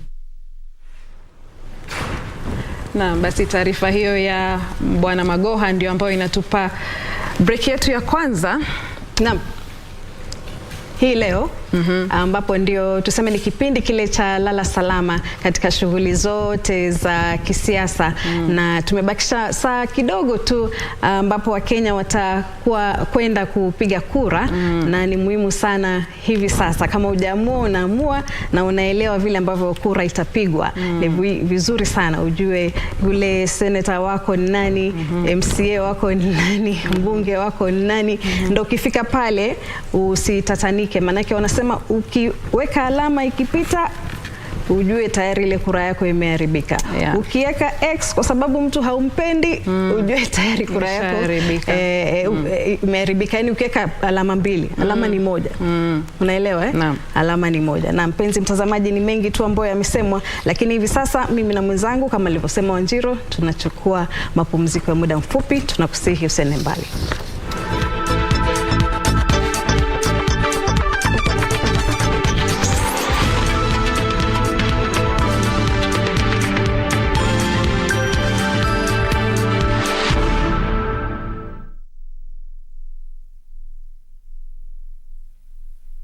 Pata ulimi na mafikira kama sikiza tune kwenye simu yako, bonyeza *811 *815 #. Hey, my friend, ulimi ni kama msumari na mafikira ni kama nyundo. Hizo vitu mbili zikishikana, zinaweza jenga ama zinaweza bomoa. Haki na sita tafadhali. Hebu fikiria hiyo kitu nataka kuniambia kabla nishike hii simu. Kama unataka kunibomoa, toa hiyo simu kwa masikio. Unaona hiyo kitu ya red?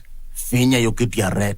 Kupata ulimi na mafikira, bonyeza *811 *815 *811 *815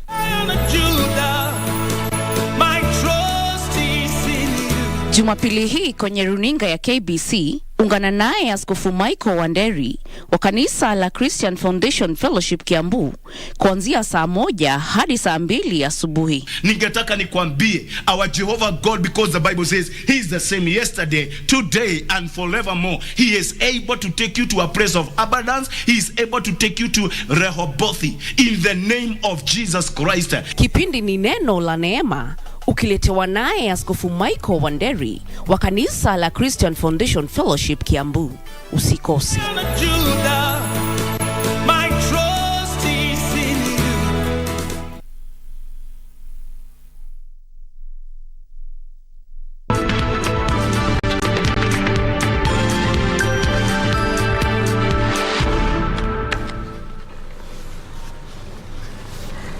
Karibu tena mpenzi mtazamaji.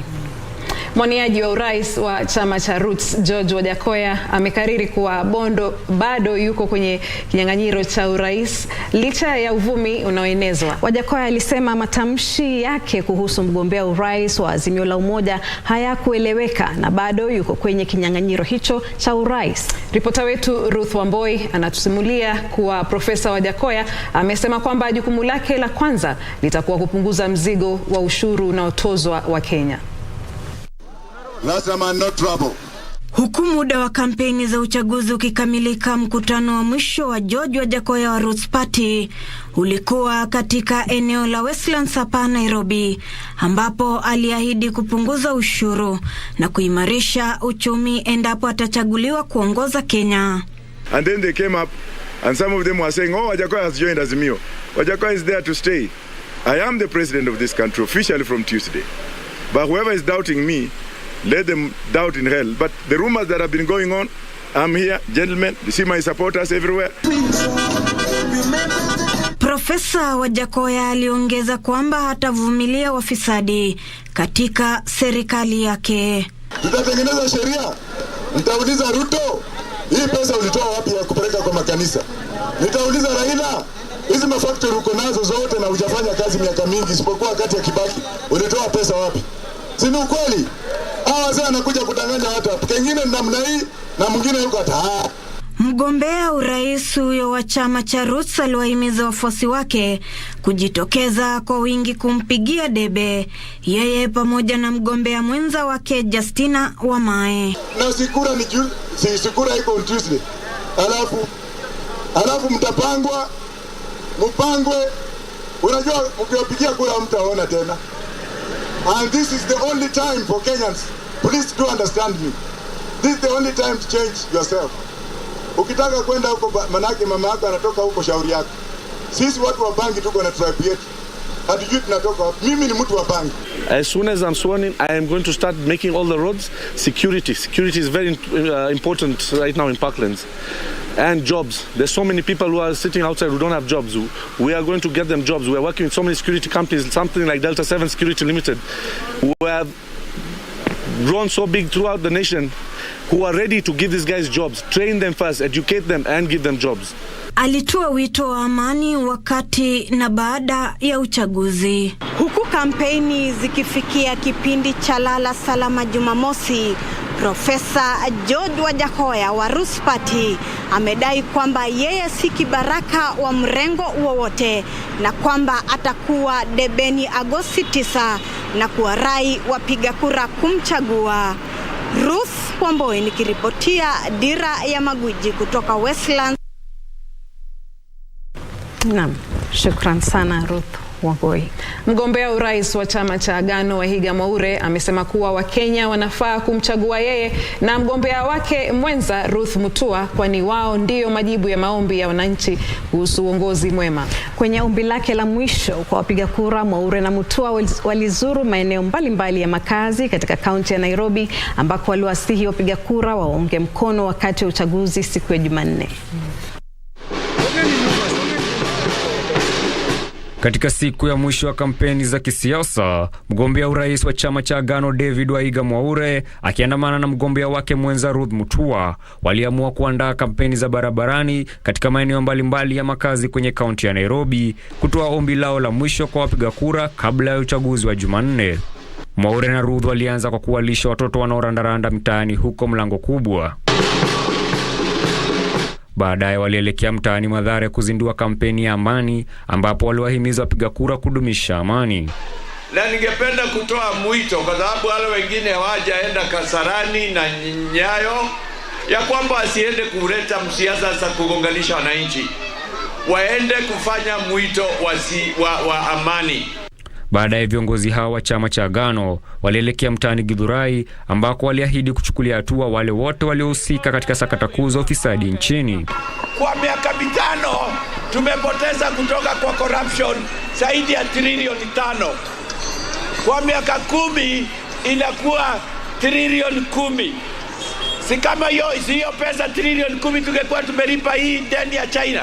Mwaure alihitimisha kampeni zake katika mtaa na kuishi wa Kangemi ambako yeye pamoja na mgombea wake mwenza Ruth Mutua waliahidi kutetea maslahi ya vijana na wanawake. Wamama sako iweze kutukubali bila documents. Pia wanarika wanaitishwa experience ya 3 years kutafuta kazi. Kwani nanunuliwa kwa soko? Hainunuliwi kwa soko. Inafaa ipunguzwe na wamama washughulikiwe. Single ladies pia waangaliwe mahitaji yao. Ndio wanalipa school fees, ndio wanalipa rent. Nimekuja kutetea mama. Sasa zile prezo anapitisha miswada, niko hapo right next, nikipitia na kuangalia chenye anapitisha juu ya wamama. Asanteni. Samuel Karioki, Dira ya Magwiji. Kipindi cha Lala Salama, bila shaka kila mmoja akiwahi kuuza sera zake. Siasa zimezidi moto. Naam. Rais Uhuru Kenyatta leo aliwaaga rasmi wakazi wa kaunti ya Murang'a akiwashukuru kwa kumuunga mkono katika kipindi chake cha miaka 10 uongozini. Rais Kenyatta anayefanya ziara ya kikazi ya siku 2 katika eneo la kati ya nchi alizindua miradi kadhaa ya maendeleo ya serikali ya kitaifa ikiwemo hospitali ya Mwai Kibaki level 6 ama level 6 mjini Othaya.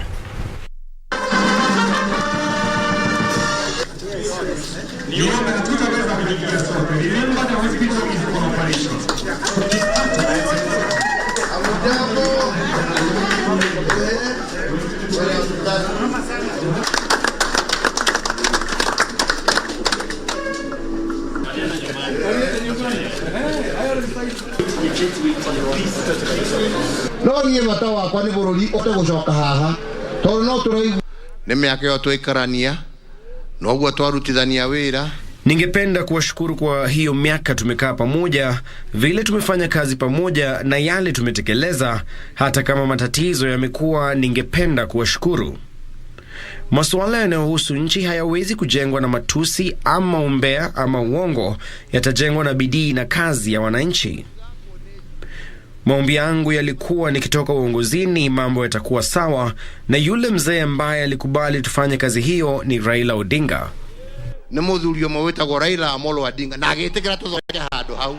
Mimi niliwaahidi ya kwamba ndio tuweze kupanua uchumi wa sehemu hii ya Mlima Kenya, tutaichukua hii barabara tuifanye dual carriage kutoka Kenol tukielekea upande ya Marwa Nyeri, na ndio wananchi wa sehemu hii wawe wasiwe na msongamano wa magari.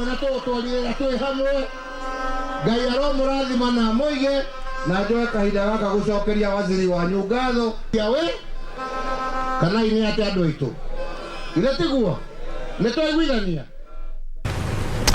Na waziri wa mazingira Keriako Tobiko ameukosoa muungano wa Kenya Kwanza kwa kudai kwamba maafisa wa utawala wanatumiwa kuiba kura kwenye uchaguzi wa Jumanne ijayo. Tobiko alisema kuwa machifu nchini ya sheria wana jukumu la kuwahimiza Wakenya kushiriki kwenye uchaguzi, na hilo halifai kuchukuliwa kwamba wanasaidia katika wizi wa kura. Hii hapa taarifa zaidi.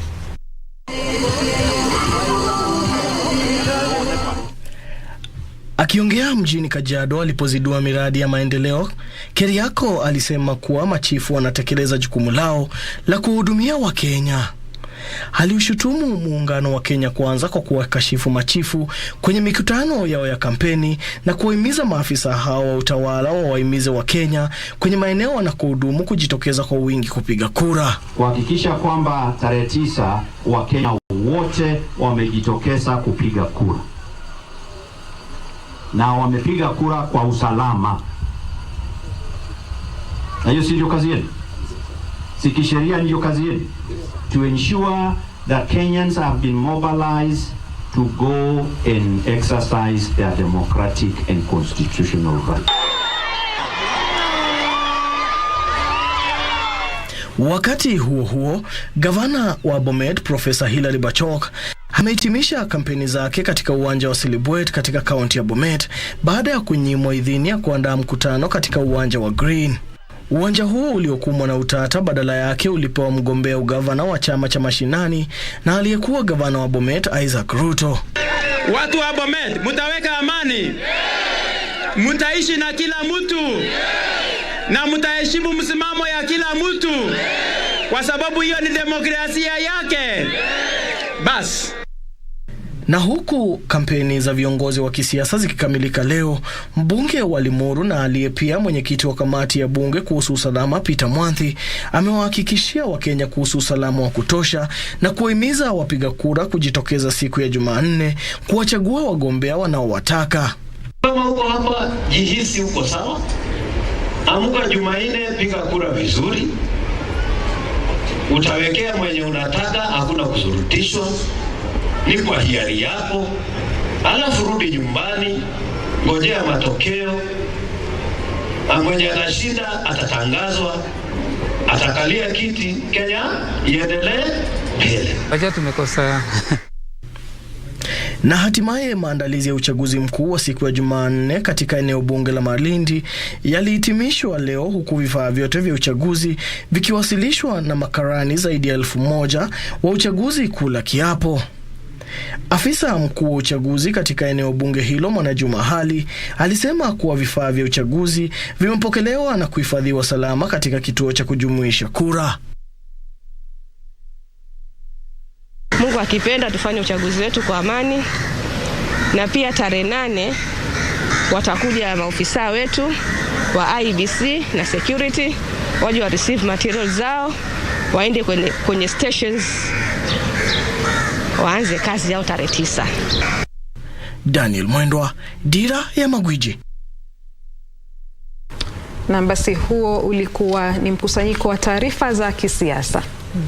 Maafisa wa Tume Huru ya Uchaguzi na Mipaka katika kaunti ya Uasin Gishu sasa wanasema kuwa maandalizi ya uchaguzi yamekamilika na wako tayari kuwasilisha uchaguzi huru wenye usawa na wa kuaminika Jumanne ijayo. Akiongea baada ya kusimamia awamu ya mwisho ya utoaji mafunzo kwa makarani katika kituo cha kujumuisha kura cha kaunti hiyo katika chuo cha mafunzo anuai cha Eldoret, afisa mkuu wa uchaguzi katika kaunti hiyo Irene Mutai alisema kuwa wamepokea vifaa vyote vya uchaguzi vinavyohitajika na wanasubiri tu kuvisambaza kwenye vituo mbalimbali vya kupigia kura siku ya Jumatatu kabla ya uchaguzi siku ya Jumanne. Timothy Kipnusu anatuarifu zaidi. Siku ya mwisho ya kampeni katika gatuzi la Uasin Gishu. Wawaniaji wa viti mbalimbali katika gatuzi hili wakijitayarisha kabla ya kinyang'anyiro hicho. Haya yanajiri huku msimamizi mkuu wa zoezi la uchaguzi gatuzi hili Irene Mutai akisema matayarisho yako kabambe kuhakikisha kwamba zoezi hilo linafanyika bila mushkili yoyote. In level of preparedness, we have actually ferried all the logistics and the materials at the tallying centers of the 6 sub-counties and the county level. We have also engaged our stakeholders, and tomorrow we shall be doing mapping of the polling stations that will be used in this exercise, of which on Monday morning we are going to have all the candidates, the agents and the stakeholders that will be visiting the tallying centers to witness the breaking of the seals of the ballot papers. Mutai vilevile amesema kwamba maafisa ambao wametwika jukumu kutoka Tume Huru ya Uchaguzi na Mipaka nchini IEBC wamekula kiapo kuhakikisha kwamba zoezi hilo linafanyika kwa njia ya huru, haki na ukweli. Haya yanajiri huku baadhi ya wakazi wakitoa wito kwa wenzao kudumisha amani wakati wa zoezi hilo. Mtu anapewa shilingi 50, anapewa 100, unapata wamejaana kwa barabara, wanatusi watu, kitu ambacho si mzuri. Mimi kama mmoja wa wanabodaboda wa Uasin Gishu nasawaambia kwamba tufanye kampeni yetu kwa amani, tukienda kupiga kura tupige kura kwa amani, na tukimaliza tuende kwa manyumba. Piga kura mzuri bila chochote, pigia mwenye mnataka, wawe independent na wawe UDA, Azimio, tupike na amani na tuishi na amani. Tumeona ya amani kwa miaka 10, tumeishi bila vurugu yoyote. What I embrace is peace. In all over the Kenya, we need peace because peace makes a piece of advice in an election. Huku zikiwa zimesalia siku 2 tu kwa mbivu na mbichi kubainika kwenye kipute cha Agosti 9, wakazi kutoka kwenye gatuzi la Uasin Gishu wako na ari na wako tayari kushiriki zoezi hili la kidemokrasia, wengi wakihimiza wito wa amani. Swali ni je, ni kiongozi yupi atafika kisimani wa kwanza anywe maji maenge? Timothy Kipnusu, Dira ya Magwiji, gatuzi la Uasin Gishu. Shukran sana. Tupeleke break basi. Shukran sana Timothy Kipnusu kutoka kule maeneo ya Uasin Gishu, na bila shaka ni taarifa ambayo inatia moyo kuona jinsi IEBC imejitayarisha kila sehemu ya nchi kuhakikisha kwamba tutakuwa na uchaguzi ambao utakuwa mzuri, huru, haki na vile vile ambao utakuwa unaendeshwa bila mambo mengi tu. Na tunaomba na kuwatakia kila laheri wale maafisa wa IEBC. Naam, tunachukua pumziko la pili hapa studio, lakini tunakusihi usiende mbali kwani tumekuandalia mengi tu, ikiwa ni saa 1 na dakika kama 34 hivi. Tunaendelea hii leo hadi saa 2 kamili. Usiende mbali.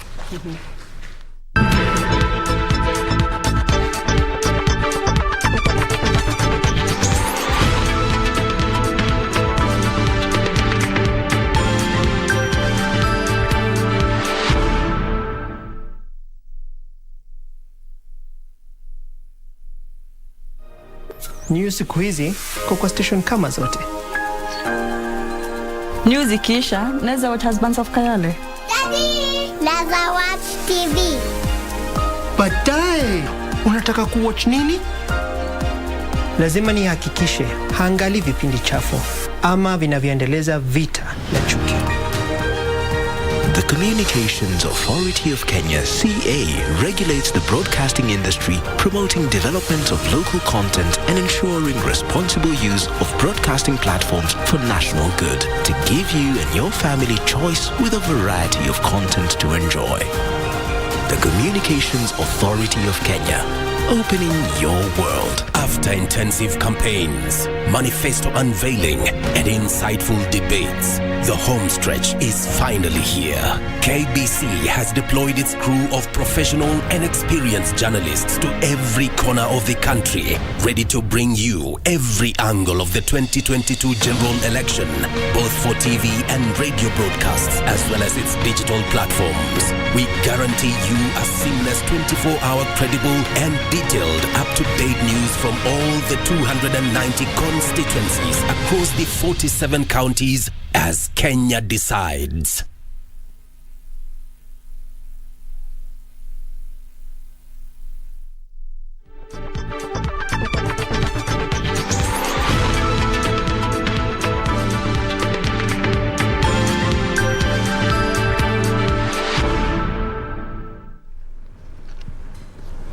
Karibu tena. Mwaniaji wa urais wa muungano wa chama cha Azimio la Umoja Raila Odinga amesema atazingatia matakwa ya Wakenya na kuheshimu matokeo ya uchaguzi wa siku ya Jumanne wiki ijayo. Akiongea wakati alipotoa wito wake wa mwisho kwa Wakenya kumchagua kama rais wa 5 wa Kenya katika uwanja wa michezo wa Moi Kasarani, Raila alisema safari yake ya ukombozi inakaribia kutamatia na kuwarai wa Kenya kuungana naye. Hii leo, uga wa Kasarani ulikuwa mwenyeji wa viongozi na wafuasi wa muungano wa Azimio la Umoja. Uwanja huo ulishuhudia mkutano wa mwisho wa kampeni za Azimio la Umoja.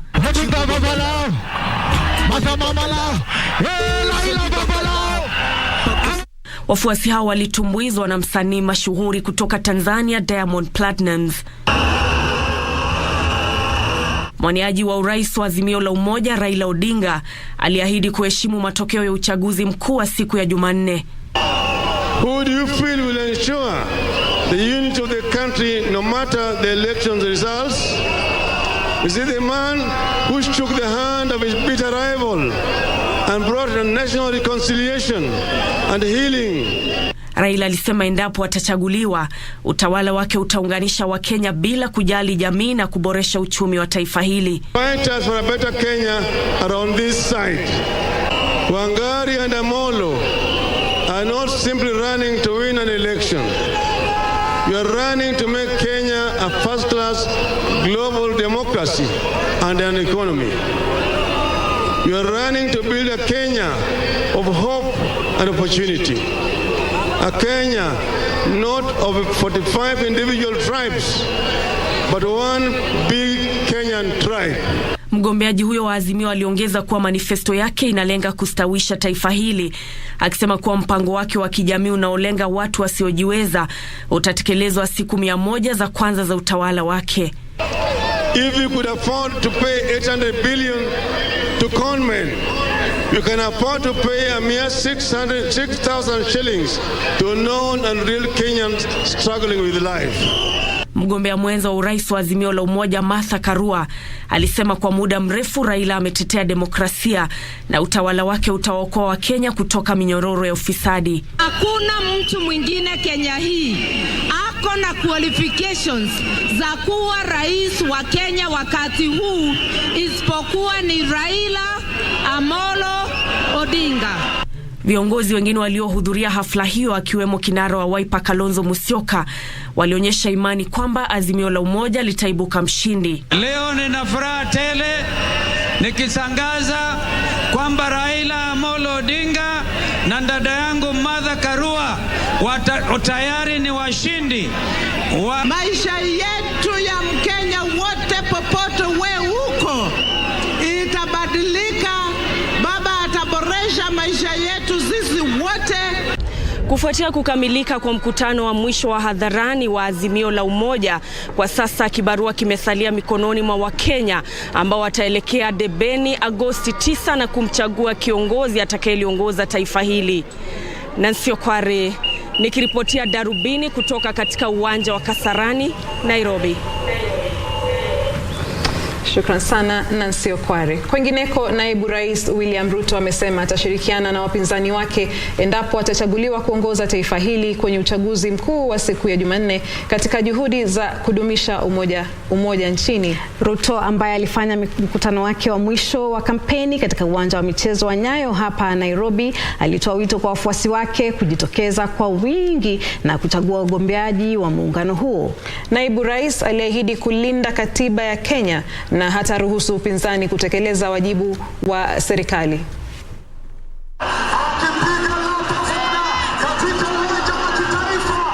Uwanja wa Nyayo ulijaa rangi ya njano huku kampeni za uchaguzi zikikamilika leo kabla ya uchaguzi mkuu wa siku ya Jumanne wiki ijayo, huku naibu rais William Ruto akiwarai wa Kenya kumchagua wakati wa uchaguzi mkuu, akiahidi kufufua uchumi wa taifa hili. I will not participate in anything that brings confusion between the separation of powers, between the accountability of any government, and even if it will be necessary for us to agree on certain things, I will never participate. Ruto pia aliwaambia Wakenya kuwa utawala wake utawajumuisha Wakenya wote. Mimi na timu yetu ya Kenya Kwanza tutasimama imara kutetea katiba ya taifa letu la Kenya, kutetea haki ya kila Mkenya na kupanga vile kila Mkenya hata achwa nyuma wakati tunapiga hatua ya kwenda mbele. Naibu rais alisema alitofautisha utawala wake na ule wa wapinzani wake, akisema atatekeleza majukumu yake kuambatana na makubaliano yaliyotiwa saini kati yake na wadau mbalimbali. We believe that a peaceful Kenya is good for everybody, irrespective of where, on which side of government they are, or irrespective of what religion or what color or what community they come from. Naibu rais alitumia fursa hiyo kumshukuru rais kwa ushirikiano wao, akisema kuwa ingawaje walitofautiana, ataendelea kutoka mahali atakapoachia endapo atachaguliwa. Naibu rais alisema atashirikiana na wapinzani wake endapo atachaguliwa. I know you know that it is going to be phenomenal. You don't have to worry that I might do better than you have done. It is our country we are trying to build. You have no fear. Just trust the people of Kenya to make the choice on the 9th of August. Viongozi waliohudhuria hafla hiyo waliwarai wakazi wa Nairobi kuunga mkono wawaniaji wa Kenya Kwanza. We have fought the good fight. We have kept the faith. And now we are here before you to declare loud and clear that on the 9th of August, Kenyans will... Ruto's victory on the 9th of August, that is next week, will not be complete until every vote has gone to the ballot. Kabla ya mkutano huo kwenye uwanja wa Nyayo, naibu rais alifanya kampeni huko Suswa, Mai Mahiu na Dagoretti. Huku zikiwa zimesalia siku mbili kabla ya uchaguzi mkuu, viongozi wa muungano wa Kenya Kwanza wakiongozwa na naibu rais William Ruto wamewahimiza wafuasi wao kudumisha amani kabla, wakati na baada ya uchaguzi. Kwa sasa ni kusubiri kuona ni nani Wakenya watamchagua kama kiongozi wao ama rais wao wa tano. Beatrice Gatonyengetich, Dira ya Magwiji. Naam, shukran sana Bi Beatrice Gatonye. Shirika la uangalizi wa uchaguzi la ILOG limezindua kituo cha takwimu kwa ajili ya kujumuisha kura za uchaguzi wa urais. Shirika hilo la ELOG litatumia kituo cha kitaifa cha takwimu kutathmini matokeo ya uchaguzi wa urais. Kulingana na shirika la ILOG, kituo hicho kitafunguliwa kuanzia saa 11 alfajiri siku ya uchaguzi na kufungwa baada ya waangalizi wake wote nchini kuwasilisha ripoti zao. ILOG will deploy 5,108 observers, which includes 3,050 general observers, 1,000 parallel vote tabulation PVT observers as stationary observers, and 580 constituency supervisors who will be deployed in all 290 constituencies in Kenya. Mwenyekiti wa ILOG Ann Ireri alisema shirika hilo tayari limewasilisha mipango ya uangalifu na kufanya majaribio mfumo wake wa kukusanya na kusambaza takwimu katika kukabiliana na changamoto ambazo huenda zikaibuka siku ya uchaguzi. ILOG calls on all citizens, media, political parties and candidates, the IEBC and the security agencies to play their parts in ensuring we have a peaceful, credible, free and fair elections for a prosperous Kenya. Kwingineko, mkuu wa ujumbe wa waangalizi wa Jumuiya ya Afrika Mashariki kwenye uchaguzi ya wiki ijayo, Daktari Jakaya Kikwete, amezindua makundi 15 ya waangalizi watakaotumwa kwenye kaunti 15 nchini wakati wa uchaguzi. Wajibu wao mkuu utakuwa kutathmini utaratibu wa kupiga kura, ikiwemo usimamizi wa matokeo kwenye vituo vya kupiga kura, pamoja na kuhesabiwa kwa kura na matangazo ya matokeo. A peaceful and successful general election will be a win not only for the people of Kenya, but for the entire East African community. Waangalizi hao wanatarajiwa kurejea kwenye makao makuu ya ujumbe huo hapa Nairobi tarehe 10 mwezi huu. Edwin Austin, Dira ya Magwiji. Na mgombea mwenza wa chama cha muungano wa Azimio la Umoja One Kenya Martha Karua amewahimiza wakazi wa Kirinyaga waandikishe historia kwa kuwa na mwanamke wa kwanza naibu rais nchini. Akiongea katika shule ya msingi ya Kirigo wakati wa awamu ya mwisho ya kampeni, Karua aliwahimiza wapiga kura wajitokeze kwa wingi kumchagua mgombea urais wa Azimio. Haya yamejiri huku wagombea wengine wakijipigia debe katika eneo hilo. Gladys Mungai anatuarifu zaidi. Bila shaka.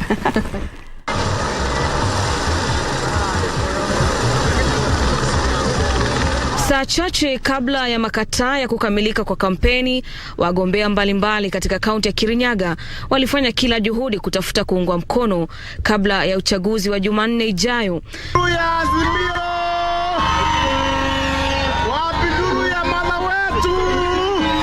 Mgombea mwenza wa muungano wa Azimio la Umoja One Kenya Martha Karua aliyezungumza mjini Kirugoya akiwahimiza wakazi wa Kirinyaga wampigie kura Raila Odinga, akisema kwamba anazingatia maslahi ya eneo hilo. Mimi nawaomba ukiingia pale usipotoshwe kuambia uweke alama kwa watu wawili. Weka alama kwa Raila Amolo Odinga na mgombea mwenza Martha Karua. Usiweke kitu yoyote kwa mtu mwingine. Manake ukiweka kwa watu wawili hiyo ballot haitahesabiwa. Tumekubaliana. Karua alisema kwamba eneo hilo limesalia na siku 2 pekee kuandikisha historia ya kuwa na mwanamke wa kwanza naibu wa rais, na kuelezea imani kwamba muungano wa Azimio utashinda katika uchaguzi huo. Wamejua wameshindwa, sababu kila mahali Kenya watu wametukubali, na twashukuru Mungu kwa hayo yote. Wametukubali kwa sababu ya bidii zetu, kwa sababu ya tabia zetu, kwa sababu ya unyenyekevu wetu. Kushinda tutashinda Jumanne kwa neema ya ya Mwenyezi Mungu na upendo wenu. Wakati huo Karua alimkosoa naibu wa rais William Ruto akimshtumu kwa kumkosea heshima rais, huku akipigia debe mgombea wa ugavana wa kiti cha Kirinyaga kwa tiketi ya Jubilee Senator Charles Kibiru, akisema kuwa muungano huo umewasihi wagombea wengine katika muungano huo kusitisha azma zao na kumuunga mkono mmoja wao ili kuepusha kugawanywa kwa kura. We had done several campaigns and vigorous campaigns in this county. We had touched several souls and so many souls. I know where you are today, but even you have to live and fight for another day. We are telling our supporters that we have now moved into a new house called the CK's house, and that we need to give him the solidarity and the support that he desires.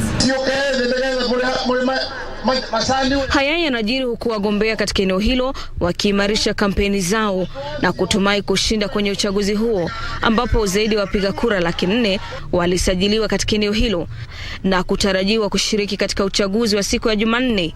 Wacha niwaambia, basara kidogo itakuwa 7,000 shillings. Nikiwa hapa nataka nyinyi sasa mfanye haki yenu. Mjue ni nani mulililia akapatikana, nani munaita anaonekana. Dakika za lala salama kuelekea tamati ya kufanya kampeni siku ya leo, wanasiasa katika kaunti ya Kirinyaga wanafanya kila wawezalo kuhakikisha kwamba raia wanawapigia kura siku ya Jumanne. Nikiripotia darubini ya Channel 1 kutoka kaunti ya Kirinyaga, jina langu ni Gladys Mungai. Naam, shukran sana Gladys Mungai. Mgombeaji wa urais wa chama cha UDA William Ruto amesema anatumai kuwa tume ya uchaguzi ya IEBC itaandaa uchaguzi huru na wa haki na wa kuaminika. Ruto aliyezungumza awali leo katika maeneo yake ya Karen pia aliongeza kuwa anaheshimu uamuzi wa mahakama kuhusu matumizi ya sajili iliyochapishwa ya wapiga kura. Ruto aliwarai wa Kenya kumchagua, akisema ana mpango mahususi wa kufufua uchumi na kuboresha maisha ya Wakenya. Hii hapa taarifa zaidi. Licha ya ajenti mkuu wa kitaifa wa chama cha UDA Kindiki Kithure kuandikia barua tume ya uchaguzi wa IEBC kuhusiana matumizi ya sajili iliyochapishwa ya wapiga kura, mgombea urais wa chama hicho William Ruto sasa amesema hana upinzani wowote na matumizi ya sajili hiyo. Ingawaje Ruto alikiri kuwa Kindiki alikuwa na haki ya kupata maelezo zaidi kuhusiana na uamuzi huo wa mahakama, alitumai kuwa tume hiyo itaandaa uchaguzi huo ipasavyo. Let each functional institution offering support to IEBC keep to its lane and leave to IEBC its mandate to conduct elections without any interference or blackmail or intimidation. We believe that IEBC have the capacity to handle this election. Ruto alitoa wito kwa ukomavu wakati wa uchaguzi huo, akitoa wito kwa wadau wote kutoa nafasi kwa IEBC kuandaa uchaguzi huo. We reiterate our call for and commitment to peaceful, free and fair elections. We demand that the recent malfeasance in attempts to twist the elections must stop. We want a calm country after elections. Awali wiki hii mahakama kuu iliagiza IEBC kutumia sajili hiyo ya chapa kwenye uchaguzi mkuu wiki ijayo, baada ya tume hiyo kusema kuwa itatumia tu mitambo ya kielektroniki wakati wa uchaguzi kuwatambua wapiga kura. Awali Ruto alikutana waangalizi wa uchaguzi wa shirika la IGAD wakiongozwa na aliyekuwa rais wa Ethiopia Mulatu Tushome.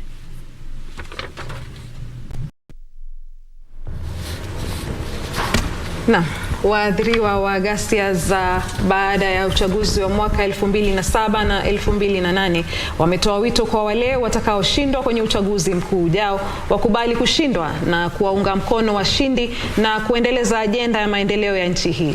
Chini ya shirika la watu waliopoteza makazi nchini KIDPO, mabalozi hao wa amani walisema kuwa nchi hii haijaimarika kikamilifu kutokana na misukosuko ya kiuchumi iliyosababishwa na janga la COVID-19 na uchumi ungali hafifu, hivyo basi hauwezi kuhimili changamoto zaidi.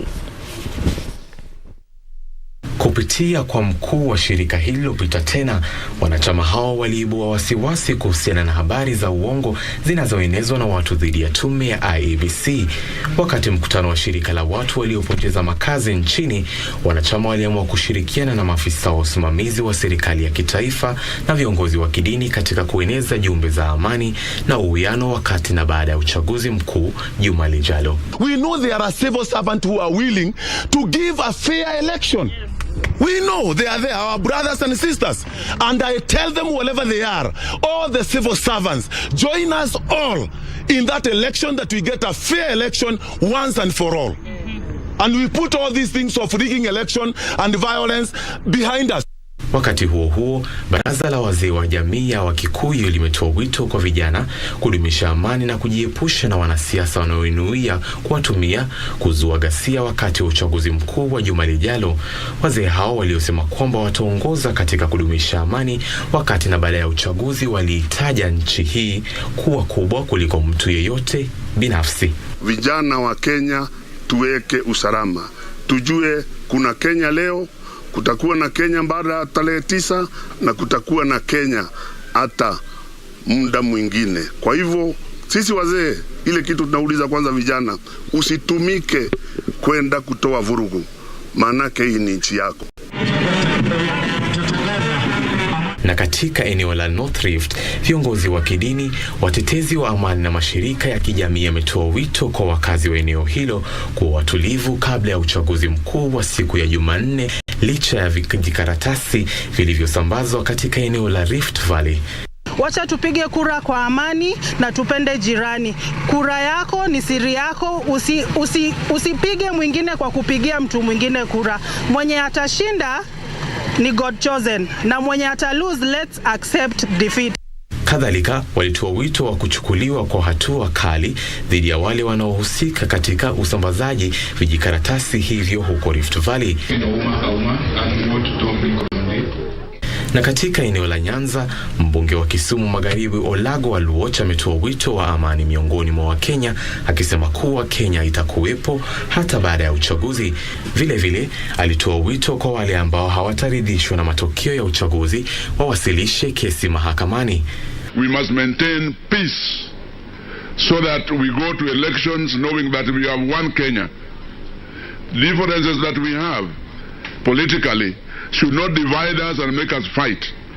Deep inside myself, having gone through the election violence of 007, 008, I am sure we shall not repeat the violence again. Hatimaye, waziri wa mazingira Keriako Tobiko amemkosoa naibu rais William Ruto kwa kudai kwamba machifu wanatumiwa katika majaribio ya kuiba kura kwenye uchaguzi wa Jumanne. Akiongea mjini Kajiado alipozindua miradi ya maendeleo, Keriako alipuuzilia mbali madai hayo, akisema kuwa machifu ni watumishi wa umma wanaowahudumia Wakenya.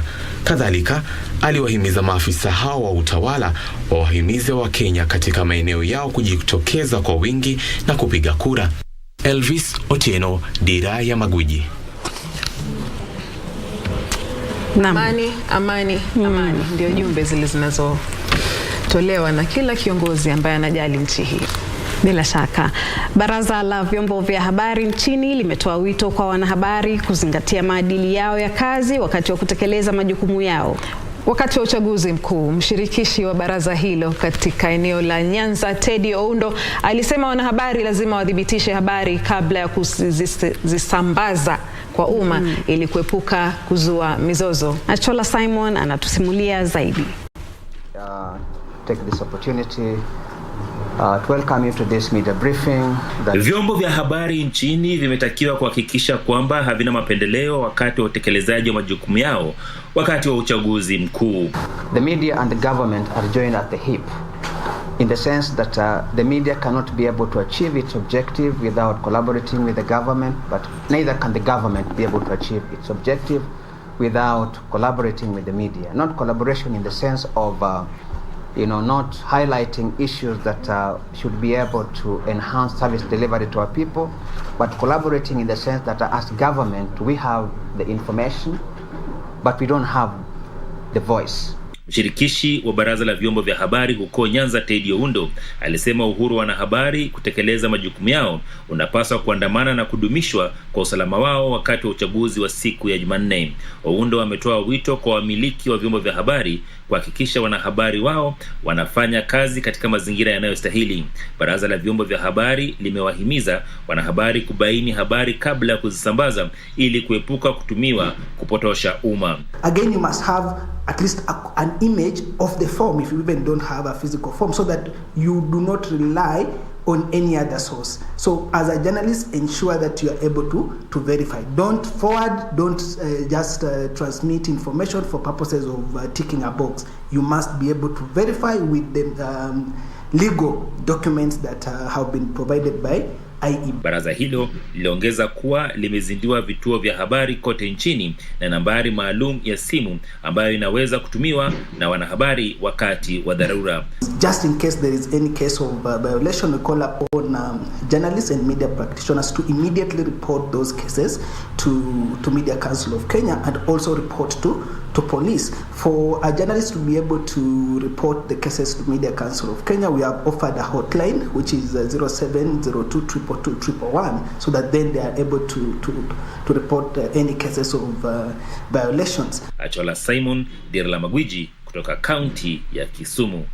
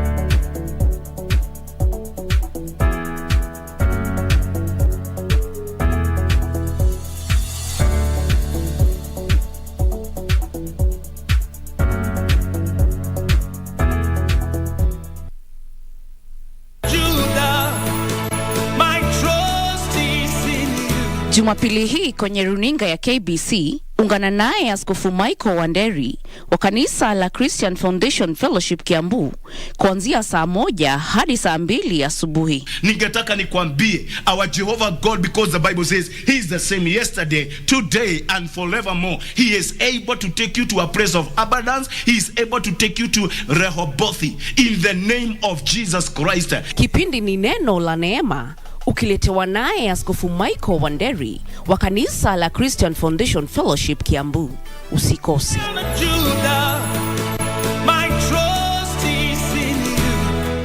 Kupata kumpenda mtu kama sikiza tune kwenye simu yako, bonyeza *811 *398#. Mapenzi si kumpenda mtu kwa kuwa amekamilika, kwani nawe pia una mapungufu yako. Kwa hivyo mapenzi ni kumpenda mtu na mapungufu yake. Kupata kumpenda mtu, bonyeza *811 *398#. *811 *398#.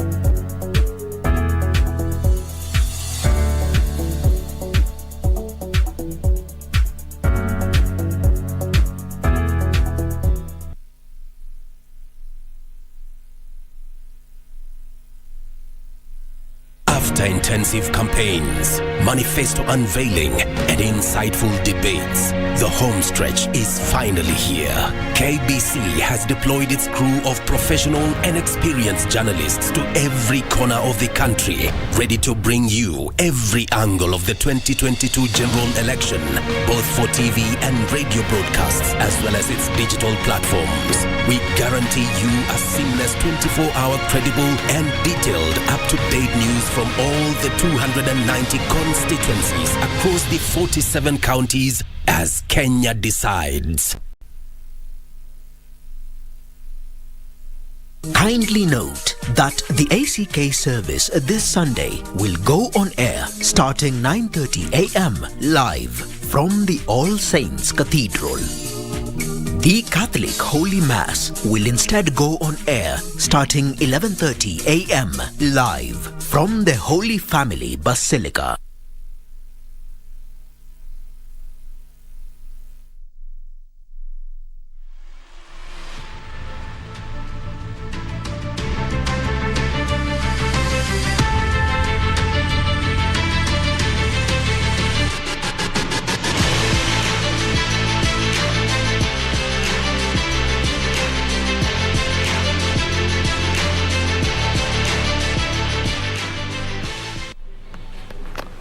Naam, basi Lemoka bado yuko Birmingham kule London. Kwa hiyo leo na kuteremshia za spoti. Mashindano ya riadha ya wanariadha wasiozidi umri wa miaka 20 yanaingia hatua ya mwisho usiku huu mjini California, Colombia, huku Kenya ikitarajia kunyakua nishani zaidi katika fainali za mbio za mita 3000 kuruka viunzi na kidimbwi cha maji, mbio za mita 1500, mbio za mita 5000 na zile za 800. Kenya iko katika nafasi ya 3 kwenye msimamo wa medali ikiwa na jumla ya medali 8, 3 za dhahabu, 2 za fedha na 3 za shaba. Kenya ina matumaini ya kunyakua nishani zaidi kwenye mashindano ya wanariadha wasiozidi umri wa miaka 20 duniani yatakayomalizika usiku huu jijini Cali, Colombia.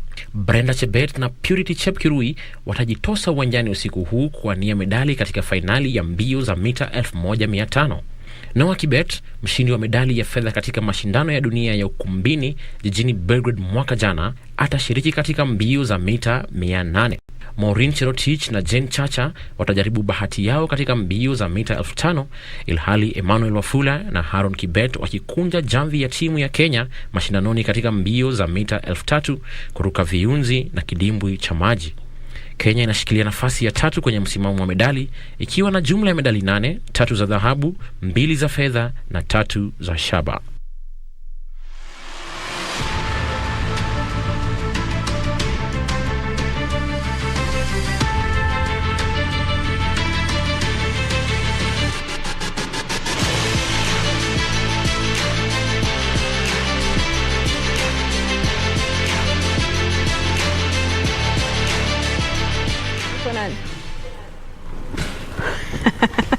Naam, shukran sana mpenzi mtazamaji kwa kuungana nasi usiku wa leo katika awamu hii speciali ya Dira ya Magwiji. Tumekuwa wenzako hapa Jamila na Wanjiro, na hivi sasa tungependa kuwapisha wenzetu Nancy Onyancha na mwenzake Ahmed Balo ambao wako tayari upande wa pili wa studio wakituletea taarifa zaidi kuhusiana na kampeni na siku hizi za mwisho, ambapo wako na mahojiano ya moja kwa moja hapa katika studio. Kwa hiyo ni baada ya muda mfupi. Sisi hapa hamna cha ziada. Chamno ni nini, Wanjiro? Kwangu ningependa tu kusema kuwa wazazi tusisahau kwamba watoto wetu wako nyumbani sasa, wako likizo. Kwa hiyo chochote tunachosema kuhusu siasa, makampeni, chochote ambacho unasema, ganga yale ambayo unasema, maana hujui unatuma mambo gani katika hawa watoto. Wanasikia, wanaelewa na wanatutizama. Kwa hiyo tuwe kielelezo chema. Hadi mara nyingine. Jina langu ni Jamila Mbugwa na kutakia usiku mwema. Nami naitwa Wanjiro Mbugwa kwa niaba ya timu kubwa iliyokamilisha taarifa zetu za leo. Tunakutakia usiku mwema. Kwaheri.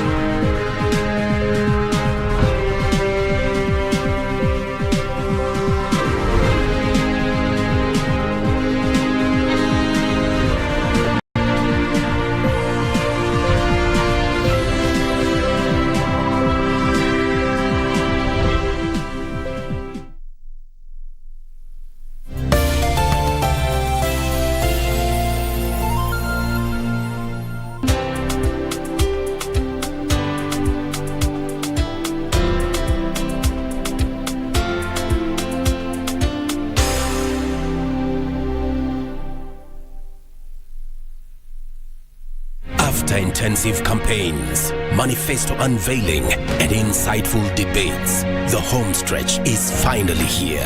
KBC has deployed its crew of professional and experienced journalists to every corner of the country, ready to bring you every angle of the 2022 general election, both for TV and radio broadcasts, as well as its digital platforms. We guarantee you a seamless 24-hour credible and detailed up-to-date news from all the 290 constituencies across the 47 counties as Kenya decides.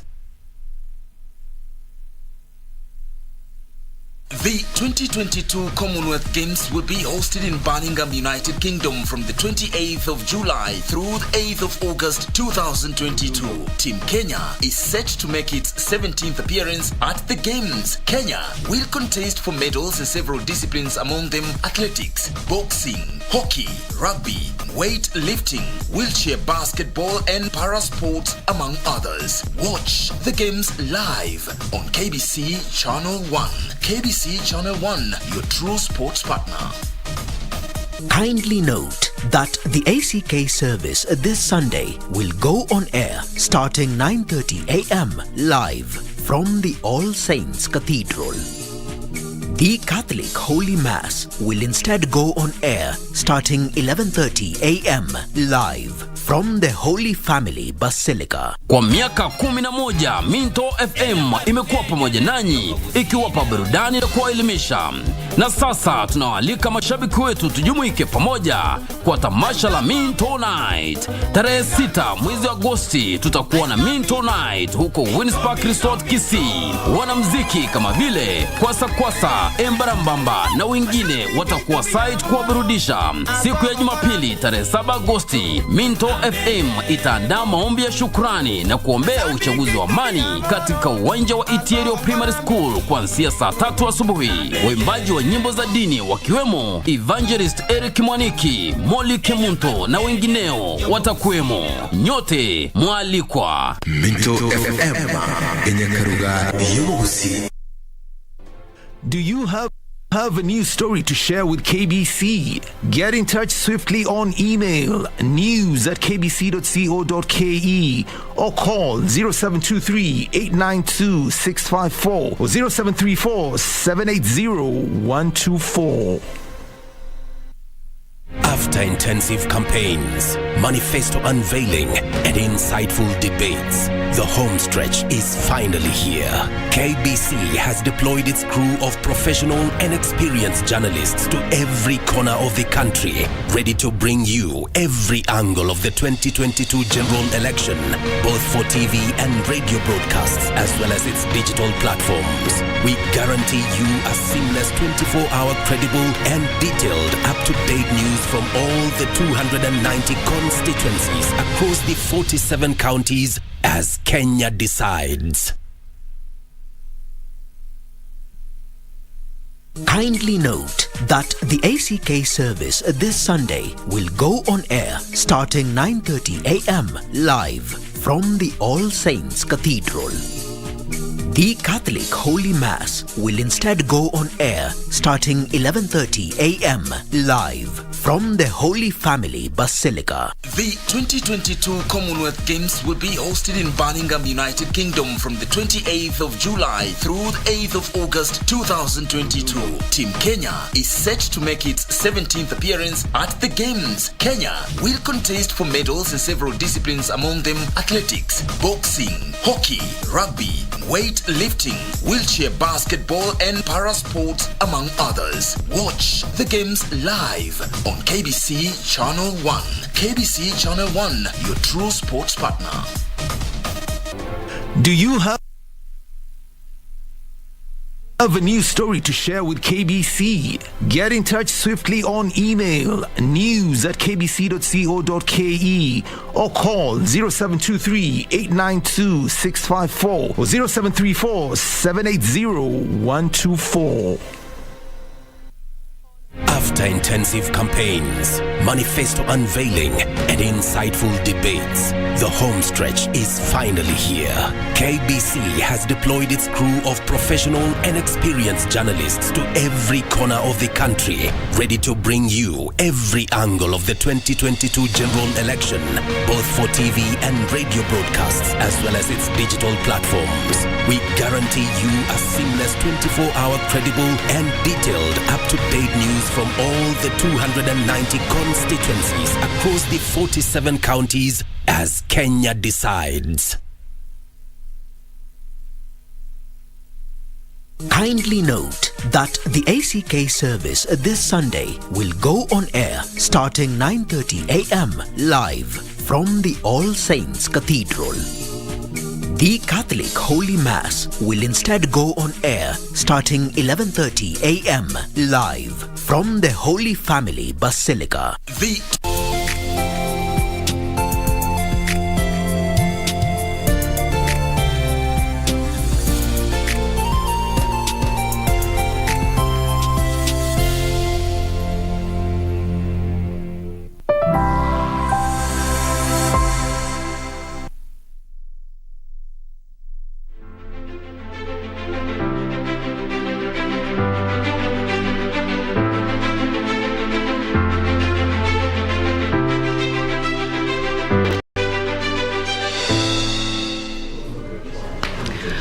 Bila shaka mtazamaji, ni wakati mwingine ambapo tunaungana kwa saa moja zima ya kuchanganua masuala ya siasa na jinsi tunapoendelea na kipindi cha Lala Salama, tukielekea katika siku ya tarehe 9 ambayo imesubiriwa sana ya uchaguzi mkuu tarehe 9, wa Kenya wakiwa wamejizatiti na hata wengine kuchukua labda likizo kazini ili kuweza kuhakikisha kuwa wamefanya tendo ambalo ni la haki la kuhakikisha kuwa wamewachagua viongozi wao ifikiapo tarehe 9 Agosti. Na mtazamaji, hii leo kwenye studio tuko naye Moses Kidi ambaye ni mchanganuzi wa masuala ya kisiasa, ambaye kwa lisali zima leo ataweza kutuchanganulia masuala tofauti kuhusiana na kampeni, hali ya usalama na masuala mengine mengi yanayohusikana na msimu huu wa siasa ambao umesalia chini ya masaa 72 tuweze kupiga kura. Karibu kwenye studio zetu hii leo. Asante dada Nancy, nafurahi kujiunga nawe ili kuweza kusaidia Mkenya kuelewa kwamba katika mchakato huu wa uchaguzi ni nini kinafanyika,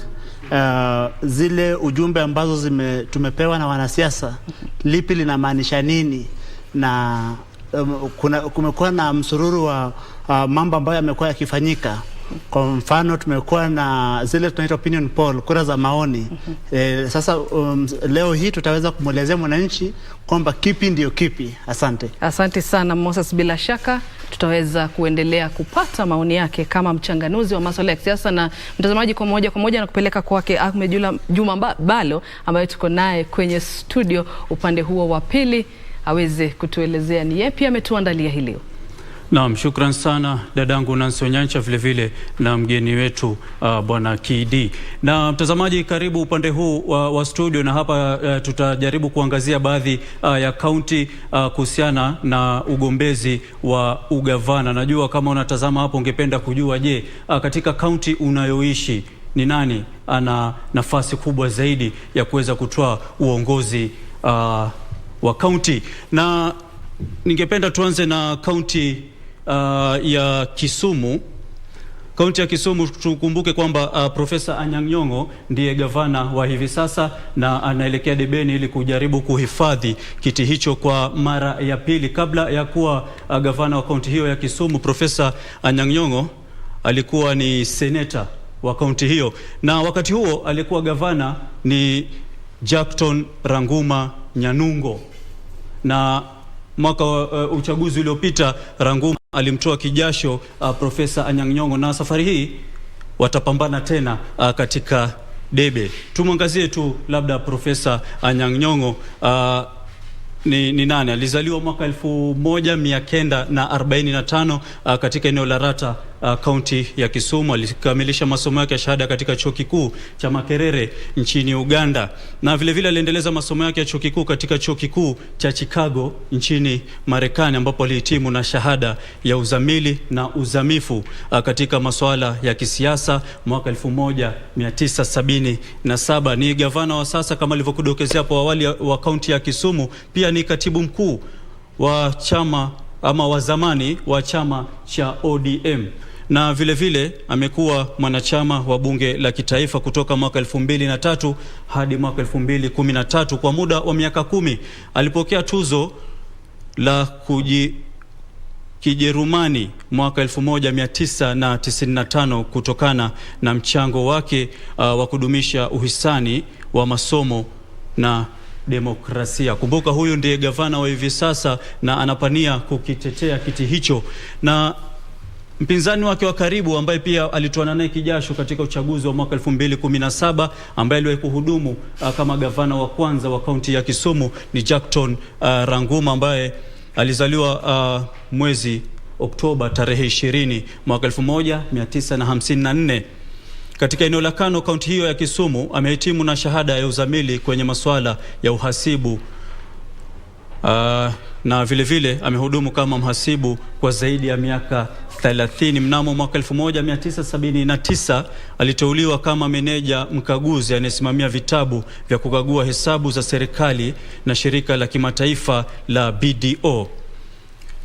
Na mtazamaji, baada ya kuchorea tu taswira kuhusiana na kinyang'anyiro cha gavana katika kaunti ya Kisumu, ningependa kujua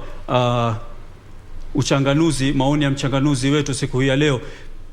Kinyang'anyiro cha Kisumu unaona kitakuwa vipi? Manake tukiangalia mwaka 2017 Anyang' Nyong'o alipambana vile vile na Ranguma, na japokuwa Anyang' Nyong'o alishinda haikuwa ni ushindi wa kirahisi. Je, safari tutarajie nini? Asante sana ndugu Balo. Katika siasa za Kisumu lazima ieleweke fika kwamba kipindi kile Profesa Nyong'o alikuwa na muda mgumu kwa sababu Bwana Ranguma ndiye aliyekuwa gavana. Kwa kizungu tunasema kwamba Bwana Ranguma alikuwa na advantage ya incumbency, kwamba ni yeye ndiye alikuwa amekalia kile kiti, na Profesa Nyong'o alikuwa akija alikuwa hana hiyo advantage ya incumbency. Miaka hii 5 tumeona kazi ambayo Profesa Nyong'o amefanya. Kipindi kile hakuwa amepata uwezo ama nafasi ya kufanya kazi akiwa na hela nzito kulingana na zile hela ambazo kanti eneo la gatuzi linapewa. Kipindi kile historia tu ambayo Profesa Nyong'o alikuwa analeta ni kwa kipindi ambapo alikuwa mbunge wa Kisumu rural, na kipindi hicho alikuwa tuna CDF na pesa ya eneo la gatuzi, yani county, kuna tofauti kubwa. Kwa hizi miaka 5 watu wa Kisumu wameona kazi ambayo Profesa Nyong'o ameweza kuifanya, na watakwambia, ukiongea na watu kutoka Kisumu, nimesikia wakisema kwamba profesa kwa miaka yake 5 amefanya kazi nzuri kuliko ile kazi ambayo waliona kwa awamu ya kwanza ya ugatuzi. Msimu hii na akiwa na support ya chama chake, akiwa na support ya watu wa Kisumu, akiongeza na advantage ya incumbency na ile maono ambayo akonayo kwa watu wa Kisumu, sioni kama kipindi hiki atatoa jasho jinsi alivyotoa jasho kipindi kile. Asante. Naam, shukran sana mtazamaji. Baada ya kutoka kaunti ya Kisumu, hivi sasa ni kupeleke kaunti gani vile? Wacha tuangazie kaunti ya Marsabit. Gavana wa hivi sasa wa kaunti ya Marsabit ni Ali Mohamed Mahmud wa chama cha UDM. Tumwangazie kwa undani kidogo. Alizaliwa tarehe 19 mwezi Juni mwaka 1973 Moyale, kaunti ya Marsabit hapa nchini Kenya, na alikuwa katika chuo kikuu cha Nairobi mwaka 1993, mwaka 1988 hadi mwaka 1991 alikuwa mwanafunzi wa shule ya upili ya wavulana ya Starehe Boys. na baada ya hapo ndio akajiunga na chuo kikuu cha Nairobi mwaka 1993 hadi 1997, na alikuwa mwanafunzi wa alisomea shule ya msingi ya Uran. Na tumwangazie mgombezi mwingine wako Wario Guyo. Huyu ni wa chama cha Jubilee, naye alizaliwa mwaka 1975 mwezi Mei tarehe 11, na alikuwa mwanafunzi wa shule ya msingi ya Butie mwaka 1981 hadi 1989. Vile vile akaenda shule ya upili ya Moyale na kumaliza mwaka 1993. Alikuwa mwanafunzi wa chuo cha Kagumo akisomea shahada ya ualimu kuanzia mwaka 1995 hadi 1997. Akajiunga na chuo cha Egerton na vile vile akajiunga na chuo cha Egerton kuanzia mwaka 2002 hadi 2005 eneo la Njoro akisomea shahada ya ualimu. Na tutafute mwingine, Wario Pius Yatani wa chama cha Upya. Kumbuka chama cha Upya nacho kina nguvu sana katika eneo lile la kaskazini mashariki. Naye pia alianza kama mwalimu, inaonekana kama ni kinyang'anyiro cha walimu. Wote watatu hawa ni walimu. Alianza kama mwalimu wa shule ya msingi na baadaye aliongeza masomo na kupata shahada. Mwaka 2013 alijiunga na siasa kama mwakilishi wa wadi katika kaunti ya Marsabit, na miaka 9 baadaye anataka ugavana wa kaunti hiyo. Na pengine Bwana KD, sijui una yapi kuhusiana na eneo hili la kaskazini mashariki? Tukumbuke kwamba kando na nguvu za chama kuna lile swala la ukoo. Je, unaona labda nani ana nafasi nzuri zaidi ya kuchukua uongozi wa kaunti hii ya Marsabit? Wajua, eneo la the Northern Frontier District ni eneo la kipekee. Ninasema kwa nini ninasema ni eneo la kipekee? Ni eneo ambapo siasa zake tumeona hasa tangu tuanze mfumo wa ugatuzi ni kwamba tuletea kitu tunaita negotiated democracy, kwamba ni demokrasia lakini ni wa kuelewana, kwa sababu kwanza siasa zao zina athari ya ukoo mwingi sana. Kwa hivyo kwamba ukipata wazee wa ukoo kubwa alafu hakuunga mkono, basi unakuwa wewe katika azimio yako ya kuongoza tayari unakuwa katika mstari wa mbele.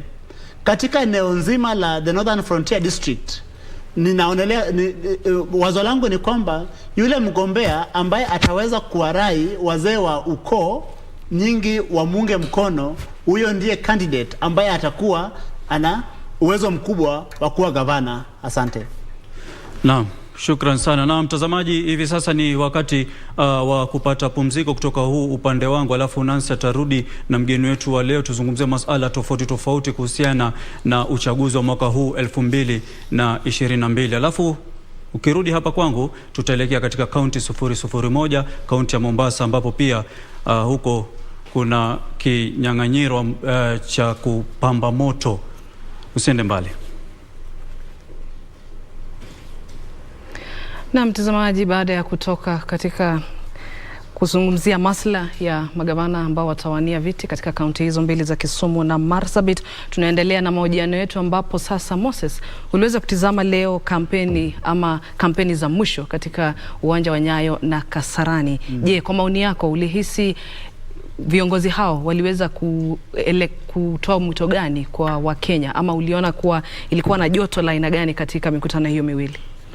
Kwanza kabisa nataka nitoe shukrani na hongera kubwa kwa Wakenya na sasa wakazi wa jiji la Nairobi, kwa sababu licha ya kwamba siasa hizi za mwaka 2022 zimekuwa na joto jingi sana, tumeona katikati mwa jiji la Nairobi likibakia kuwa na amani na utulivu. Hatujasikia ripoti za ghasia, hatujasikia ripoti za vita kati ya tuseme vyombo vya usalama na waungaji mkono wa kikundi lolote. Kwa hivyo natoa hongera sana kwa wakazi wa jiji la Nairobi. La pili, nataka pia ni seme kwamba nimesikia wito mkubwa ukitoka kwa pande zote.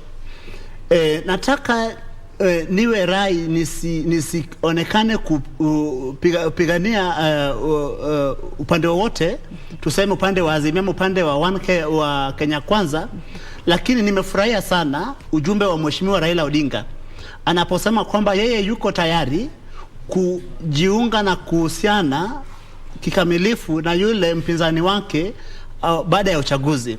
Anasema aidha ashinde ama ashindwe, ako tayari kuunga mkono yule ambaye amekuwa amemenyana naye. Katika wakati huo lazima tukumbuke kwamba Mheshimiwa William Ruto hajatoa wito kama huo. Kwa hivyo hata tukielekea uchaguzi lazima tusisitize kwamba yule atakayeshinda lazima awe tayari kufanya kazi na yule atakayeshindwa. Na kusema hivi sisemi kwamba tuharibu taasisi zetu, kwamba tuseme tuharibu. Kuna ile kitu wenzetu katika chama cha Kenya Kwanza wamesema kwamba handshake ya Rais Uhuru Kenyatta na Mheshimiwa Raila Odinga kwamba iliharibu taasisi zetu. Nataka niwaambie Wakenya kwamba huo ulikuwa uongo. Uongo kwa nini? Katika katiba yetu tulionayo tuliojipatia mwaka 2010 tulisema kwamba katika bunge tuko na minority na majority. Kwa hivyo shughuli za upinzani, zile tunaita shughuli za upinzani, zinaendeshwa kwa bunge na chama cha minority, na shughuli za serikali katika bunge zinaendeshwa na chama cha majority. Kwa hivyo kusema kwamba kwa mfano tukisema kwamba Mheshimiwa Raila Odinga alifaa kuzidi kuisunda serikali, nasema kwamba huo umekuwa uongo ambao tumeeneza kwa miaka 5 sasa. Sisi kama Wakenya lazima tutoke katika huo uongo na tujue kwamba tukitaka kurudi katika mfumo wa zamani, kabla ya tubadilishe uchaguzi, tubadilishe katiba mwaka 2010, basi pengine tukirejelea swala la BBI. Lakini kabla tujaenda huko, kama ni katiba hii ndio tuko nayo, lazima tuelewe kwamba kwa hizi miaka 5 Mheshimiwa Raila Odinga hakuwa na jukumu lolote katika uendeshaji wa shughuli za serikali bungeni. Asanteni. Lakini hilo ni jambo ambalo labda watu wanaweza wakapinga kwa njia zao na kwa mbinu zao zingine, lakini labda tu kwa yale ambayo waliweza kuyazungumza leo, walisisitiza sana manifesto yao. Je, kwa maoni yako waona kuwa katika vikundi hivi viwili ni wagani ambao waliweza kuelezea yale ambayo atakayofanya kwa kina bila kuweka zile chuki ama maneno ya kusema kuwa ule ushindani? Kwanza kabisa nataka niambie Wakenya kwamba kati ya hizi mirengo miwili, mrengo wa Kenya Kwanza umekuwa na fursa kwa miaka 10 sasa kuendesha shughuli za serikali. Lakini la kushangaza ni kwamba leo hii watu wa Kenya Kwanza wanakuja tena wakiwa na ahadi chungu nzima, ilhali baadhi ya ahadi ambazo walitupa sisi wa Kenya kama bado wakiwa ndani ya serikali hawajatimiza. Lakini Mheshimiwa Raila Odinga, lazima niongee kwa upande wa Azimio kwa sababu nimeongea kwa upande wa Kenya Kwanza. Upande wa Azimio lazima ieleweke fika kwamba Mheshimiwa Raila Odinga alikuwa ndani ya serikali mwisho mwaka 2013 ya Machi. Wakati huo upande wa CORD uliposhindwa, yeye amekuwa nje ya serikali. Mheshimiwa Bi Martha Karua amekuwa nje ya serikali. Kwa hivyo wao wanakuja na ile tunaita a whiff of freshness. Lakini wacha tu nikukate, mtu kama Charity Ngilu tayari alikuwa kwenye serikali. Hivyo katika mirengo yetu miwili kuna watu ambao tayari walihudumu katika serikali. Na pia kwa Azimio kuna watu ambao walihudumu katika serikali. Kwa hivyo hilo unalosema waweza kulitetea kivipi? Kwa sababu hii ni mirengo na ni chama tofauti. Kuna chama ambazo zimetumikia serikali kwa miaka hiyo 10. Kwa hivyo unasema kwa upande mwingine kuna dosari ikiwa wale watu ambao wameshakuwa kwenye serikali na wakufanya lolote, ilhali kwa Azimio kuna watu ambao walikuwa kwenye serikali. Sijasema kwamba kuna dosari, lakini lazima ieleweke fika kwamba kiongozi wa Kenya Kwanza alikuwa ni naibu wa rais katika serikali ya Jubilee. Kwa hivyo alikuwa mtu wa pili mwenye ushawishi mkubwa katika siasa hapa nchini. Wakati alikuwa mtu wa pili mwenye ushawishi mkubwa zaidi, tumeona yale ambayo alifanya. Kwa mfano, wajua Kenya, tunasema Kenya ni nchi ambayo ni demokrasia ya kikatiba, ambacho kwa kizungu tunaita a constitutional democracy. Naam. Ikumbukwe fika kwamba mwaka 2014 kulikuwa na vita kubwa bungeni wakati wa kujaribu kuunda sheria ambazo zilikuwa security amendment laws. Baada ya hizo sheria, wakati wengine walienda mahakamani, mahakama kuna sehemu vipengele ambavyo mahakama ya juu ilisema kwamba haviwiani na katiba yetu. Wakati huu hizi zilifanyika, yeye Mheshimiwa William Ruto akiwa the second most powerful person in the country. Swala la pili, nataka tu nitoe mfano, swala la port la Mombasa. Wajua port la Mombasa, nakumbuka mwaka 2017 na Wakenya watakumbuka kwamba Rais Uhuru Kenyatta na Mheshimiwa William Ruto wakiwa Mombasa, Mheshimiwa William Ruto akimjibu Gavana Joho kipindi kile, kwa sababu Gavana Joho alikuwa akipinga swala la kuhamisha port kutoka Mombasa kupelekwa kwingine. Mheshimiwa William Ruto alimuita Mheshimiwa Joho ninanukuu kwamba ni mpumbavu. Kwa hiyo nasema hivi kwamba watu wa Kenya Kwanza wamekuwa na fursa wa kuongoza, na tumeona kile ambacho wamefanya ama kusaidia kufanya kwa hizi miaka 10. Katika sheria, wacha tu niseme hivi, katika sheria nataka nitoe mfano, wakati mtu amekamatwa na kosa la uhalifu, sisemi kwamba kuna mrengo wote ambao una uhalifu, mtu apelekwe kotini. Kuna wakati mtu anashtakiwa na kufanya, na kuna wakati mtu anashtakiwa na kosa la kusaidia kufanya. Kwa hivyo katika serikali ya Jubilee na uzuri wake, Mheshimiwa William Ruto, zile mambo mabaya na mazuri, yeye akona jukumu, kuna responsibility akonayo ambayo tunasema alisaidia kufanya ama kutofanya. Asante. Na katika swala ambalo umezungumzia la bandari ya Mombasa, ni swala ambalo limetumika katika kampeni kwa miaka mingi. Ndio. Je, unahisi wewe kama mchanganuzi wa masuala ya siasa, unaona kuwa labda bandari ya Mombasa ni jambo tu ambalo linatumiwa na wanasiasa kila wakati inapowadia wakati wa kupiga kura? Wajua, na ni haki kuwa tuweze kumlaumu aliyekuwa serikalini na ilhali jambo la bandari ni jambo ambalo limeongelewa kwa zaidi ya miaka 20. Wajua, swala la bandari la Mombasa, kwanza kabisa lazima tuelewe kwamba hili ni rasilimali ya watu wa pwani, na kwa hivyo shughuli zote ya serikali yoyote kuiondoa Mombasa sio halali, sio haki kwa watu kwa pwani. Kwa hivyo kipindi hiki uzuri ni kwamba tumesikia kwamba pande zote mbili zikisema kwamba zinataka zirejeshe bandari Mombasa. Lakini lazima tuulize kwamba kati ya hizi mirengo miwili, mrengo wa Azimio la Umoja One Kenya na mrengo wa Kenya Kwanza, ni kikundi kipi ambacho unaweza ukakiamini?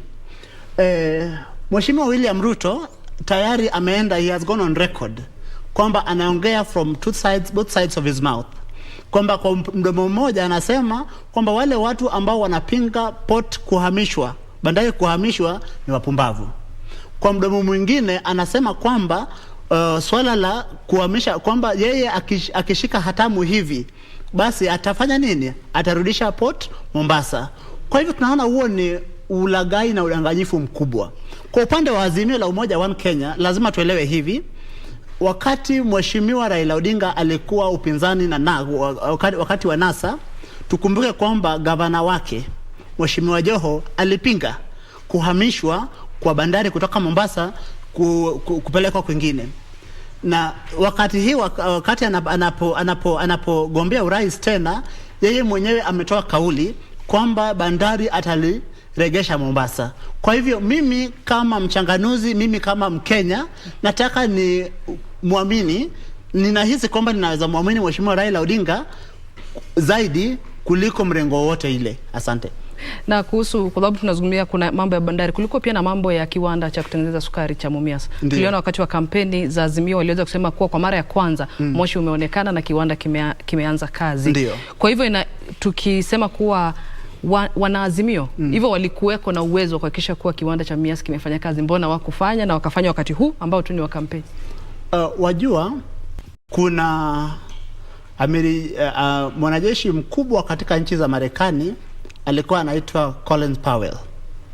Katika kitabu chake ambacho kinaitwa My American Journey, yani safari yangu ya Amerika, anasema kwamba serikali ni mnyama mkubwa, kwamba kipindi fulani utaipiga teke kwa miguu na itachukua miaka miwili hiyo maumivu huo kutoka kwa miguu hadi kwa akili yake.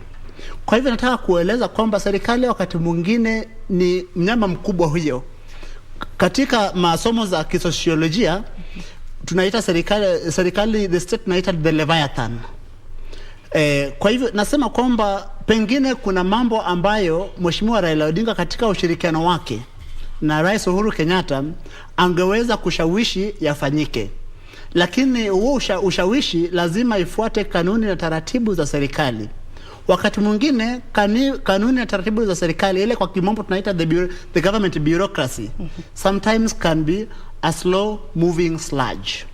Kwa hivyo ni ile dudu ambalo linasonga polepole. Sasa pengine ndio maana imefika wakati wa uchaguzi ndio mashauriano hayo yakaleta mazao.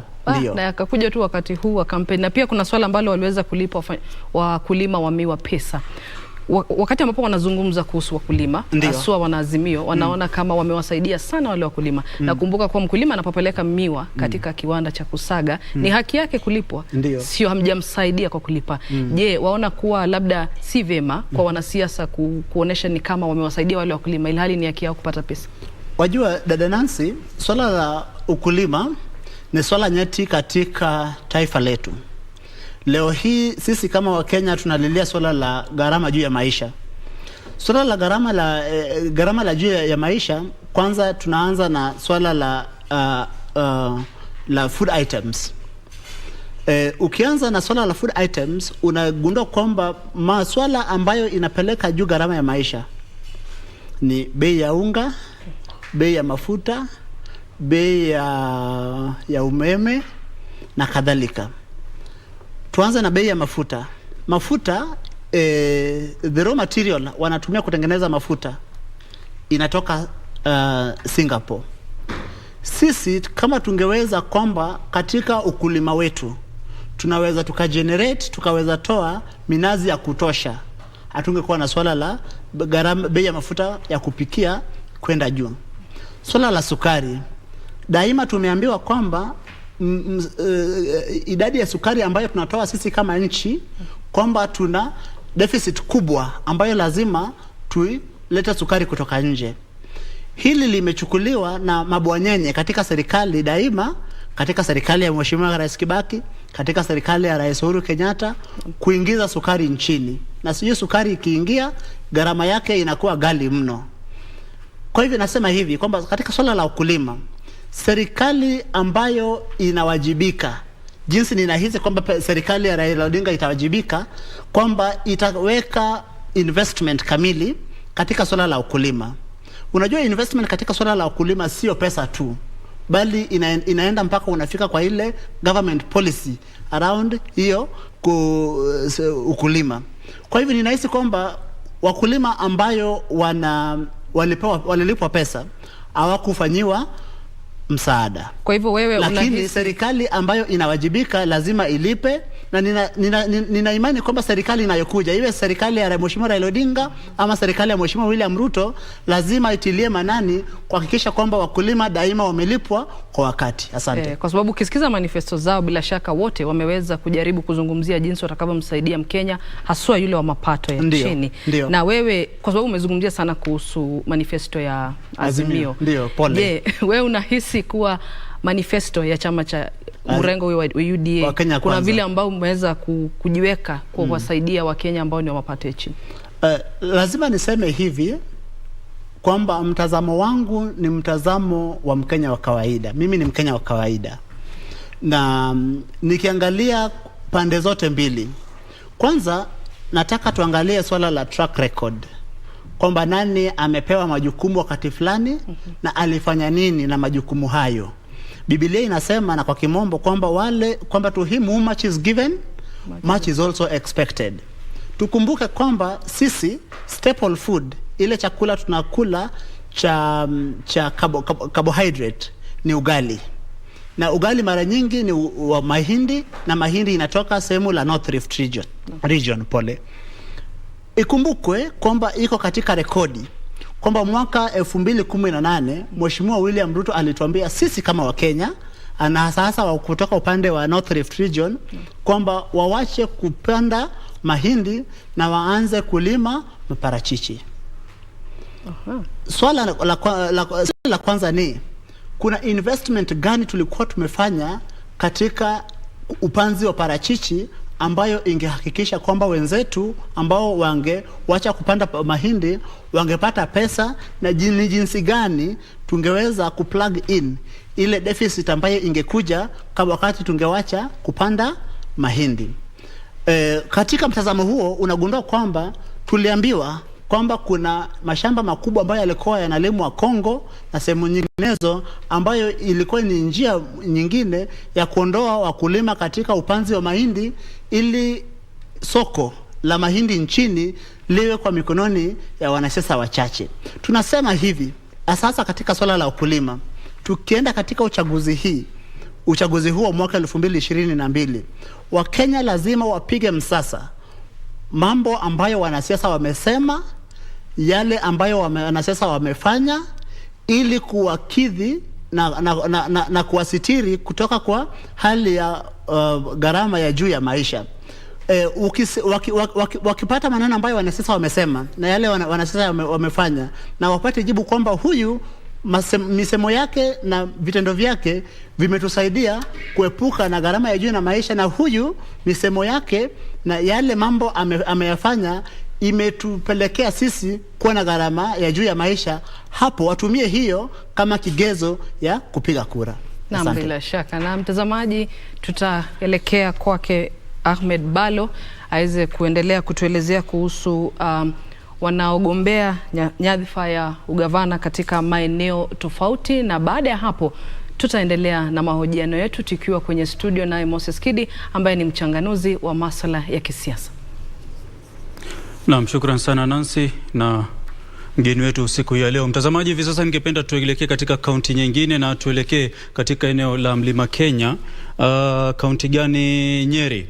Tuangazie kaunti ya Nyeri. Gavana wa hivi sasa ni huyu Kahiga Mwalimu Edward Mutahi. Kahiga Mutahi wa chama cha UDA anawania kiti ama anapania kuhifadhi kiti chake cha kuongoza kaunti hiyo kwa mara ya pili. Yeye ndio gavana kuanzia mwaka 2017 hadi hivi sasa. Yeye ndio gavana wa Nyeri, anagombea wadhifa huo kwa tiketi ya chama cha UDA ama Kenya Kwanza, muungano wa Kenya Kwanza. Mgombea mwenza ni David Kinariri Waroe na ni baba wa watoto 4. Alizaliwa katika eneo la Gitadhiini, kijiji cha Wakoloni mjini Nyeri. Tumwangalie mpinzani wake wa karibu wa chama cha Jubilee ambaye ndiye seneta wa kaunti hiyo kwa hivi sasa, Ephraim Mwangi Maina.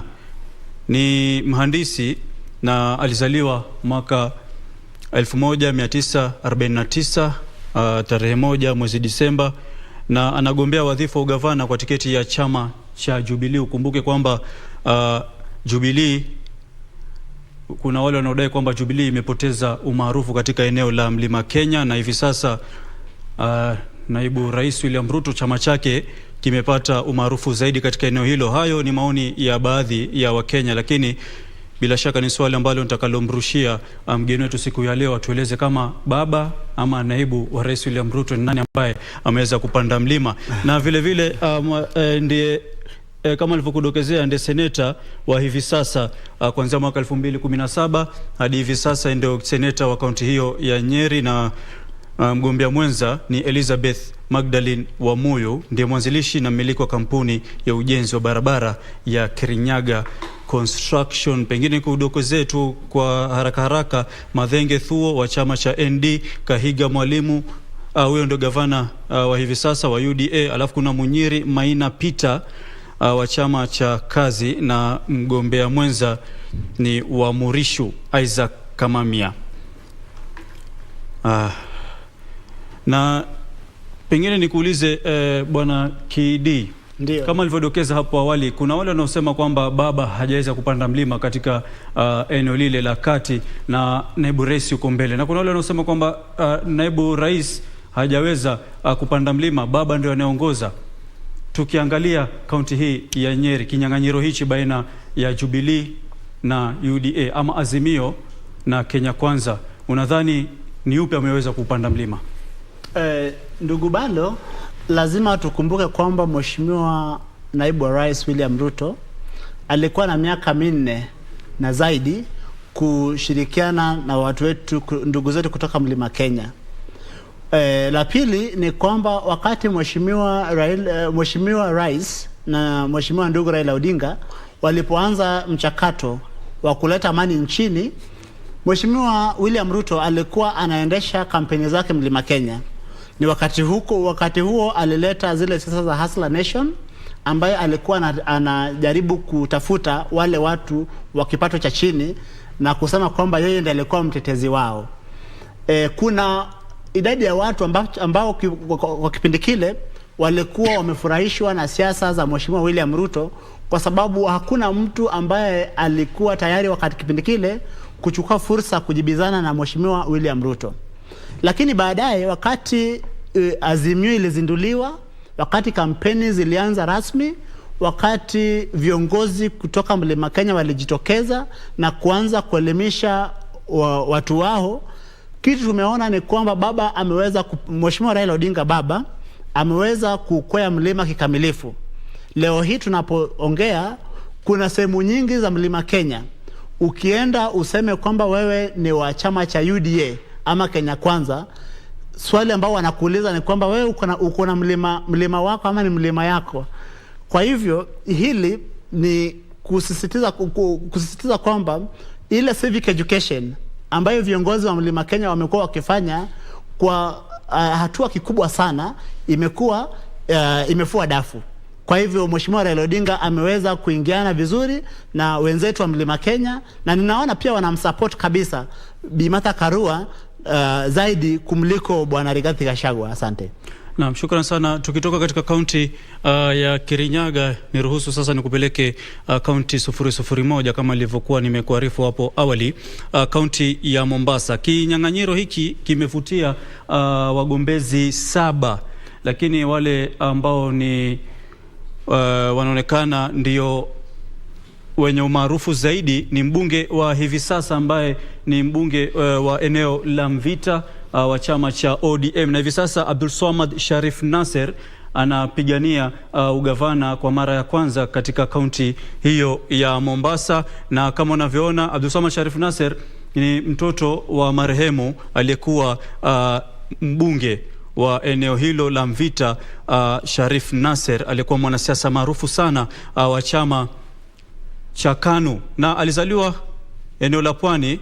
Ana watoto 3 na alianza masomo yake mwaka 1981 katika shule ya msingi ya Aga Khan na baadaye kuhamia katika shule ya kibinafsi ya Coast Academy ili kufanya mtihani wa KCPE. Alijiunga na shule ya upili ya Lenana kutoka mwaka 1989 hadi mwaka 1992. Mnamo mwaka 1993 alijiunga na chuo kusomea cheti cha diploma cha masuala ya angani hapa jijini Nairobi, na kama nilivyokuambia kwamba ni babake pia aliwahi kuwa mbunge wa eneo hili la Mvita, marehemu Sharif Nasser. Mnamo mwaka 2013 aliwania ubunge wa Mvita na kushinda kupitia chama cha ODM, na amehudumu kama mbunge wa eneo hilo kwa miaka 10 hivi sasa, na akaona kwamba tosha ubunge na anajaribu bahati yake ya ugavana. Vile vile ndiye afisa mkuu mtendaji wa kampuni ya utangazaji ya Radio Rahma, na mpinzani wake wa karibu ama atakuwa anatoa na kijasho na aliyekuwa seneta wa kwanza wa kaunti ya Mombasa, Hassan Omar Hassan maarufu kama Sarai. Na Sarai alikuwa ndiye kama alivyokuambia alikuwa seneta wa kwanza wa kaunti hiyo ya Mombasa. Alishinda mwaka 2013 kupitia chama cha Wiper. Mnamo mwaka 2017 akajitosa kwenye kinyang'anyiro cha ugavana, wakati huo akishindana na gavana wa hivi sasa anayeondoka Hassan Ali Joho, na akatokea watatu kwenye kinyang'anyiro kile cha ugavana mwaka 2017. Alizaliwa mjini Mombasa tarehe 23 mwezi Oktoba mwaka 1973. Ni mtoto wa kutoka familia maarufu ya kina Mazrui, na alisomea shule ya msingi ya Mashinani kabla kujiunga na shule ya upili ya Lenana. Pengine kudokezea kwamba wote wawili walikuwa, kwa lugha ya kimombo tunasema schoolmates, walisoma pamoja katika shule ya Lenana hapa jijini Nairobi, na baadaye akajiunga na chuo kikuu cha Moi kusomea wanasheria. Alipata umaarufu zaidi alipohudumu katika tume ya kitaifa ya kutetea haki za binadamu, yani KNHRC, kutoka mwaka 2003 hadi mwaka 2012 kabla ya kujiunga na siasa, ambapo walishaguliwa kuwa seneta wa kwanza mwaka 2013.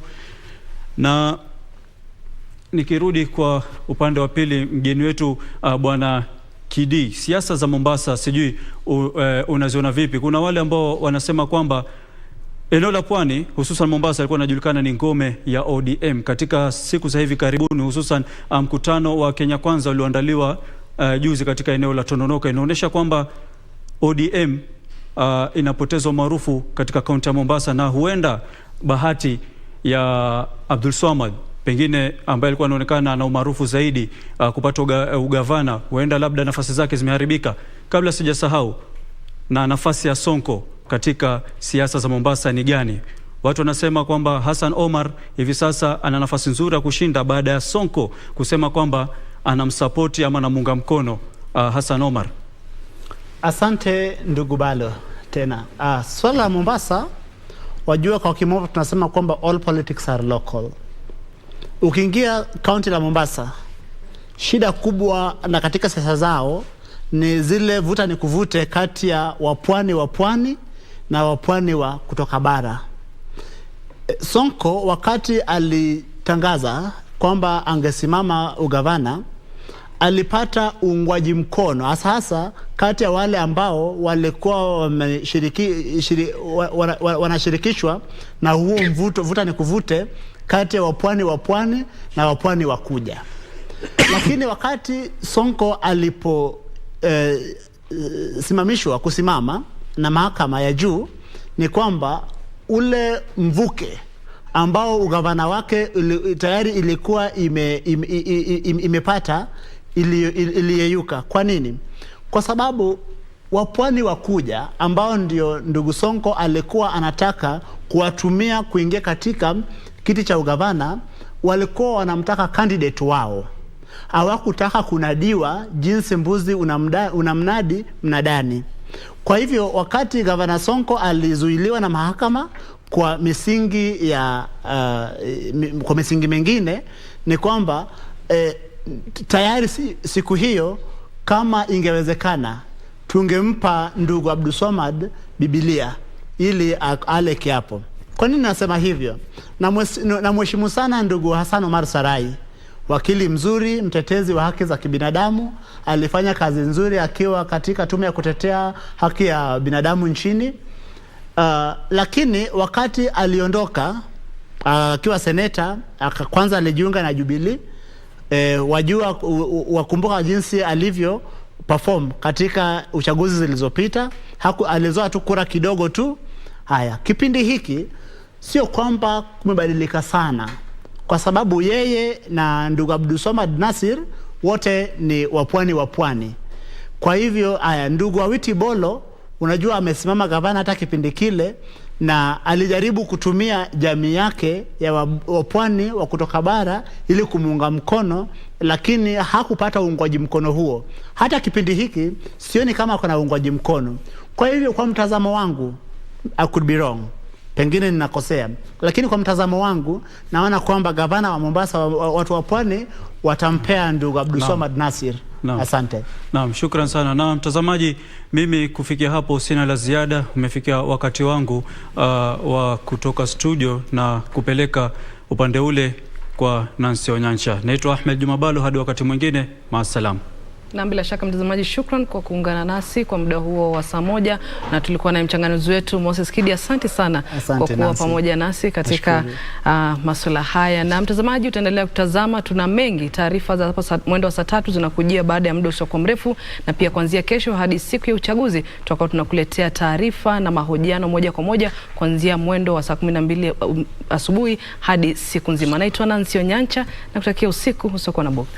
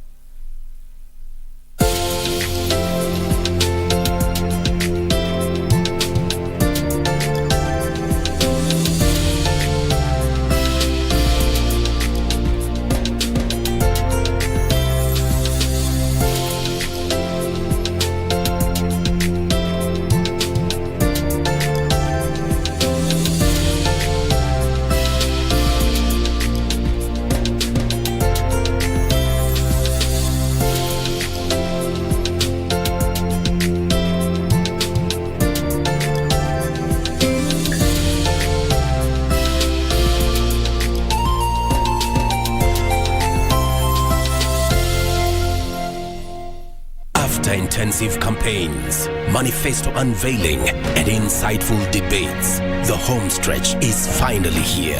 KBC has deployed its crew of professional and experienced journalists to every corner of the country, ready to bring you every angle of the 2022 general election, both for TV and radio broadcasts, as well as its digital platforms. We guarantee you a seamless 24-hour credible and detailed up-to-date news from all the 290 constituencies across the 47 counties as Kenya decides.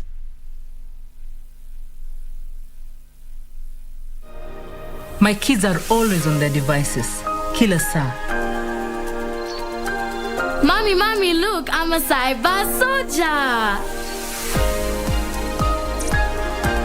Huyu, he's always on his social. But online ina mambo mengi. It's a new world of risks. The Communications Authority of Kenya, CA, manages Kenya's cyberspace to keep you and your family safe online so you can learn, interact, and thrive online. Na mimi, can I be a cyber soldier too? The Communications Authority of Kenya, opening your world.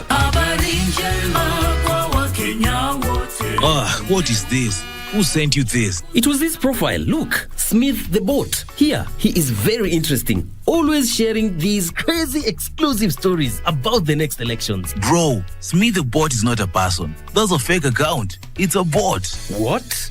What do you mean?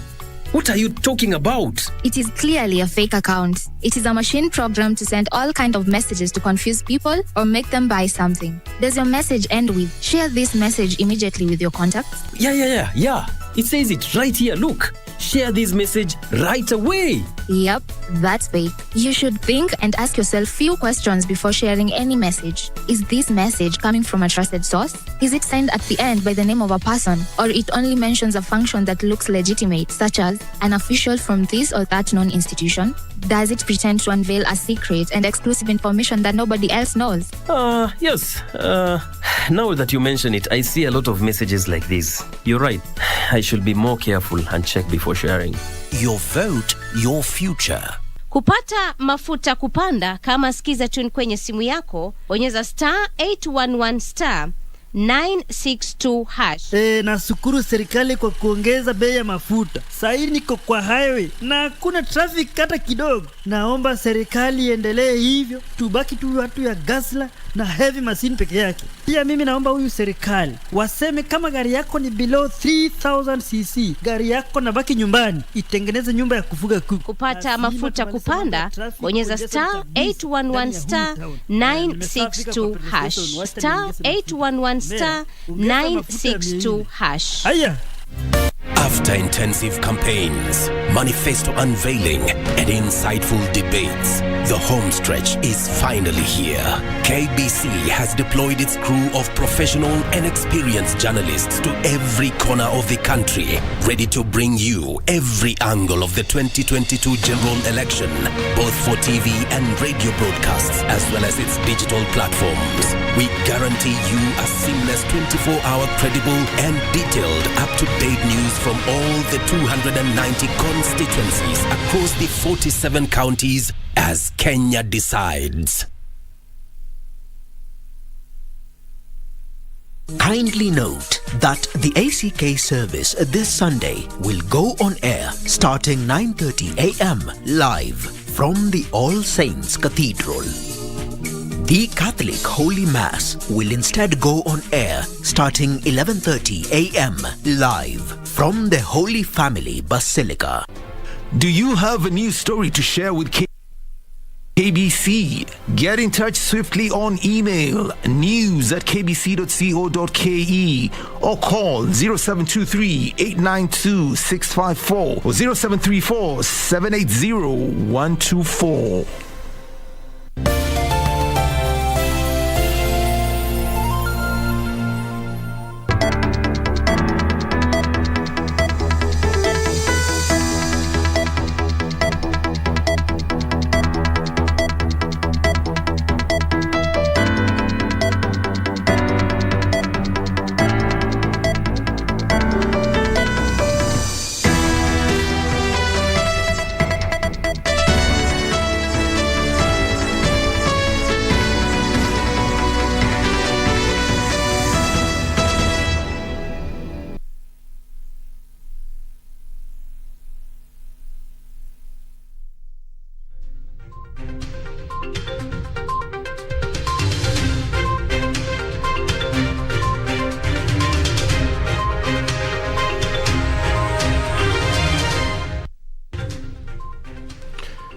Good evening and welcome to KBC Channel 1. I am Fayaz Qureshi. First, a quick look at the highlights tonight.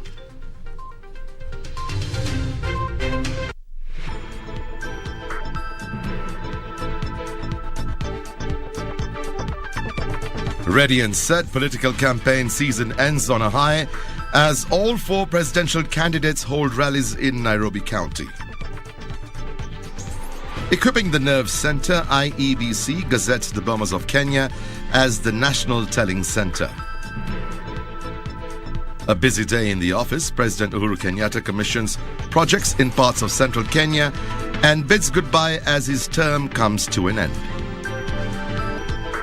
Gold for Kenya. Abraham Kibiwot sprints to victory in the steeplechase at the Commonwealth Games in Birmingham.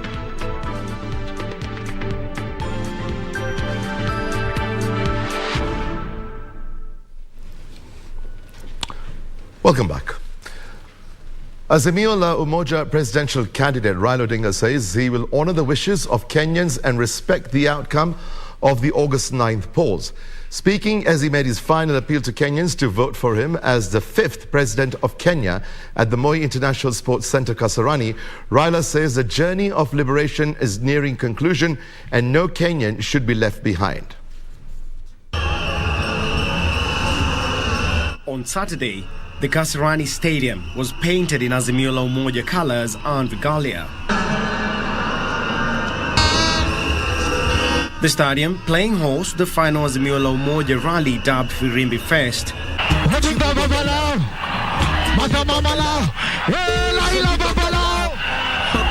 The crowd here was treated to performances from Tanzanian music icon Diamond Platnumz. Azimio la Umoja presidential candidate Raila Odinga promising to stand by the outcome of the August 9th general election. Who do you feel will ensure the unity of the country no matter the election results? Is it the man who shook the hand of his bitter rival and brought a national reconciliation and healing? Raila saying if elected, his administration would unify the country regardless of tribe and make Kenya a global economy by empowering farmers, Juakali artisans among others, as outlined in his manifesto. The fighters for a better Kenya are on this side. Wangari and Amolo are not simply running to win an election. You are running to make Kenya a first-class global democracy and an economy. You are running to build a Kenya of hope and opportunity. A Kenya not of 45 individual tribes, but one big Kenyan tribe. The Azimio presidential candidate saying that his roadmap was best fit to drive the country forward, saying that the social protection program targeting vulnerable families would be implemented within the first 100 days of his administration. If you could afford to pay 800 billion to conmen, you can afford to pay a mere 6,000 shillings to a known and real Kenyans struggling with life. The Azimio la Umoja running mate Martha Karua saying that Raila's journey to fight for democracy in this country was unmatched and that the administration will free Kenyans from the shackles of corruption. Hakuna mtu mwingine Kenya hii ako na qualifications za kuwa rais wa Kenya wakati huu isipokuwa ni Raila Amolo Odinga. Other leaders present, including Wiper leader Kalonzo Musyoka, exuding confidence of victory, saying the moment was now. Leo nina furaha tele nikitangaza kwamba Raila Amolo Odinga na dada yangu Martha Karua tayari ni washindi. Maisha yetu ya Mkenya wote popote we uko itabadilika. Baba ataboresha maisha yetu sisi wote. Baba ametembea taifa hili. Baba ametembea kaunti 47. Baba amekubaliana na Wakenya katika kaunti 47 kwamba yeye atajitolea kwa hali na mali kuboresha maisha ya Wakenya. And I can tell you this, he has run a good race. He has finished the race. Kile kinachobaki Kile kinachobaki ni nyinyi kumpatia gold medal. Raila has done his part. It is now your turn to do your part. It is your turn to turn Raila Amolo Odinga from a civilian into a commander-in-chief. This is it. This is the last day of campaigning as per the IEBC rules and regulations. For all the aspirants vying in the upcoming general election, they can only hope that they've had enough time to sell their agenda to the electorate for them to emerge victorious after the 9th August elections. For the Legends edition, I'm Richard Munga. Deputy President William Ruto says he will reach out to his opponents should he be elected president in the August 9th vote and have Kenya move forward as one. Ruto, who held his final rally at the Nyayo Stadium in Nairobi, appealed to his followers to turn up in large numbers and be part of the economic revolution spearheaded by the Kenya Kwanza team. The DP promising to protect the Kenyan constitution to the latter and that he will not allow the opposition play the role of government.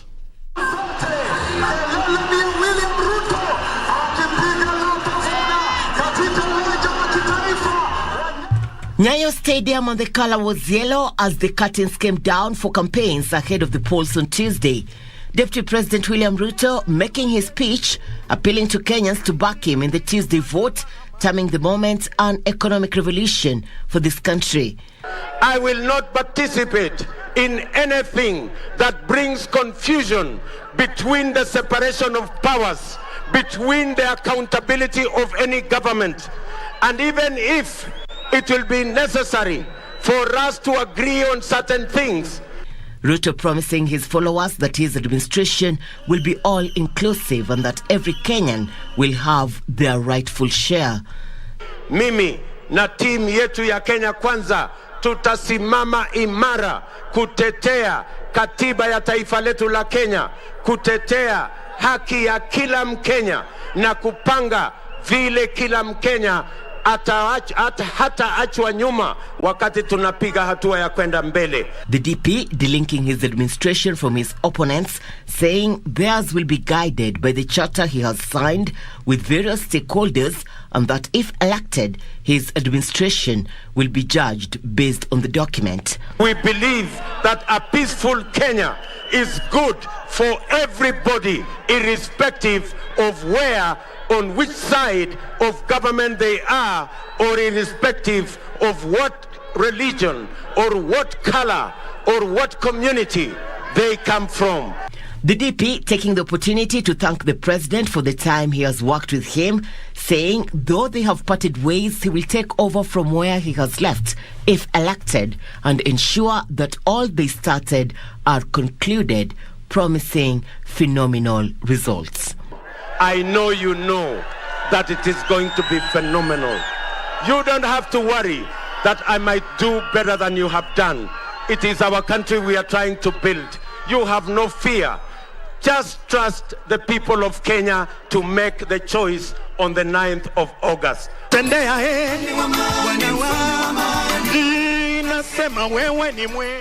DP saying he will reach out to his opponents if elected to have the nation move as one. Mimi niko tayari kukunywa na yeye chai baada ya Tuesday. Lakini mambo ambayo sitafanya ni yale yalifanyika miaka 5 iliyopita. Mambo ya kuchanganya upinzani na serikali. Leaders who attended the event wooing residents of Nairobi to back the Kenya Kwanza team as it had a clear roadmap to take Kenya to the next level. We have fought the good fight. We have kept the faith. And now we are here before you to declare loud and clear that on the 9th of August, Kenyans will decide.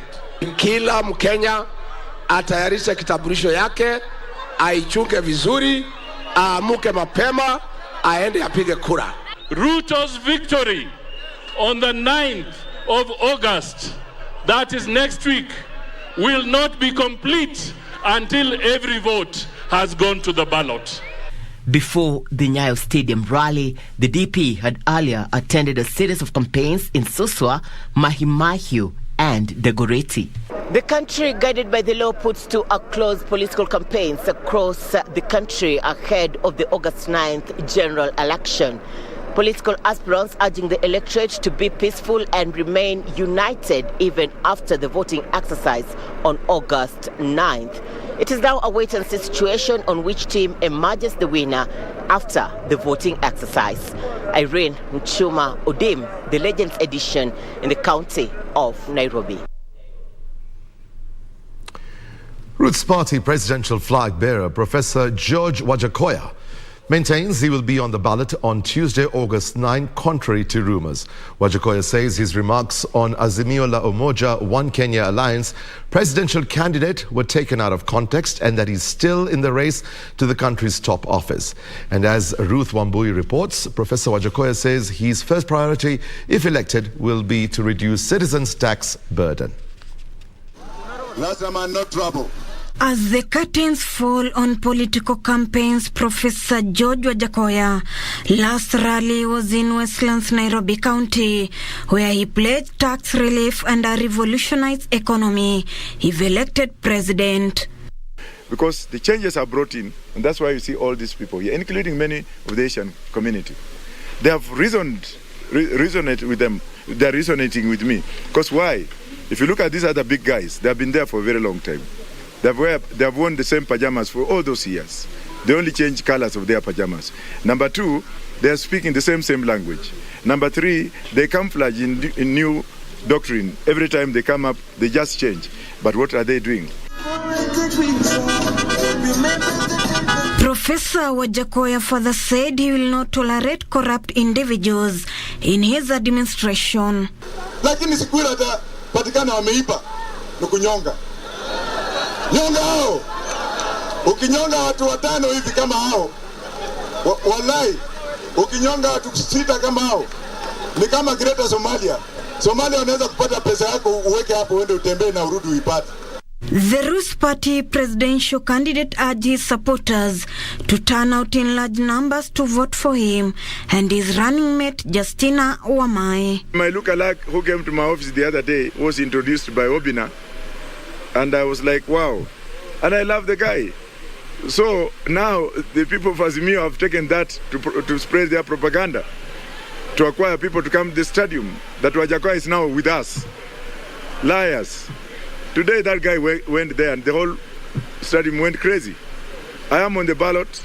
I'm the next president of this country. As soon as I'm sworn in, I am going to start making all the roads. Security is very important right now in Parklands. And jobs. There's so many people who are sitting outside who don't have jobs.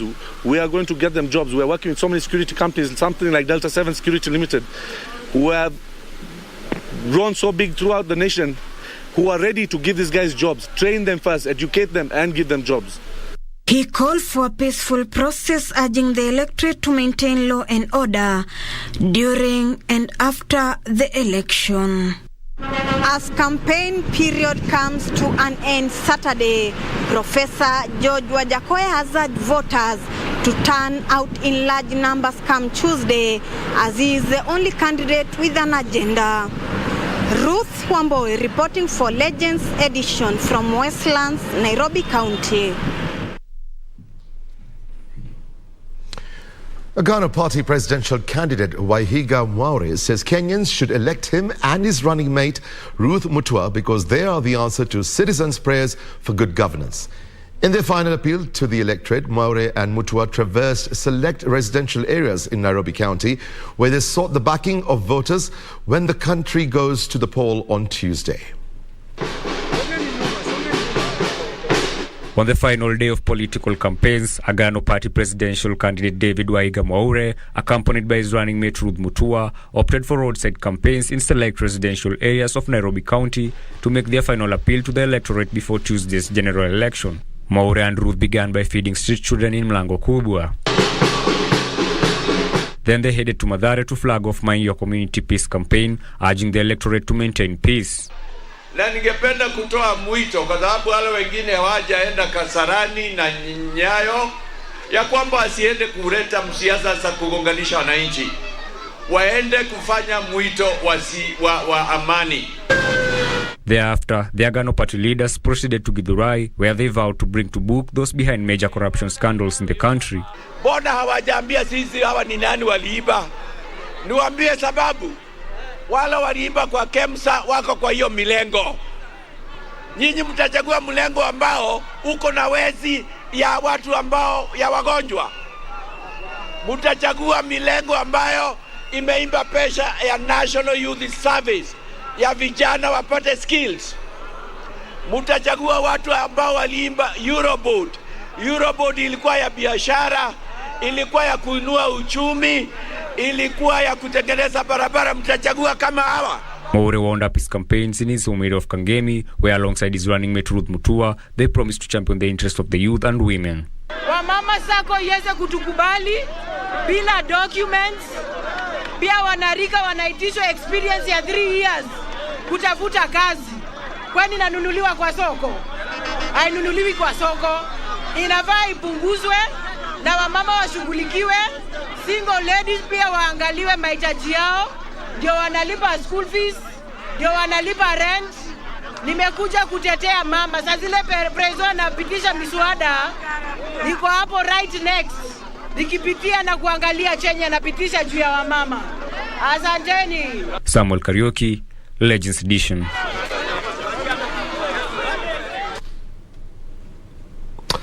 We'll take a short break and we'll be back in a short while. Stay with us.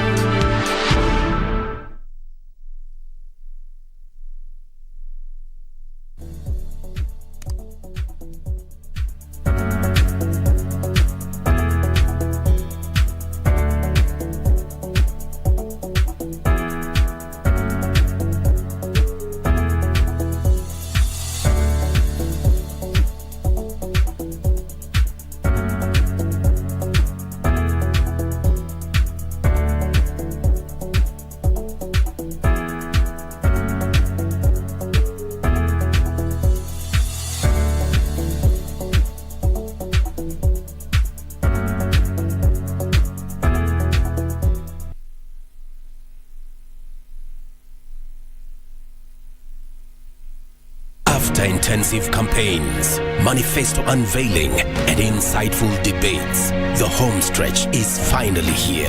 KBC has deployed its crew of professional and experienced journalists to every corner of the country, ready to bring you every angle of the 2022 general election, both for TV and radio broadcasts, as well as its digital platforms. We guarantee you a seamless 24-hour credible and detailed up-to-date news from all the 290 constituencies across the 47 counties as Kenya decides.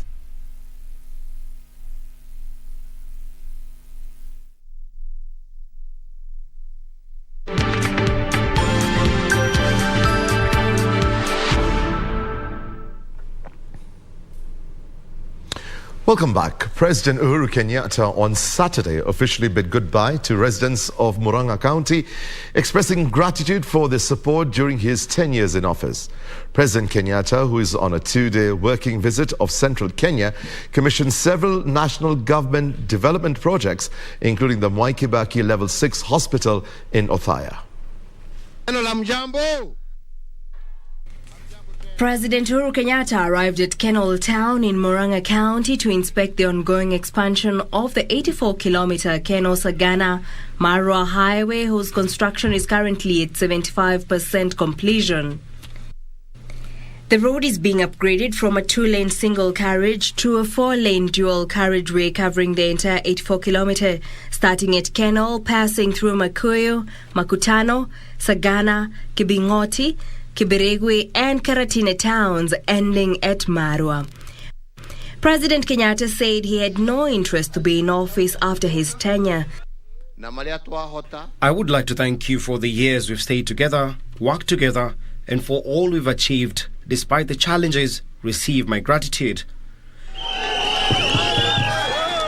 At the same time, he urged residents of the Mount Kenya region to make wise decisions as they head to the polls come August 9th.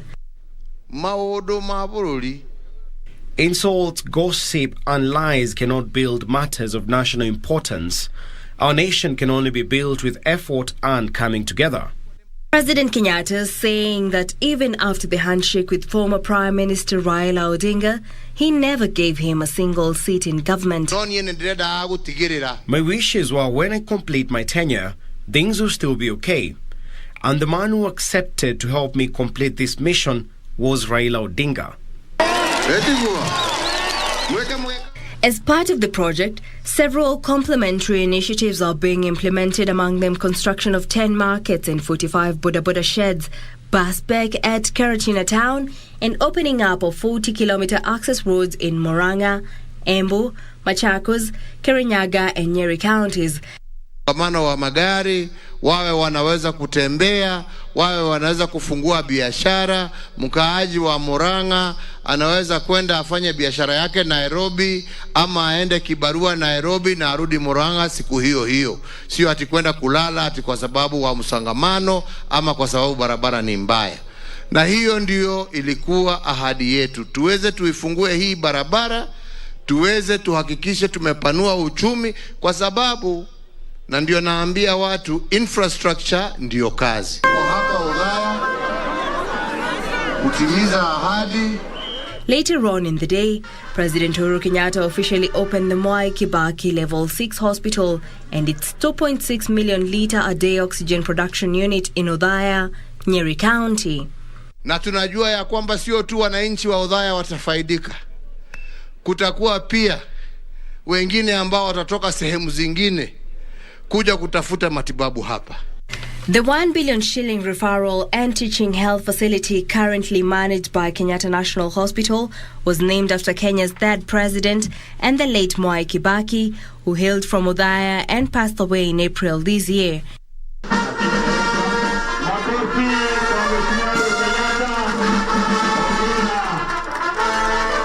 At the same time, President Kenyatta broke ground for the construction of a comprehensive cancer management center at Dedan Kimathi University of Technology in Nyeri County. The 60-bed capacity specialist hospital, co-founded by governments of Kenya and Hungary, will provide advanced cancer care covering prevention, screening, diagnosis, treatment, survivorship and end-of-life care services. This will be a great utility for our country, and will be part and parcel of our mission of ensuring that we are giving Kenyans better health care. The hospital, initiated as part of government efforts to attain universal health coverage, will occupy 15 acres of land and will offer radiotherapy, chemotherapy, HDR, brachytherapy, imaging, diagnosis and pathology services. Reporting for Legends Edition, I'm Jackie Wambiru.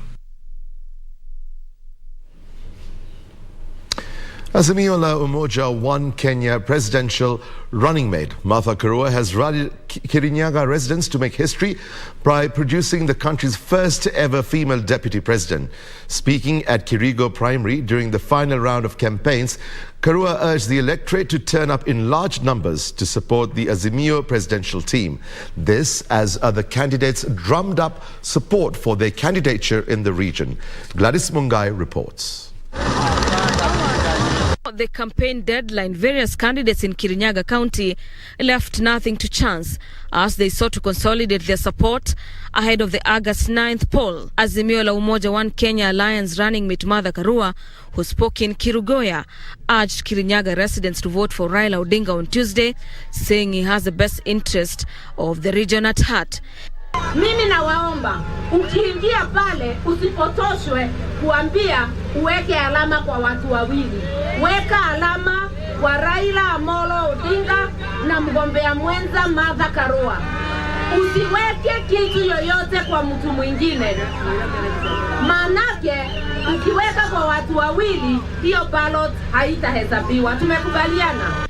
Karua, who says the region is 2 days away from making history by producing the first female deputy president, exuded confidence that Azimio la Umoja One Kenya will win in the elections on Tuesday. Wamejua wameshindwa, sababu kila mahali Kenya watu wametukubali na twashukuru Mungu kwa hayo yote. Wametukubali kwa sababu ya bidii zetu, kwa sababu ya tabia zetu kwa sababu ya unyenyekevu wetu. Kushinda tutashinda Jumanne kwa neema ya Mwenyezi Mungu na upendo wenu. At the same time, Karua hit out at Deputy President William Ruto, accusing him of disrespecting the president, and drummed up support for Jubilee gubernatorial candidate in Kirinyaga, Senator Charles Kibiru, saying the coalition has implored on other candidates within the alliance to drop their bids to support one candidate to avoid splitting of votes. Tumekubaliana ya kwamba na Kenya na Jubilee watakuwa nyuma ya Charles Kibiru. We had done several campaigns and vigorous campaigns in this county. We had touched several souls and so many souls. I know where you are today, but even you have to live and fight for another day.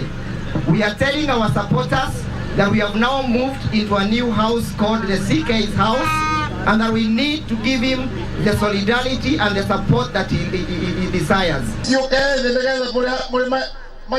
These as various candidates in the region intensified their campaigns in the hope to emerge victors during the 9th of August poll that will see more than 400,000 registered voters head to the poll in the region.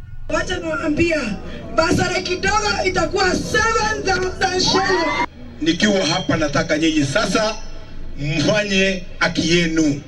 Mjue ni nani mulililia akapatikana. Nani munaita anaonekana. August 6 being the last day for the political class to carry out their campaign, and this is in line with the electoral guidelines and per directives by the Electoral Commission. Political class in Kirinyaga County are making the best of the left minutes to rally members of the public behind their agenda. Reporting for Channel 1 from Kirinyaga County, my name is Gladys Mungai.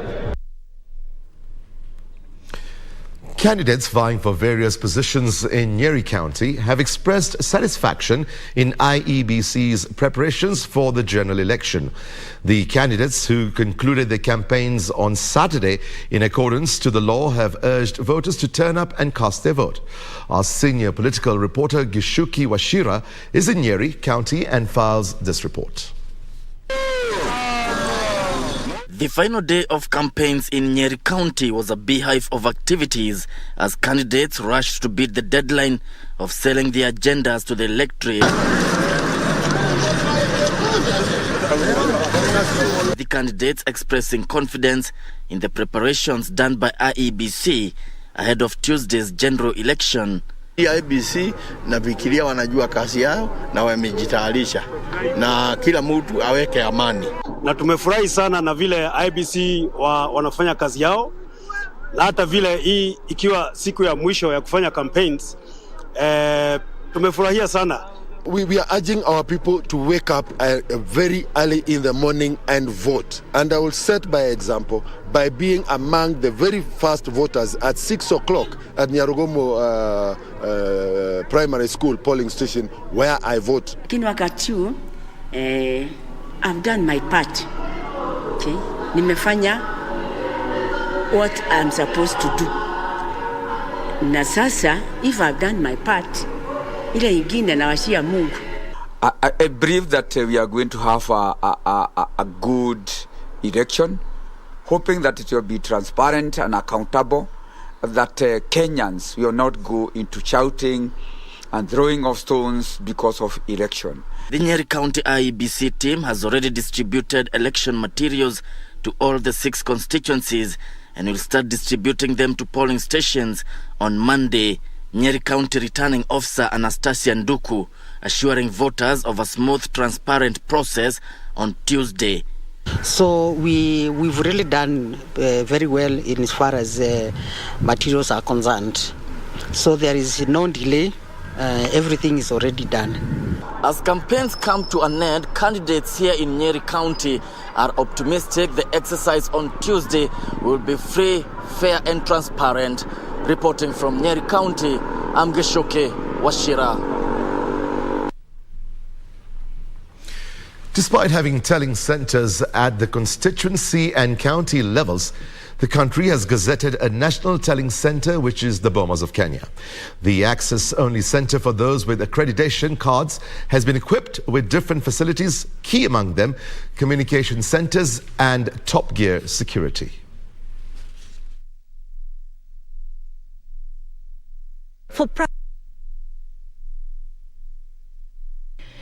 Top gear preparations take precedence at the Bomas of Kenya, which is the Nav Centre and gazetted National Tallying Centre. The centre is equipped with different facilities, key among them being the close to 3,000-seat auditorium, where the IEBC chair, Wafula Chebukati, is expected to make all announcements and the declaration of who takes the day in the upcoming August 9th general elections. At the centre is a batch of journalists who have put up tents with standby outside broadcasting vans, ready to air all activities as they happen, with the national broadcaster KBC leading by kicking off the live broadcast from the National Tallying Centre.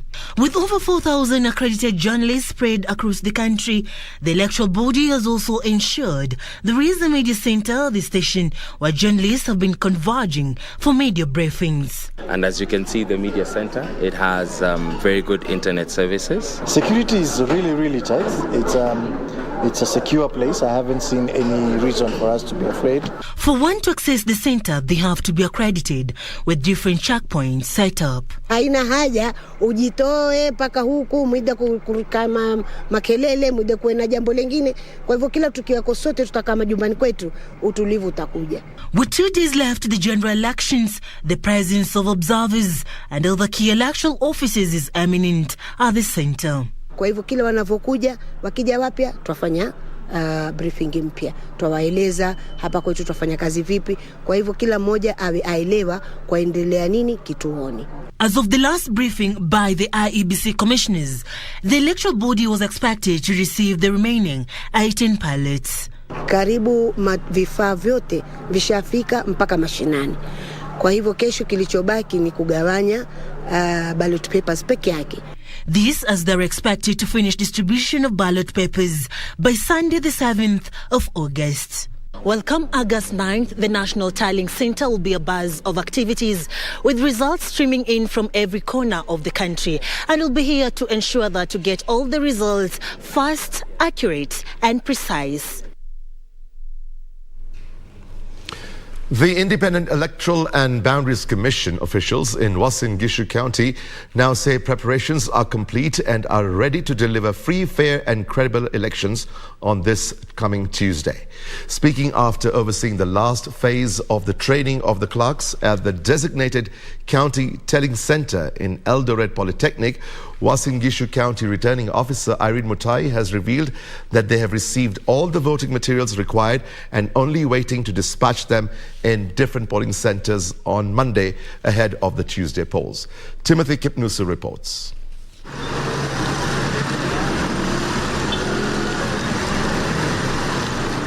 The last day of the campaign in Uasin Gishu County. Candidates seeking elective position leaving nothing to chance.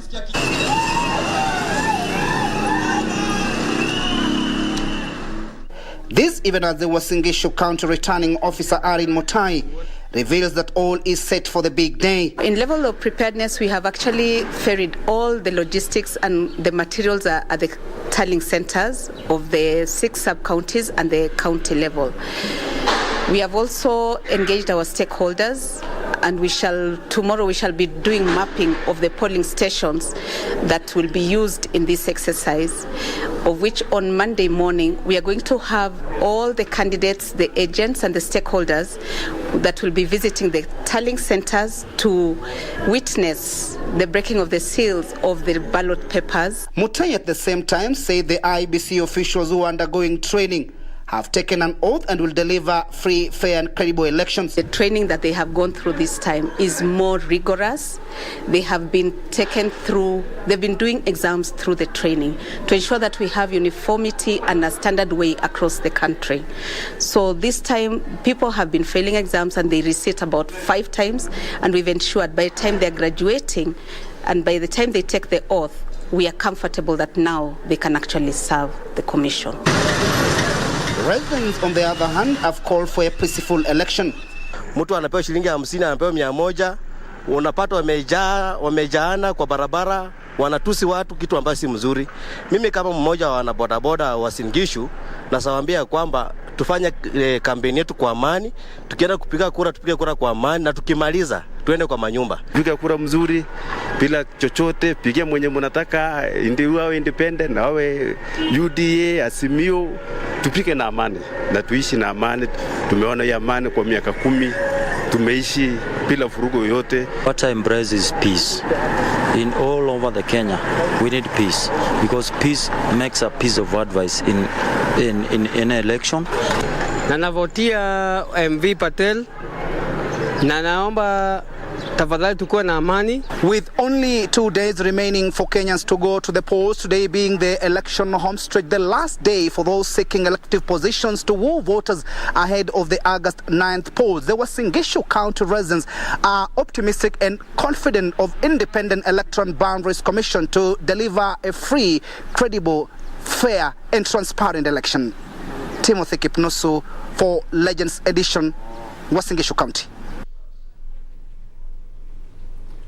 What a great way to introduce the sports this evening. On Saturday, we take you straight to Birmingham, where the 800-meter women's final is taking place. And of course, in it, we have got the sensational Mary Moraa, who brought glory to this country in 2018.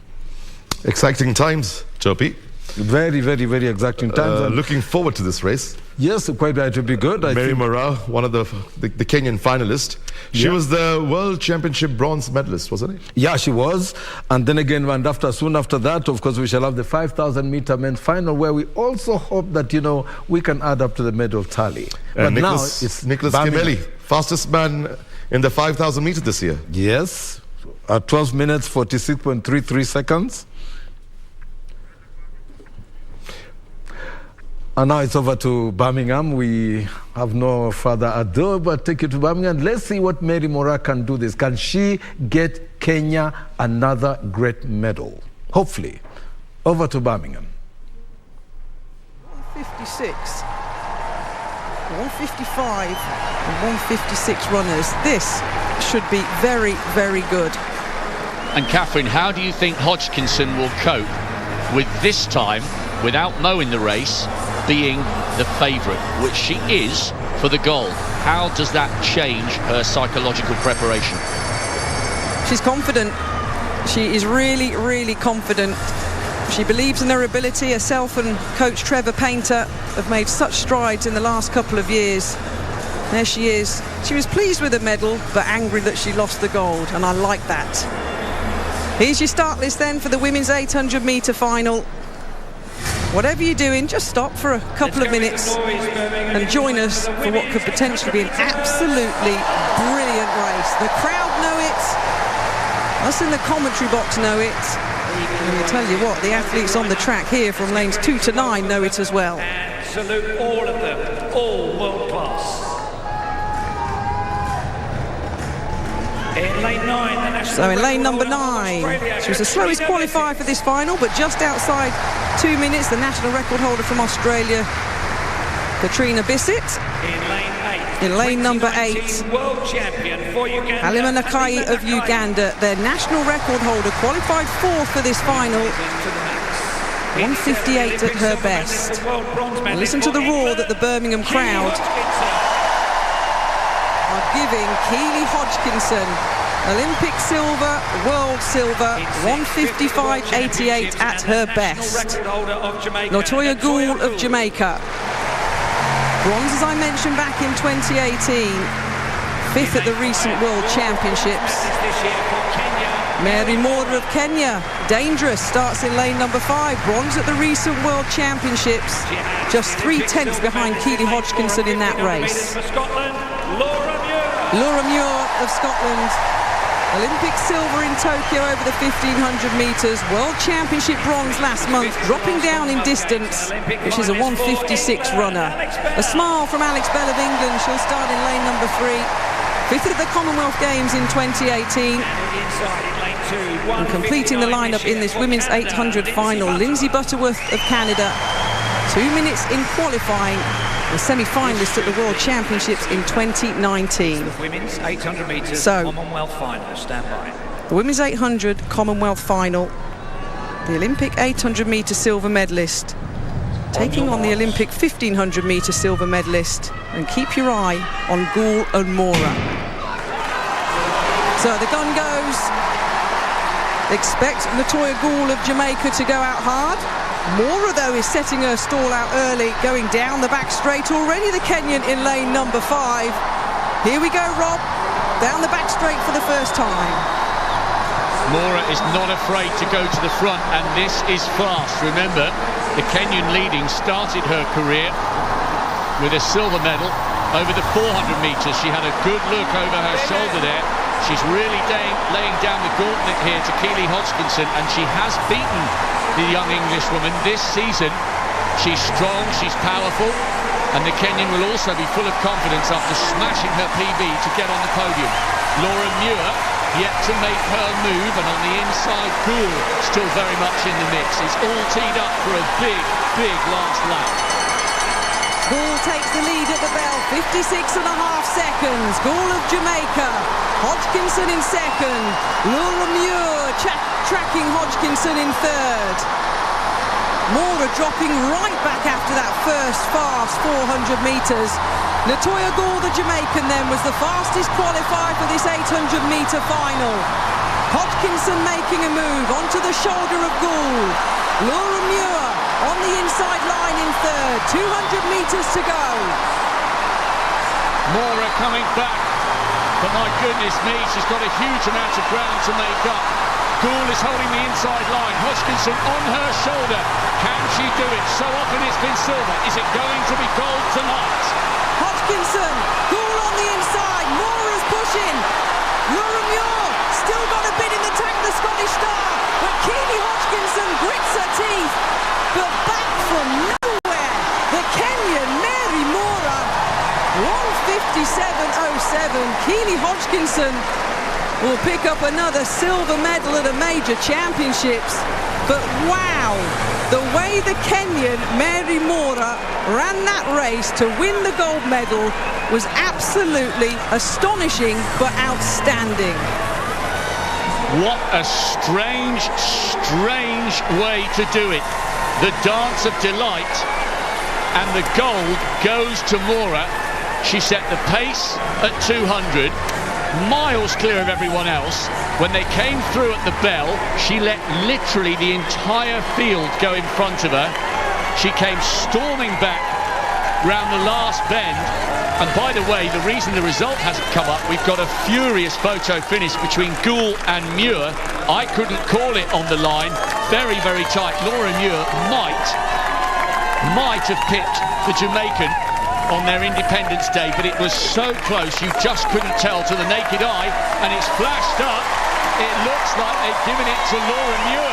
Silver to the Englishwoman, bronze to the Scot. That must have come down to thousandths of a second. But, Catherine, Keely Hodgkinson will view that as a missed opportunity. Mora was all over the place, miles down at the bell, and left herself a mountain to climb, but somehow she did it.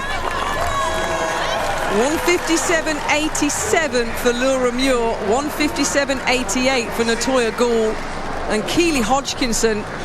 Well, it was silver at the Olympics last year. What a race. What a race. Amazing tactical race. Great finisher, and that amazing kick, which I think some Kenyan runners have lacked in the past. But she has an amazing kick and great finishing. Well, we were introduced to Mary Mora in the Under-18, World Under-18 Championships at Kasarani, where she came from behind to beat actually the Brazilian runner, right from behind, and take about like almost 20 meters. So I knew she had a kick, but when she started, because normally in long distance races, you would expect that when a runner goes to the front, they stay at the front.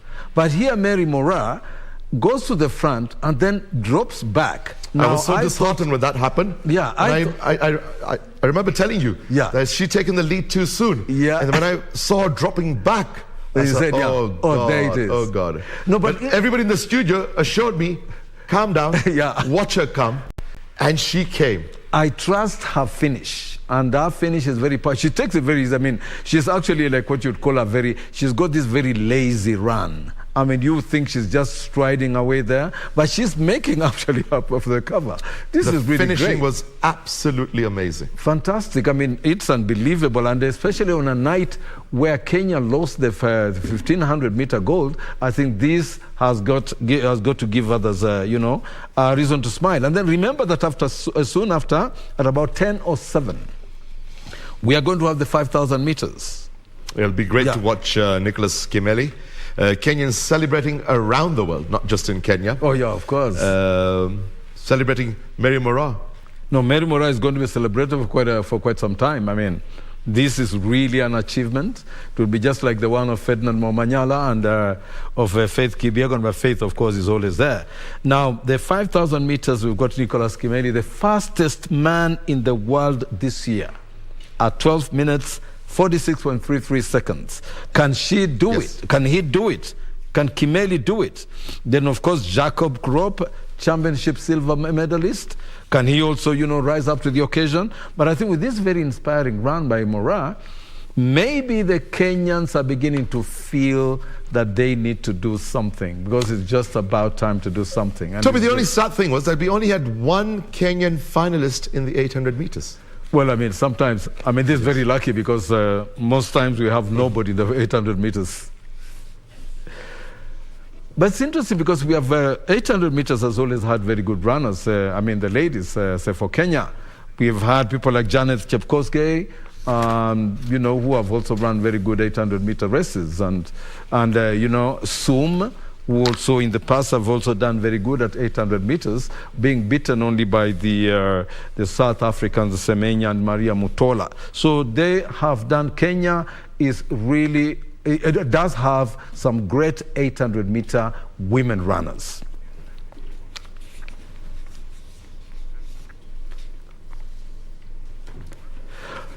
And well, after that very interesting show, we have got now we want to do the sports news coming up. Of course, we still got the Commonwealth Games, where Lemoka and Abraham Kibiwot. But first of all, I think because since we are still in the mood, Fayaz, I'll give it back to you. You do something on the elections. There's something on elections. We are deep in the election time now. Yes, a very serious bulletin tonight, and I think the 800 meters livened it up even more. Once again, congratulations to Kenyans across the globe. Back to news. The Elections Observation Group, ELOG, has launched a national data center for the parallel vote tabulation observation methodology on the presidential elections. ELOGs will use the National Data Center to monitor the 2022 presidential election results. Edwin Austin with the report. According to the Elections Observation Group, the data center will open from 5 a.m. on election day and will only close after all ELOG observers across the country have sent back their findings. ELOG will deploy 5,108 observers, which includes 3,050 general observers, 1,000 parallel vote tabulation PVT observers as stationary observers, and 580 constituency supervisors who will be deployed in all 290 constituencies in Kenya. ELOG's chairperson Anne Ireri said the team released its observation and deployment plan and carried out a simulation for its data collection and transmission so as to stem any possible challenges on election day. ELOG calls on all citizens, media, political parties and candidates, the IEBC and the security agencies to play their parts in ensuring we have a peaceful, credible, free and fair elections for a prosperous Kenya. Elsewhere, the head of East African Community Observation Mission for the 2022 general election, Dr. Jakaya Kikwete, has flagged off 15 observer teams who are set to cover over 15 counties in Kenya during the general election. Their main task will be to observe polling process on the polling day, including result management at the polling stations, and keenly observe the tallying, announcement, and declaration of results. A peaceful a successful general election will be a win not only for the people of Kenya, but for the entire East African community. The observers are expected to be back at the mission headquarters in Nairobi on the 10th of August. Edwin Austin for Legends Edition. UDA presidential candidate William Ruto says he has confidence that the electoral body IEBC will deliver free, fair and credible elections. Ruto, who spoke earlier today at his Karen residence, also said he respects the ruling of the courts on the use of the manual voter register. Ruto urged Kenyans to vote for him, saying he has the plan that will revive the economy and ensure all Kenyans are able to live decent lives. Despite United Democratic Alliance National Chief Agent Kindiki Kithure writing to the Independent Electoral Boundaries Commission concerning the use of manual register, the party's presidential candidate William Ruto now says he has no qualms with the use of manual register. Though Ruto acknowledged Kindiki Kithure had a right to get the High Court ruling interpretation from the IEBC, Ruto says he has faith in the electoral body to carry out a transparent voting process. Let each functional institution offering support to IEBC keep to its lane and leave to IEBC its mandate to conduct elections without any interference or blackmail or intimidation. We believe that IEBC have the capacity to handle this election. Ruto called for sobriety during the election process, calling on all players to give IEBC ample time to conduct the election. We reiterate our call for and commitment to peaceful, free and fair elections. We demand that the recent maleficence in attempts to twist the elections must stop. We want a calm country after elections. Earlier this week, the High Court had ordered the IEBC to use manual voter register in next week's general election after the electoral body said they will only use scheme kits to identify voters. Earlier, William Ruto met with the Intergovernmental Authority on Development (IGAD) election observers led by former Ethiopian President Mulatu Teshome, where he emphasized on the need to have a free and fair election process. Benson Droba reporting for Legend Edition.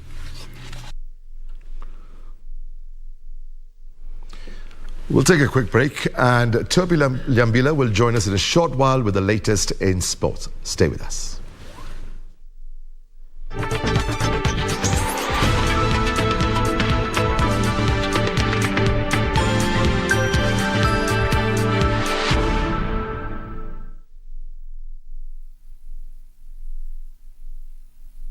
After intensive campaigns, manifesto unveiling, and insightful debates, the home stretch is finally here.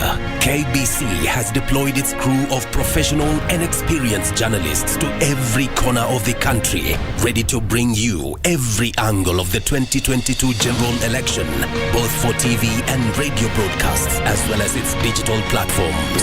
We guarantee you a seamless 24-hour credible and detailed up-to-date news from all the 290 constituencies across the 47 counties as Kenya decides. Kindly note that the ACK service this Sunday will go on air starting 9:30 a.m. live from the All Saints Cathedral. The Catholic Holy Mass will instead go on air starting 11:30 a.m. live from the Holy Family Basilica.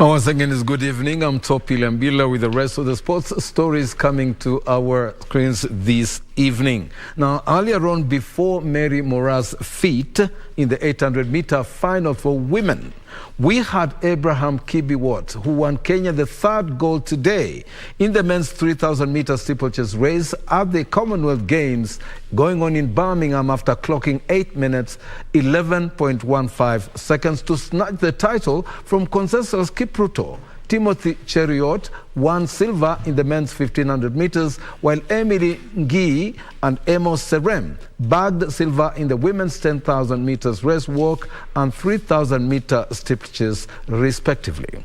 Our reporter Isaac Lemoka has the details from Birmingham. Chepkoech, the 2021 Under-20 gold medalist, beat stiff competition from Elizabeth Bird of England and Peruth Chemutai of Uganda and Australian Ami Kashin to break the game's record in a time of 9 minutes, 15.68 seconds. Niko na furaha sana siku ya leo, nashukuru Mungu amenipea nguvu.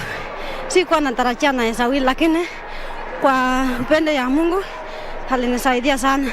In the men's 400 meters race, Boniface Mwaresa qualified for the finals after clocking 45.85 seconds to finish second in the semis behind Uganda's Adoli Haron. Please, give me faster than 45.5, but nashukuru Mungu nimefika final.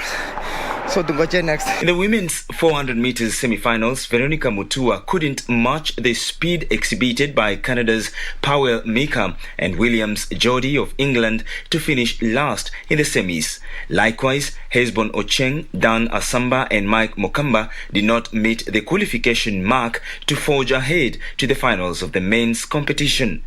Race ilikuwa ngumu, haikuwa rahisi kwa sababu hata kwa hit yangu nilikuwa na defending champion ya hii tournament. So ilikuwa ni ngumu, halafu tuna gain experience by the time goes kwa sababu hata Roma haikujengwa na siku moja.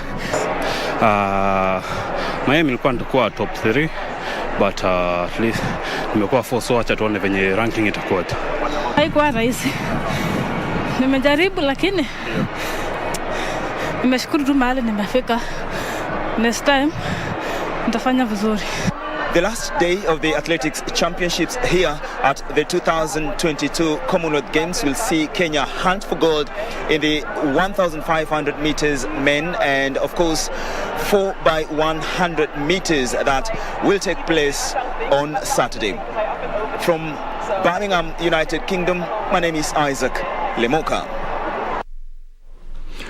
Stay with KBC Channel 1 for sports updates from the Commonwealth Games in Birmingham. And right now, World Under-20 Athletics Championships enters its final stretch tonight in Cali, Colombia, with the highlight of the day being the men's 3,000-meter steeplechase finals. Kenya lies third on the medals table with a total of 8 medals, 3 gold, 2 silver and 3 bronze medals. This is some of the action. Hopes are high as Kenya sends out a strong team in the final day of the World Under-20 Youth Championships in Cali, Colombia. Brenda Chebet and Purity Chepkirui will open Kenya's quest for the medals tonight in the 1,500 meters finals. Noah Kibet, a silver medalist at the 2022 World Athletics Indoor Championships in Belgrade, will later come in for the 800 meters. Maureen Cherotich and Jane Chacha will try their luck in the 5,000 meters, while Emmanuel Wafula and Haron Kibet will wrap up today's program for the team competing in the 3,000 meter steeplechase. Kenya lies third on the medal standings with a total of 8 medals, 3 gold, 2 silver and 3 bronze medals. Reporting for Channel 1 Sports, this is Eddie Makina. Yeah, that's what... Our world national women's volleyball team, Malkia Strikers, lost by 3-2 in Tobert Volleyball Club in a friendly match played in Sao Paulo, Brazil. The national team is currently in Brazil for a training camp ahead of the World Championship slated for 23rd of September to the 15th October in the Netherlands and Poland, respectively. This, some of the action. The Paul Bitok Chargers gave their best in the opening minutes of the first set with fierce attacks from Sharon Chepchumba and veteran Massimo Im. Malkia Strikers made several unforced errors to narrowly lose the set 22-25. However, the team recovered in the second set, which they won 25-22. Kenya lost the third set 22-25 before winning the fourth set 25-19 to send the match into a fifth set. Malkia strikers could not match their opponents in the fifth set, which they lost 7-15. The national team is currently in Brazil for a training camp ahead of the World Championship, slated for 23rd of September to 15th October in Netherlands and Poland. Malkia strikers are drawn in Pool A alongside Netherlands, Italy, Belgium, Puerto Rico and Cameroon.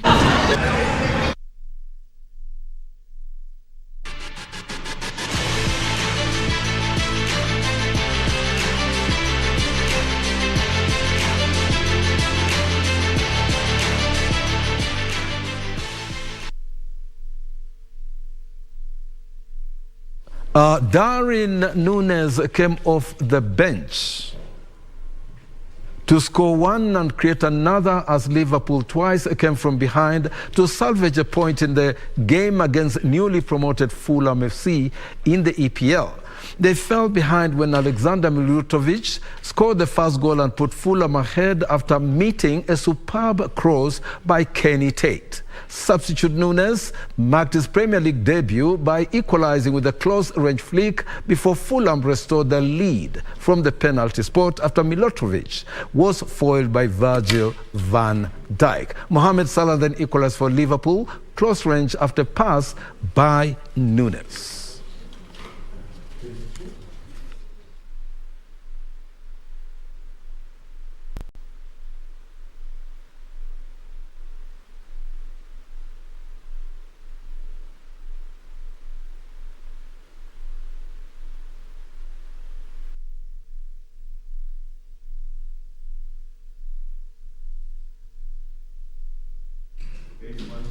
Yeah, that is there's the other sports roundup. But remember that, KBC's Kame has just come live from Birmingham, where the Commonwealth Games are taking place in Birmingham. And Kenya has recorded its fourth gold medal. Not so bad for the day, Fires. It's an interesting bulletin, isn't it? A mix of serious news and sport. Yeah, all together. And we are going to see more action, of course, tonight. Of course, this 5,000-meter final coming up. I'm really waiting to see Nicholas Kimeli, being the fastest man this year at 12 minutes, 46.33 seconds. Yeah, and also Jacob Krop. He's all the world championship silver medalist. He's going to be a force to reckon with. And glad to see three Kenyans. Cornelius Kemboi, he finished third at the Kenyan trials, which should be good to see him there. Oh, definitely. And later on, about 10:40 p.m., just after the 5,000-meter final, we shall have the 400-meter hurdles. Now, 400-meter hurdles has always been a very dicey event for Kenya, but interestingly, the Commonwealth Games and even the Olympics, we've always had a finalist in the 400-meter hurdles. So this time we've got, of course, William Mutunga Mbevi, four-time national champion. Wiseman Were Mukobe, African Championships bronze medalist. They are going to do the 400-meter hurdles final, and we do hope that Kenya can still garner some more medals. I think that would be very good. Which is great. They've got two in the finals. Yeah. 400 meters has never been, a strong race. But you never know. They might just surprise us. Yes. No, it's been great, and I think, well, on that note, Fayaz, I think we want to give the Kenyans, a glimpse of what Birmingham, the stadium, is like. And we're going there because there will be the 5,000-meter men's final, where we have Nicholas Kimeli, Jacob Krop, and Cornelius Kemboi doing the honors for Kenya. Birmingham, live and direct.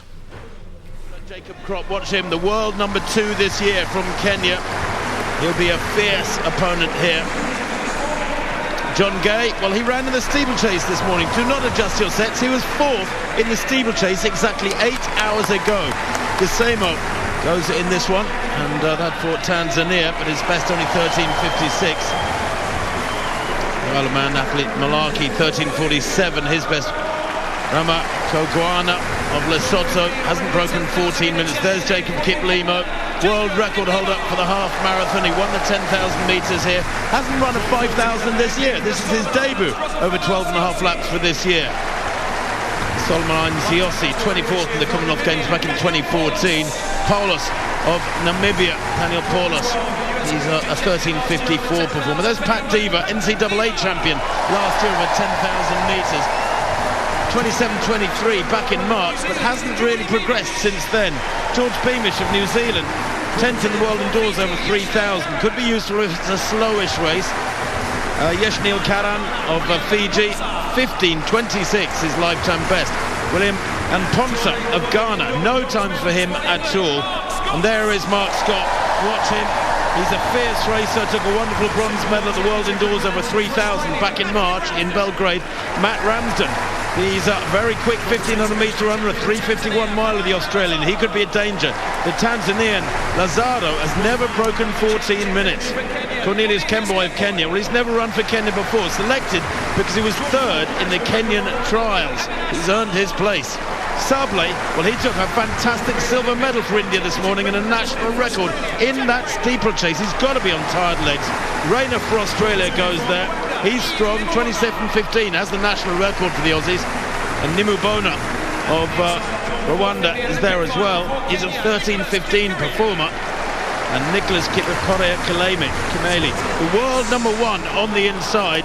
He won in Rome earlier on this summer in the Diamond League in 12.46, making him one of the quickest men in history. 9th in the Commonwealth Games 4 years ago.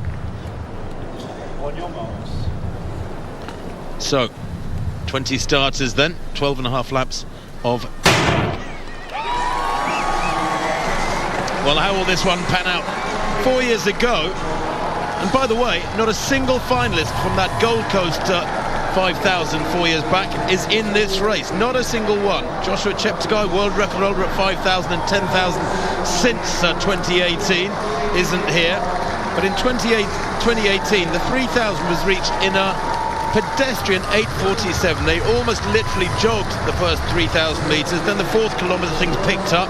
That was at 2:38, and the 5th kilometre was lightning fast at 2:25. There'll be one or two men here, I think, Rob Walker, who'll be looking for perhaps a similar sort of pattern in this race. I know that Matt Ramsden, a 3:34 1,500 guy, would be delighted if the first half of this was on the slow side.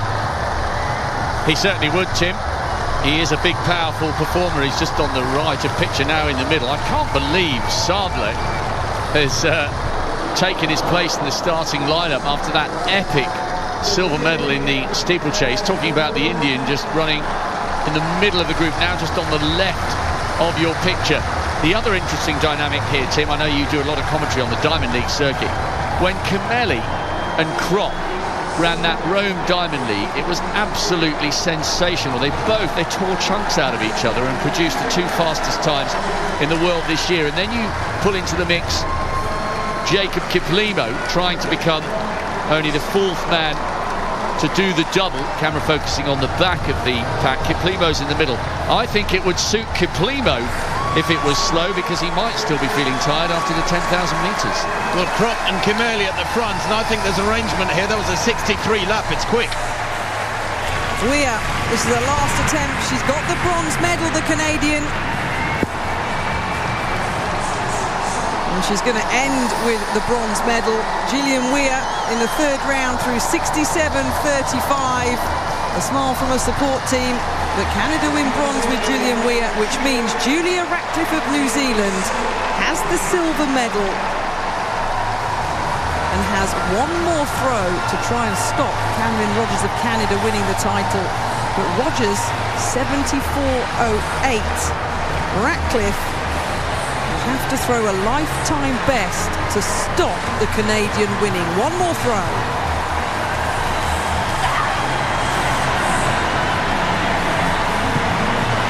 Well, it lands on the bronze medal winning line of Gillian Weir. She's going to pick up a silver medal, Julia Ratcliffe of New Zealand, which means Cameron Rogers of Canada is your champion. And she looks pretty pleased with that.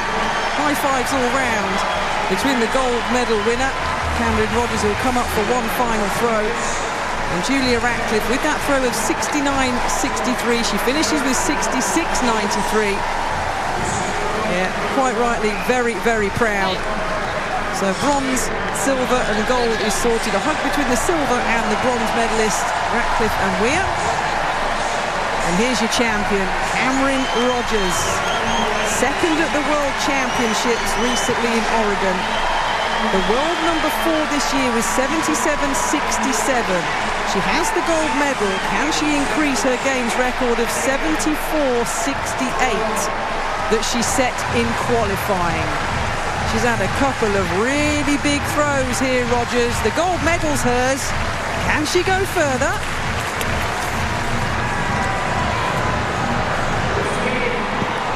Well, it's way over the 70-metre line again. It's going to be close, you know. She gets the white flag. She's celebrating for the gold medal. That's understandable. One of the big favourites here at the Commonwealth Games.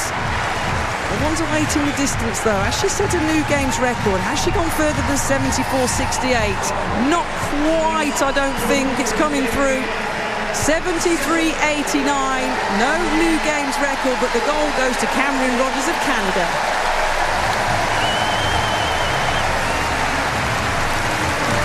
Sneaky hop over the that's nice, a hop over the advertising boards, hugs all round. It was expected, but you've still got to come and deliver. 74.08. Canada picks up the gold, and Cameron Rogers with a big smile, and deservedly so. Well, Kenya in 1 and 2, it slowed through this second kilometre. They went through 1K in 2:39 and were on 13:15 tempo in the opening stages, but they have slowed pretty dramatically. Nimubona is up there in third place. The two Kenyans taking it out have been playing a strange game, because the pace early on from Krop and Kimeli was pretty healthy, Rob Walker, and then they've suddenly decided to ease right back in the throttle. They're bunching badly, and that's not comfortable for the guys further back in the pack. There's a little bit of nudging and shoving going on. Yes, a strange decision from them, having initially thought that they would go quite hard. Do you know the other Australian we haven't spoken about a lot, Tim? Jack Rayner. The camera's focusing in on Ramsden. He's an excellent 1500 metre runner for Australia, but you know, just up on the shoulder of the leaders is Jack Rayner, national champion over the half marathon. And do you know what? He smashed his 5,000 PB in Oslo, talking about the Australian, the mustachioed Australian, just tucked in behind the two Kenyans in fourth place. 13:06 in Oslo, so maybe if it's slow early on and then gets quick again, maybe he could be the Australian to feature. He looks pretty comfortable in fifth at the moment. Well, they're lapping athletes already. That's how slow it is. 5:23 at 2,000, at 2:44 that second kilometre after 2:39. So much was promised, but it is pretty bizarre. Nimubona, a 13:15 athlete, pretty useful. The third Kenyan beginning to move up to the fore, and Kiplimo just shadowing that lead group. He's back in about 7th or 8th place at the moment. The Namibian, or Tanzanian rather, Joshua there, back in about 8th. Mark Scott tucked in on the inside, staying in contact with everything up front. And Pat Deaver as well is there for England, NCAA champion last year. Ran a really quick 10,000 back in March in California, but hasn't really shown anything like that sort of form since. A couple of 13:20 runs in May and June in the USA, but a little disappointing really, as the season was supposed to reach its climax. There were so many fast races in the USA in March and April and May in the Californian sunshine, and many athletes can't replicate that when it really matters in the meat of the summer. The pace just beginning to pick up, I sense a little bit. Kenya now in 1, 2, 3, and I wonder if from here onwards, the middle of the race more or less, they're going to start turning the screw.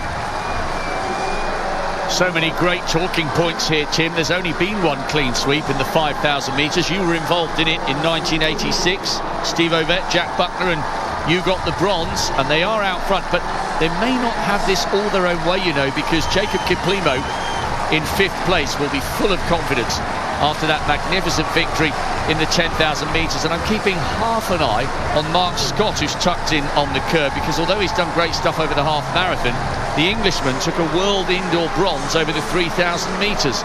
But there is a little bit of a breakaway group now, with the New Zealander trying to stay on the back of that with John Gay. No wonder Gay's tired. He's been in the 3,000 steeplechase. But Kenya 1, 2 and 3, little bit quicker, 2:38, but they're still sort of dawdling, Tim.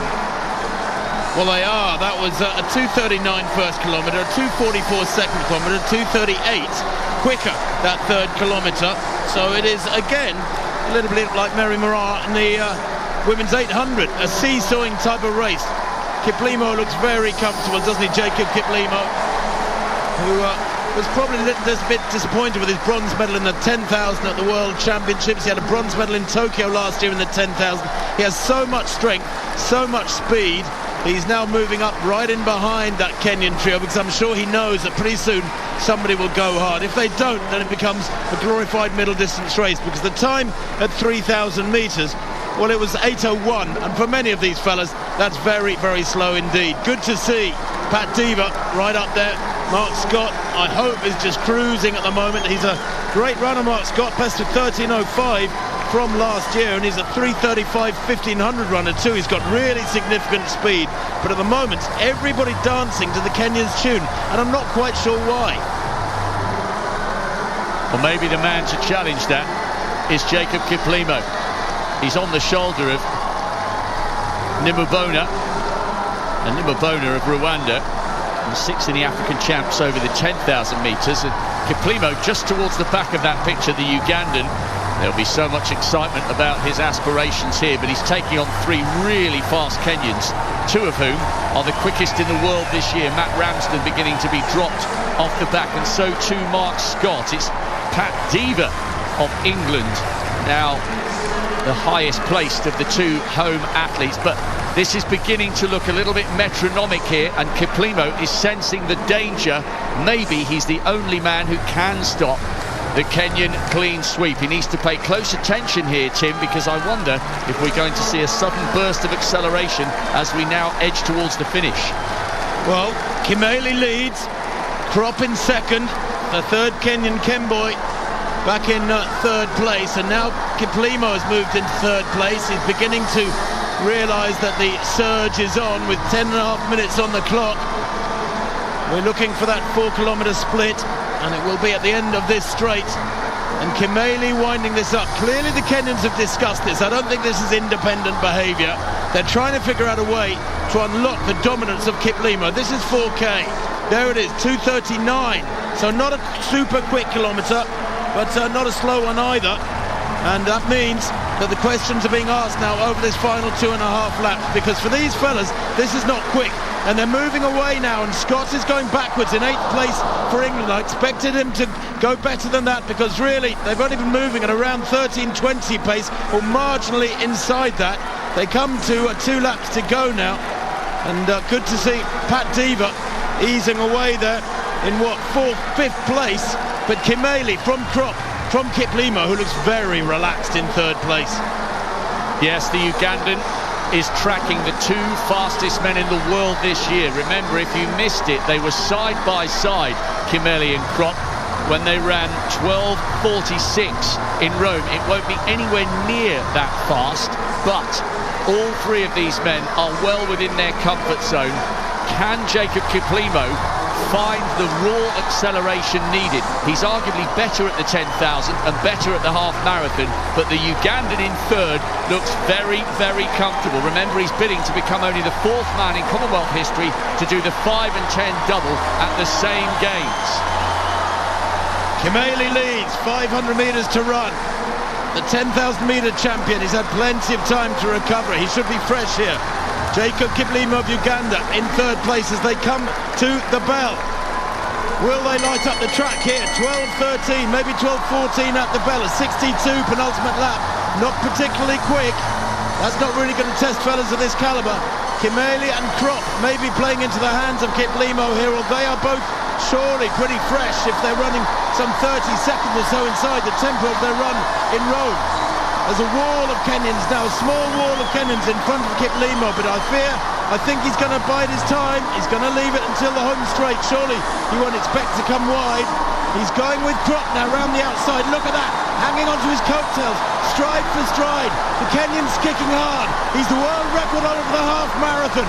Does he have the speed to go with these two?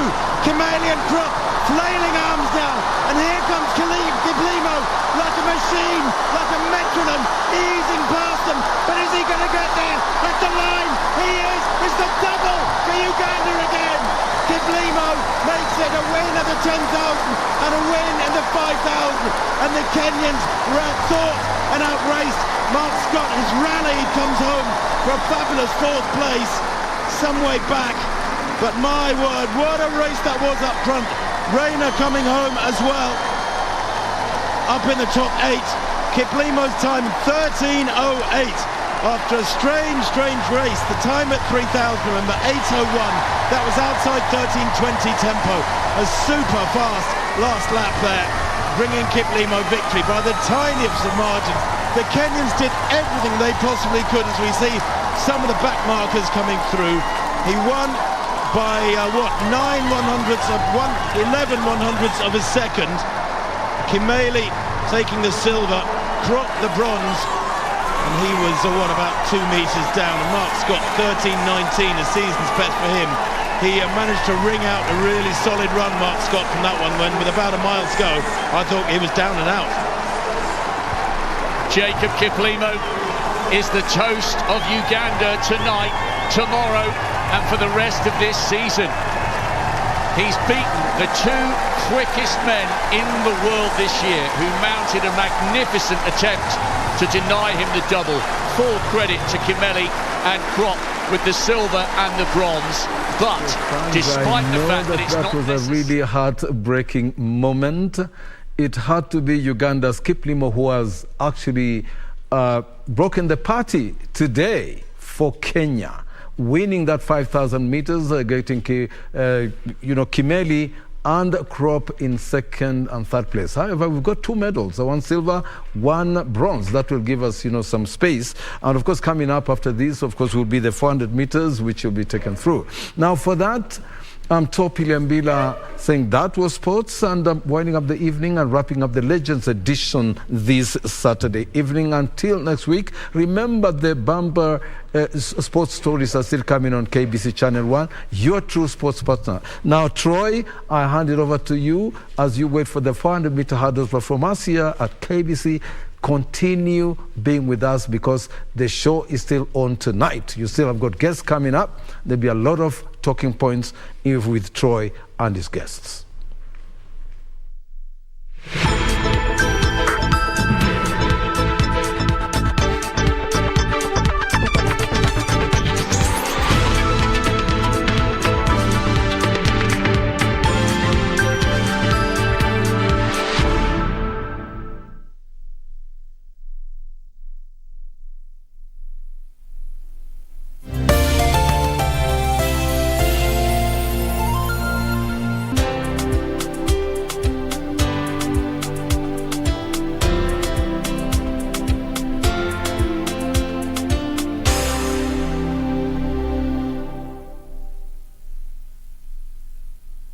Intensive campaigns, manifesto unveiling, and insightful debates, the home stretch is finally here. KBC has deployed its crew of professional and experienced journalists to every corner of the country, ready to bring you every angle of the 2022 general election, both for TV and radio broadcasts, as well as its digital platforms. We guarantee you a seamless 24-hour credible and detailed up-to-date news from all the 290 constituencies across the 47 counties as Kenya decides.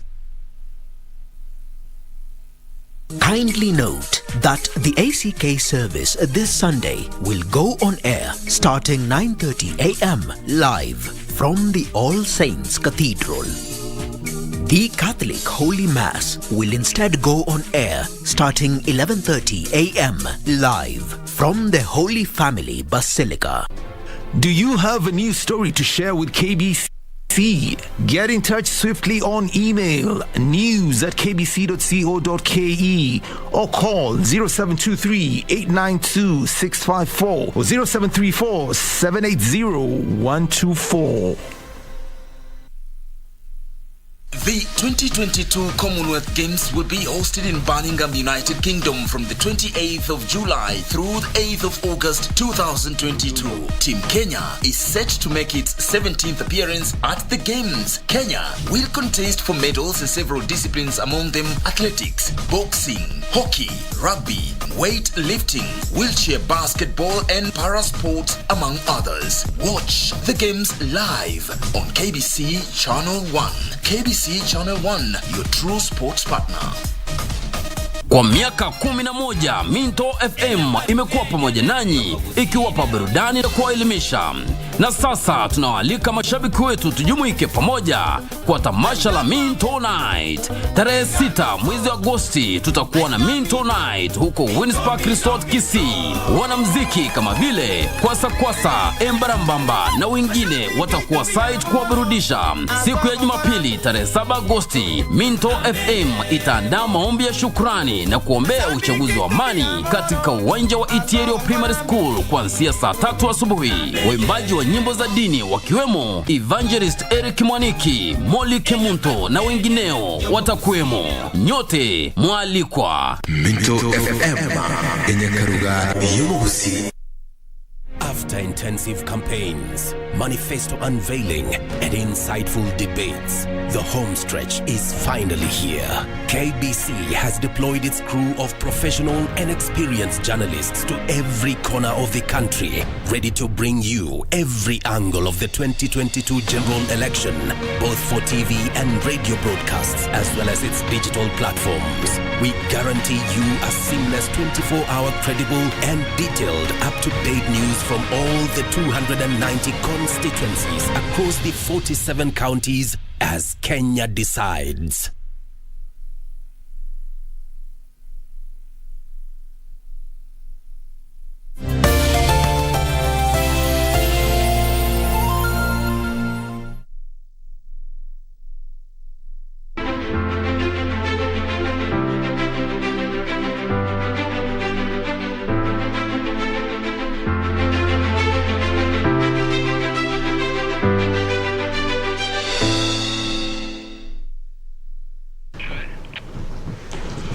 It is indeed the 6th day of August 2022, and it's exactly 2 days to the August pause, just slightly over 48 hours.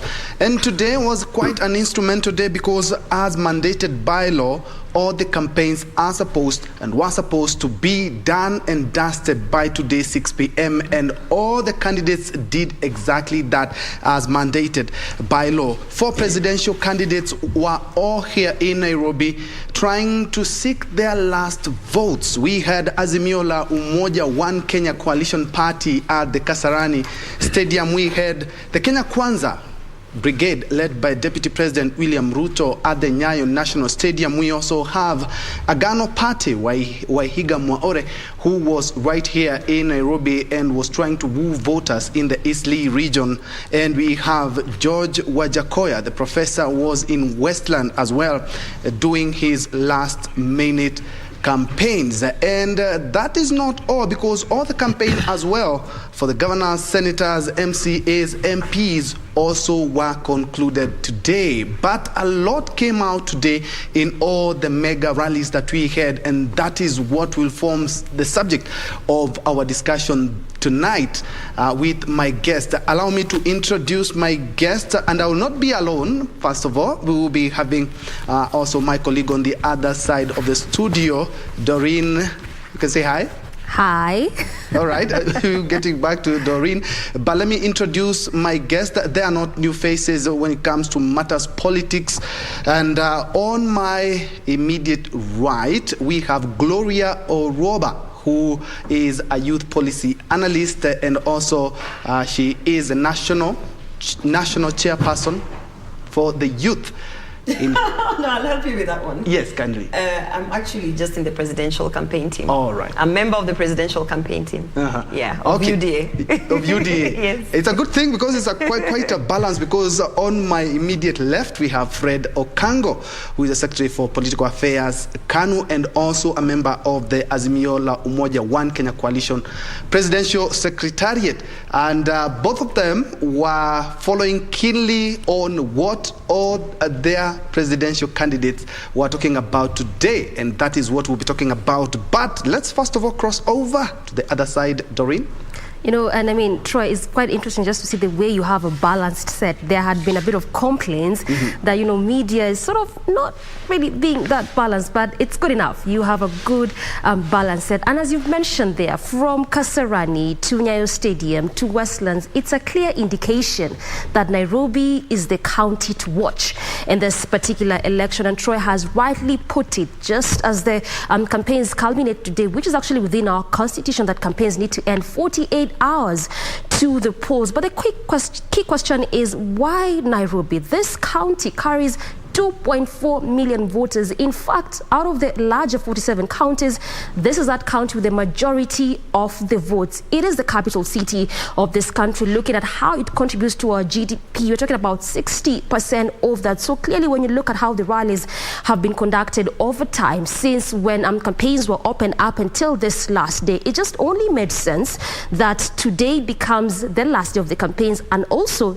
only made sense that all the campaigns culminate at the city that is Nairobi. Troy, quite interesting, is it? Indeed. And of course, we will be keen to find out, what about other counties? We have seen the senator of Nairobi seeking the top seat, but we have other counties as well. And they will be shaping the politics of those counties, right, Doreen? Exactly. And just as you rightly put it, we are also going to be focusing on that, much as you will be engaging your guest on this, home stretch of the elections. And where we are, we shall be exploring other counties where we have incumbent senators who are eyeing the top county job. And Troy, just before you get to your guest, very quickly, in under 2 minutes, I just want to take you through very quickly in Nairobi County, looking at the incumbent senator, that is Senator Johnson Sakaja, who is eyeing the top county job. So this is what we have just run through his profile, when he began his political life and how it has been for him, even just as a senator, and why Nairobi County for the top job. So this is just when he was born, in 2nd of February 1985 in Parklands, Nairobi. Of course, as of now, this makes him to be about 37 years or so, quote unquote, being one of those youngest leaders, so to speak. He has had quite a lot of issues when it comes to his academic qualifications, and we'll get to that in just a short while. But again, remember that his political life began way early in his campus days. He's also one of those leaders that led to the formation of TNA, played a key role in that respect. In his time, particularly in the Senate, he was one of those leaders, actually not even one. He introduced or so to speak, proposed the Startup Bill of 2019, which is that bill that seeks to provide an enabling environment, particularly for startup businesses, if I may say. Again, looking at his politics, he was also nominated to the National Assembly via the TNA ticket. And right now, as we speak, he is eyeing the county's top job, that is the governor of Nairobi. But again, remember, this is one of those seats or areas that we look at, those places that we would say in terms of just seeing how candidates might be showing their might, because we have Sakaja of UDA vying for this particular seat, and we have Polycarp Igathe of Jubilee under the larger Azimio faction. So who is it going to be? And as we mentioned, there had been a lot of controversies in respect to his academic qualification, from the CUE, that is the Commission of the University of Education, to the courts, to the IEBC. But just later, IEBC cleared him and gazetted his name, and that is why he's actually on this list of those gubernatorial candidates there. So that is just the much to say in just a quickie of who Sakaja is. But as we move forward, we shall also be just exploring more about this particular leader, looking at the larger Nairobi County, looking at also some of those issues that he seeks to address in this particular county. Troy. Indeed. Thank you so much for that comprehensive report. And also, it's good for our viewers to understand that it's not only Nairobi that the Senate is seeking the top seat, but we will be checking out other counties as well. But for now, allow me to bring in my guest tonight in this live discussion, and perhaps we'll start with you, Grolia. We had quite a day today, and I'm quite sure you were at the Nyayo National Stadium where Kenya Kwanza, led by Deputy President William Ruto, made their last appeal to Kenyans. And of the two mega rallies in Kasarani and the one we had in Nyayo, there's something that came out quite clearly, is that both of them talked about, we are going to shake hands, and I'm going to, for Raila said, I'm going to accept and shake hands, and Ruto also said the same thing. I'm going to accept the outcome of the results and the will of Kenyans. What was your take out of the First of all, among the two of them, who do you believe will accept results? Going by the track record of accepting results from IEBC. The good thing is that both of them say that even going to court is a way of accepting the results. Well, right? I would say this is actually, it's a good time to be in Kenya. I can remember 2017 and 2007, 2008, around this time, it wasn't this calm and this, the electorate was agitated. And right now, I think we are more sensitized on an election. It comes and goes. And of course, people will still meet afterwards. And by the way, you will be so passionate about your presidential candidate. But what we've learned as Kenyans is, you're not going to go to the streets to die for a person and then later see them, shaking hands, during a handshake and actually splitting powers and all that.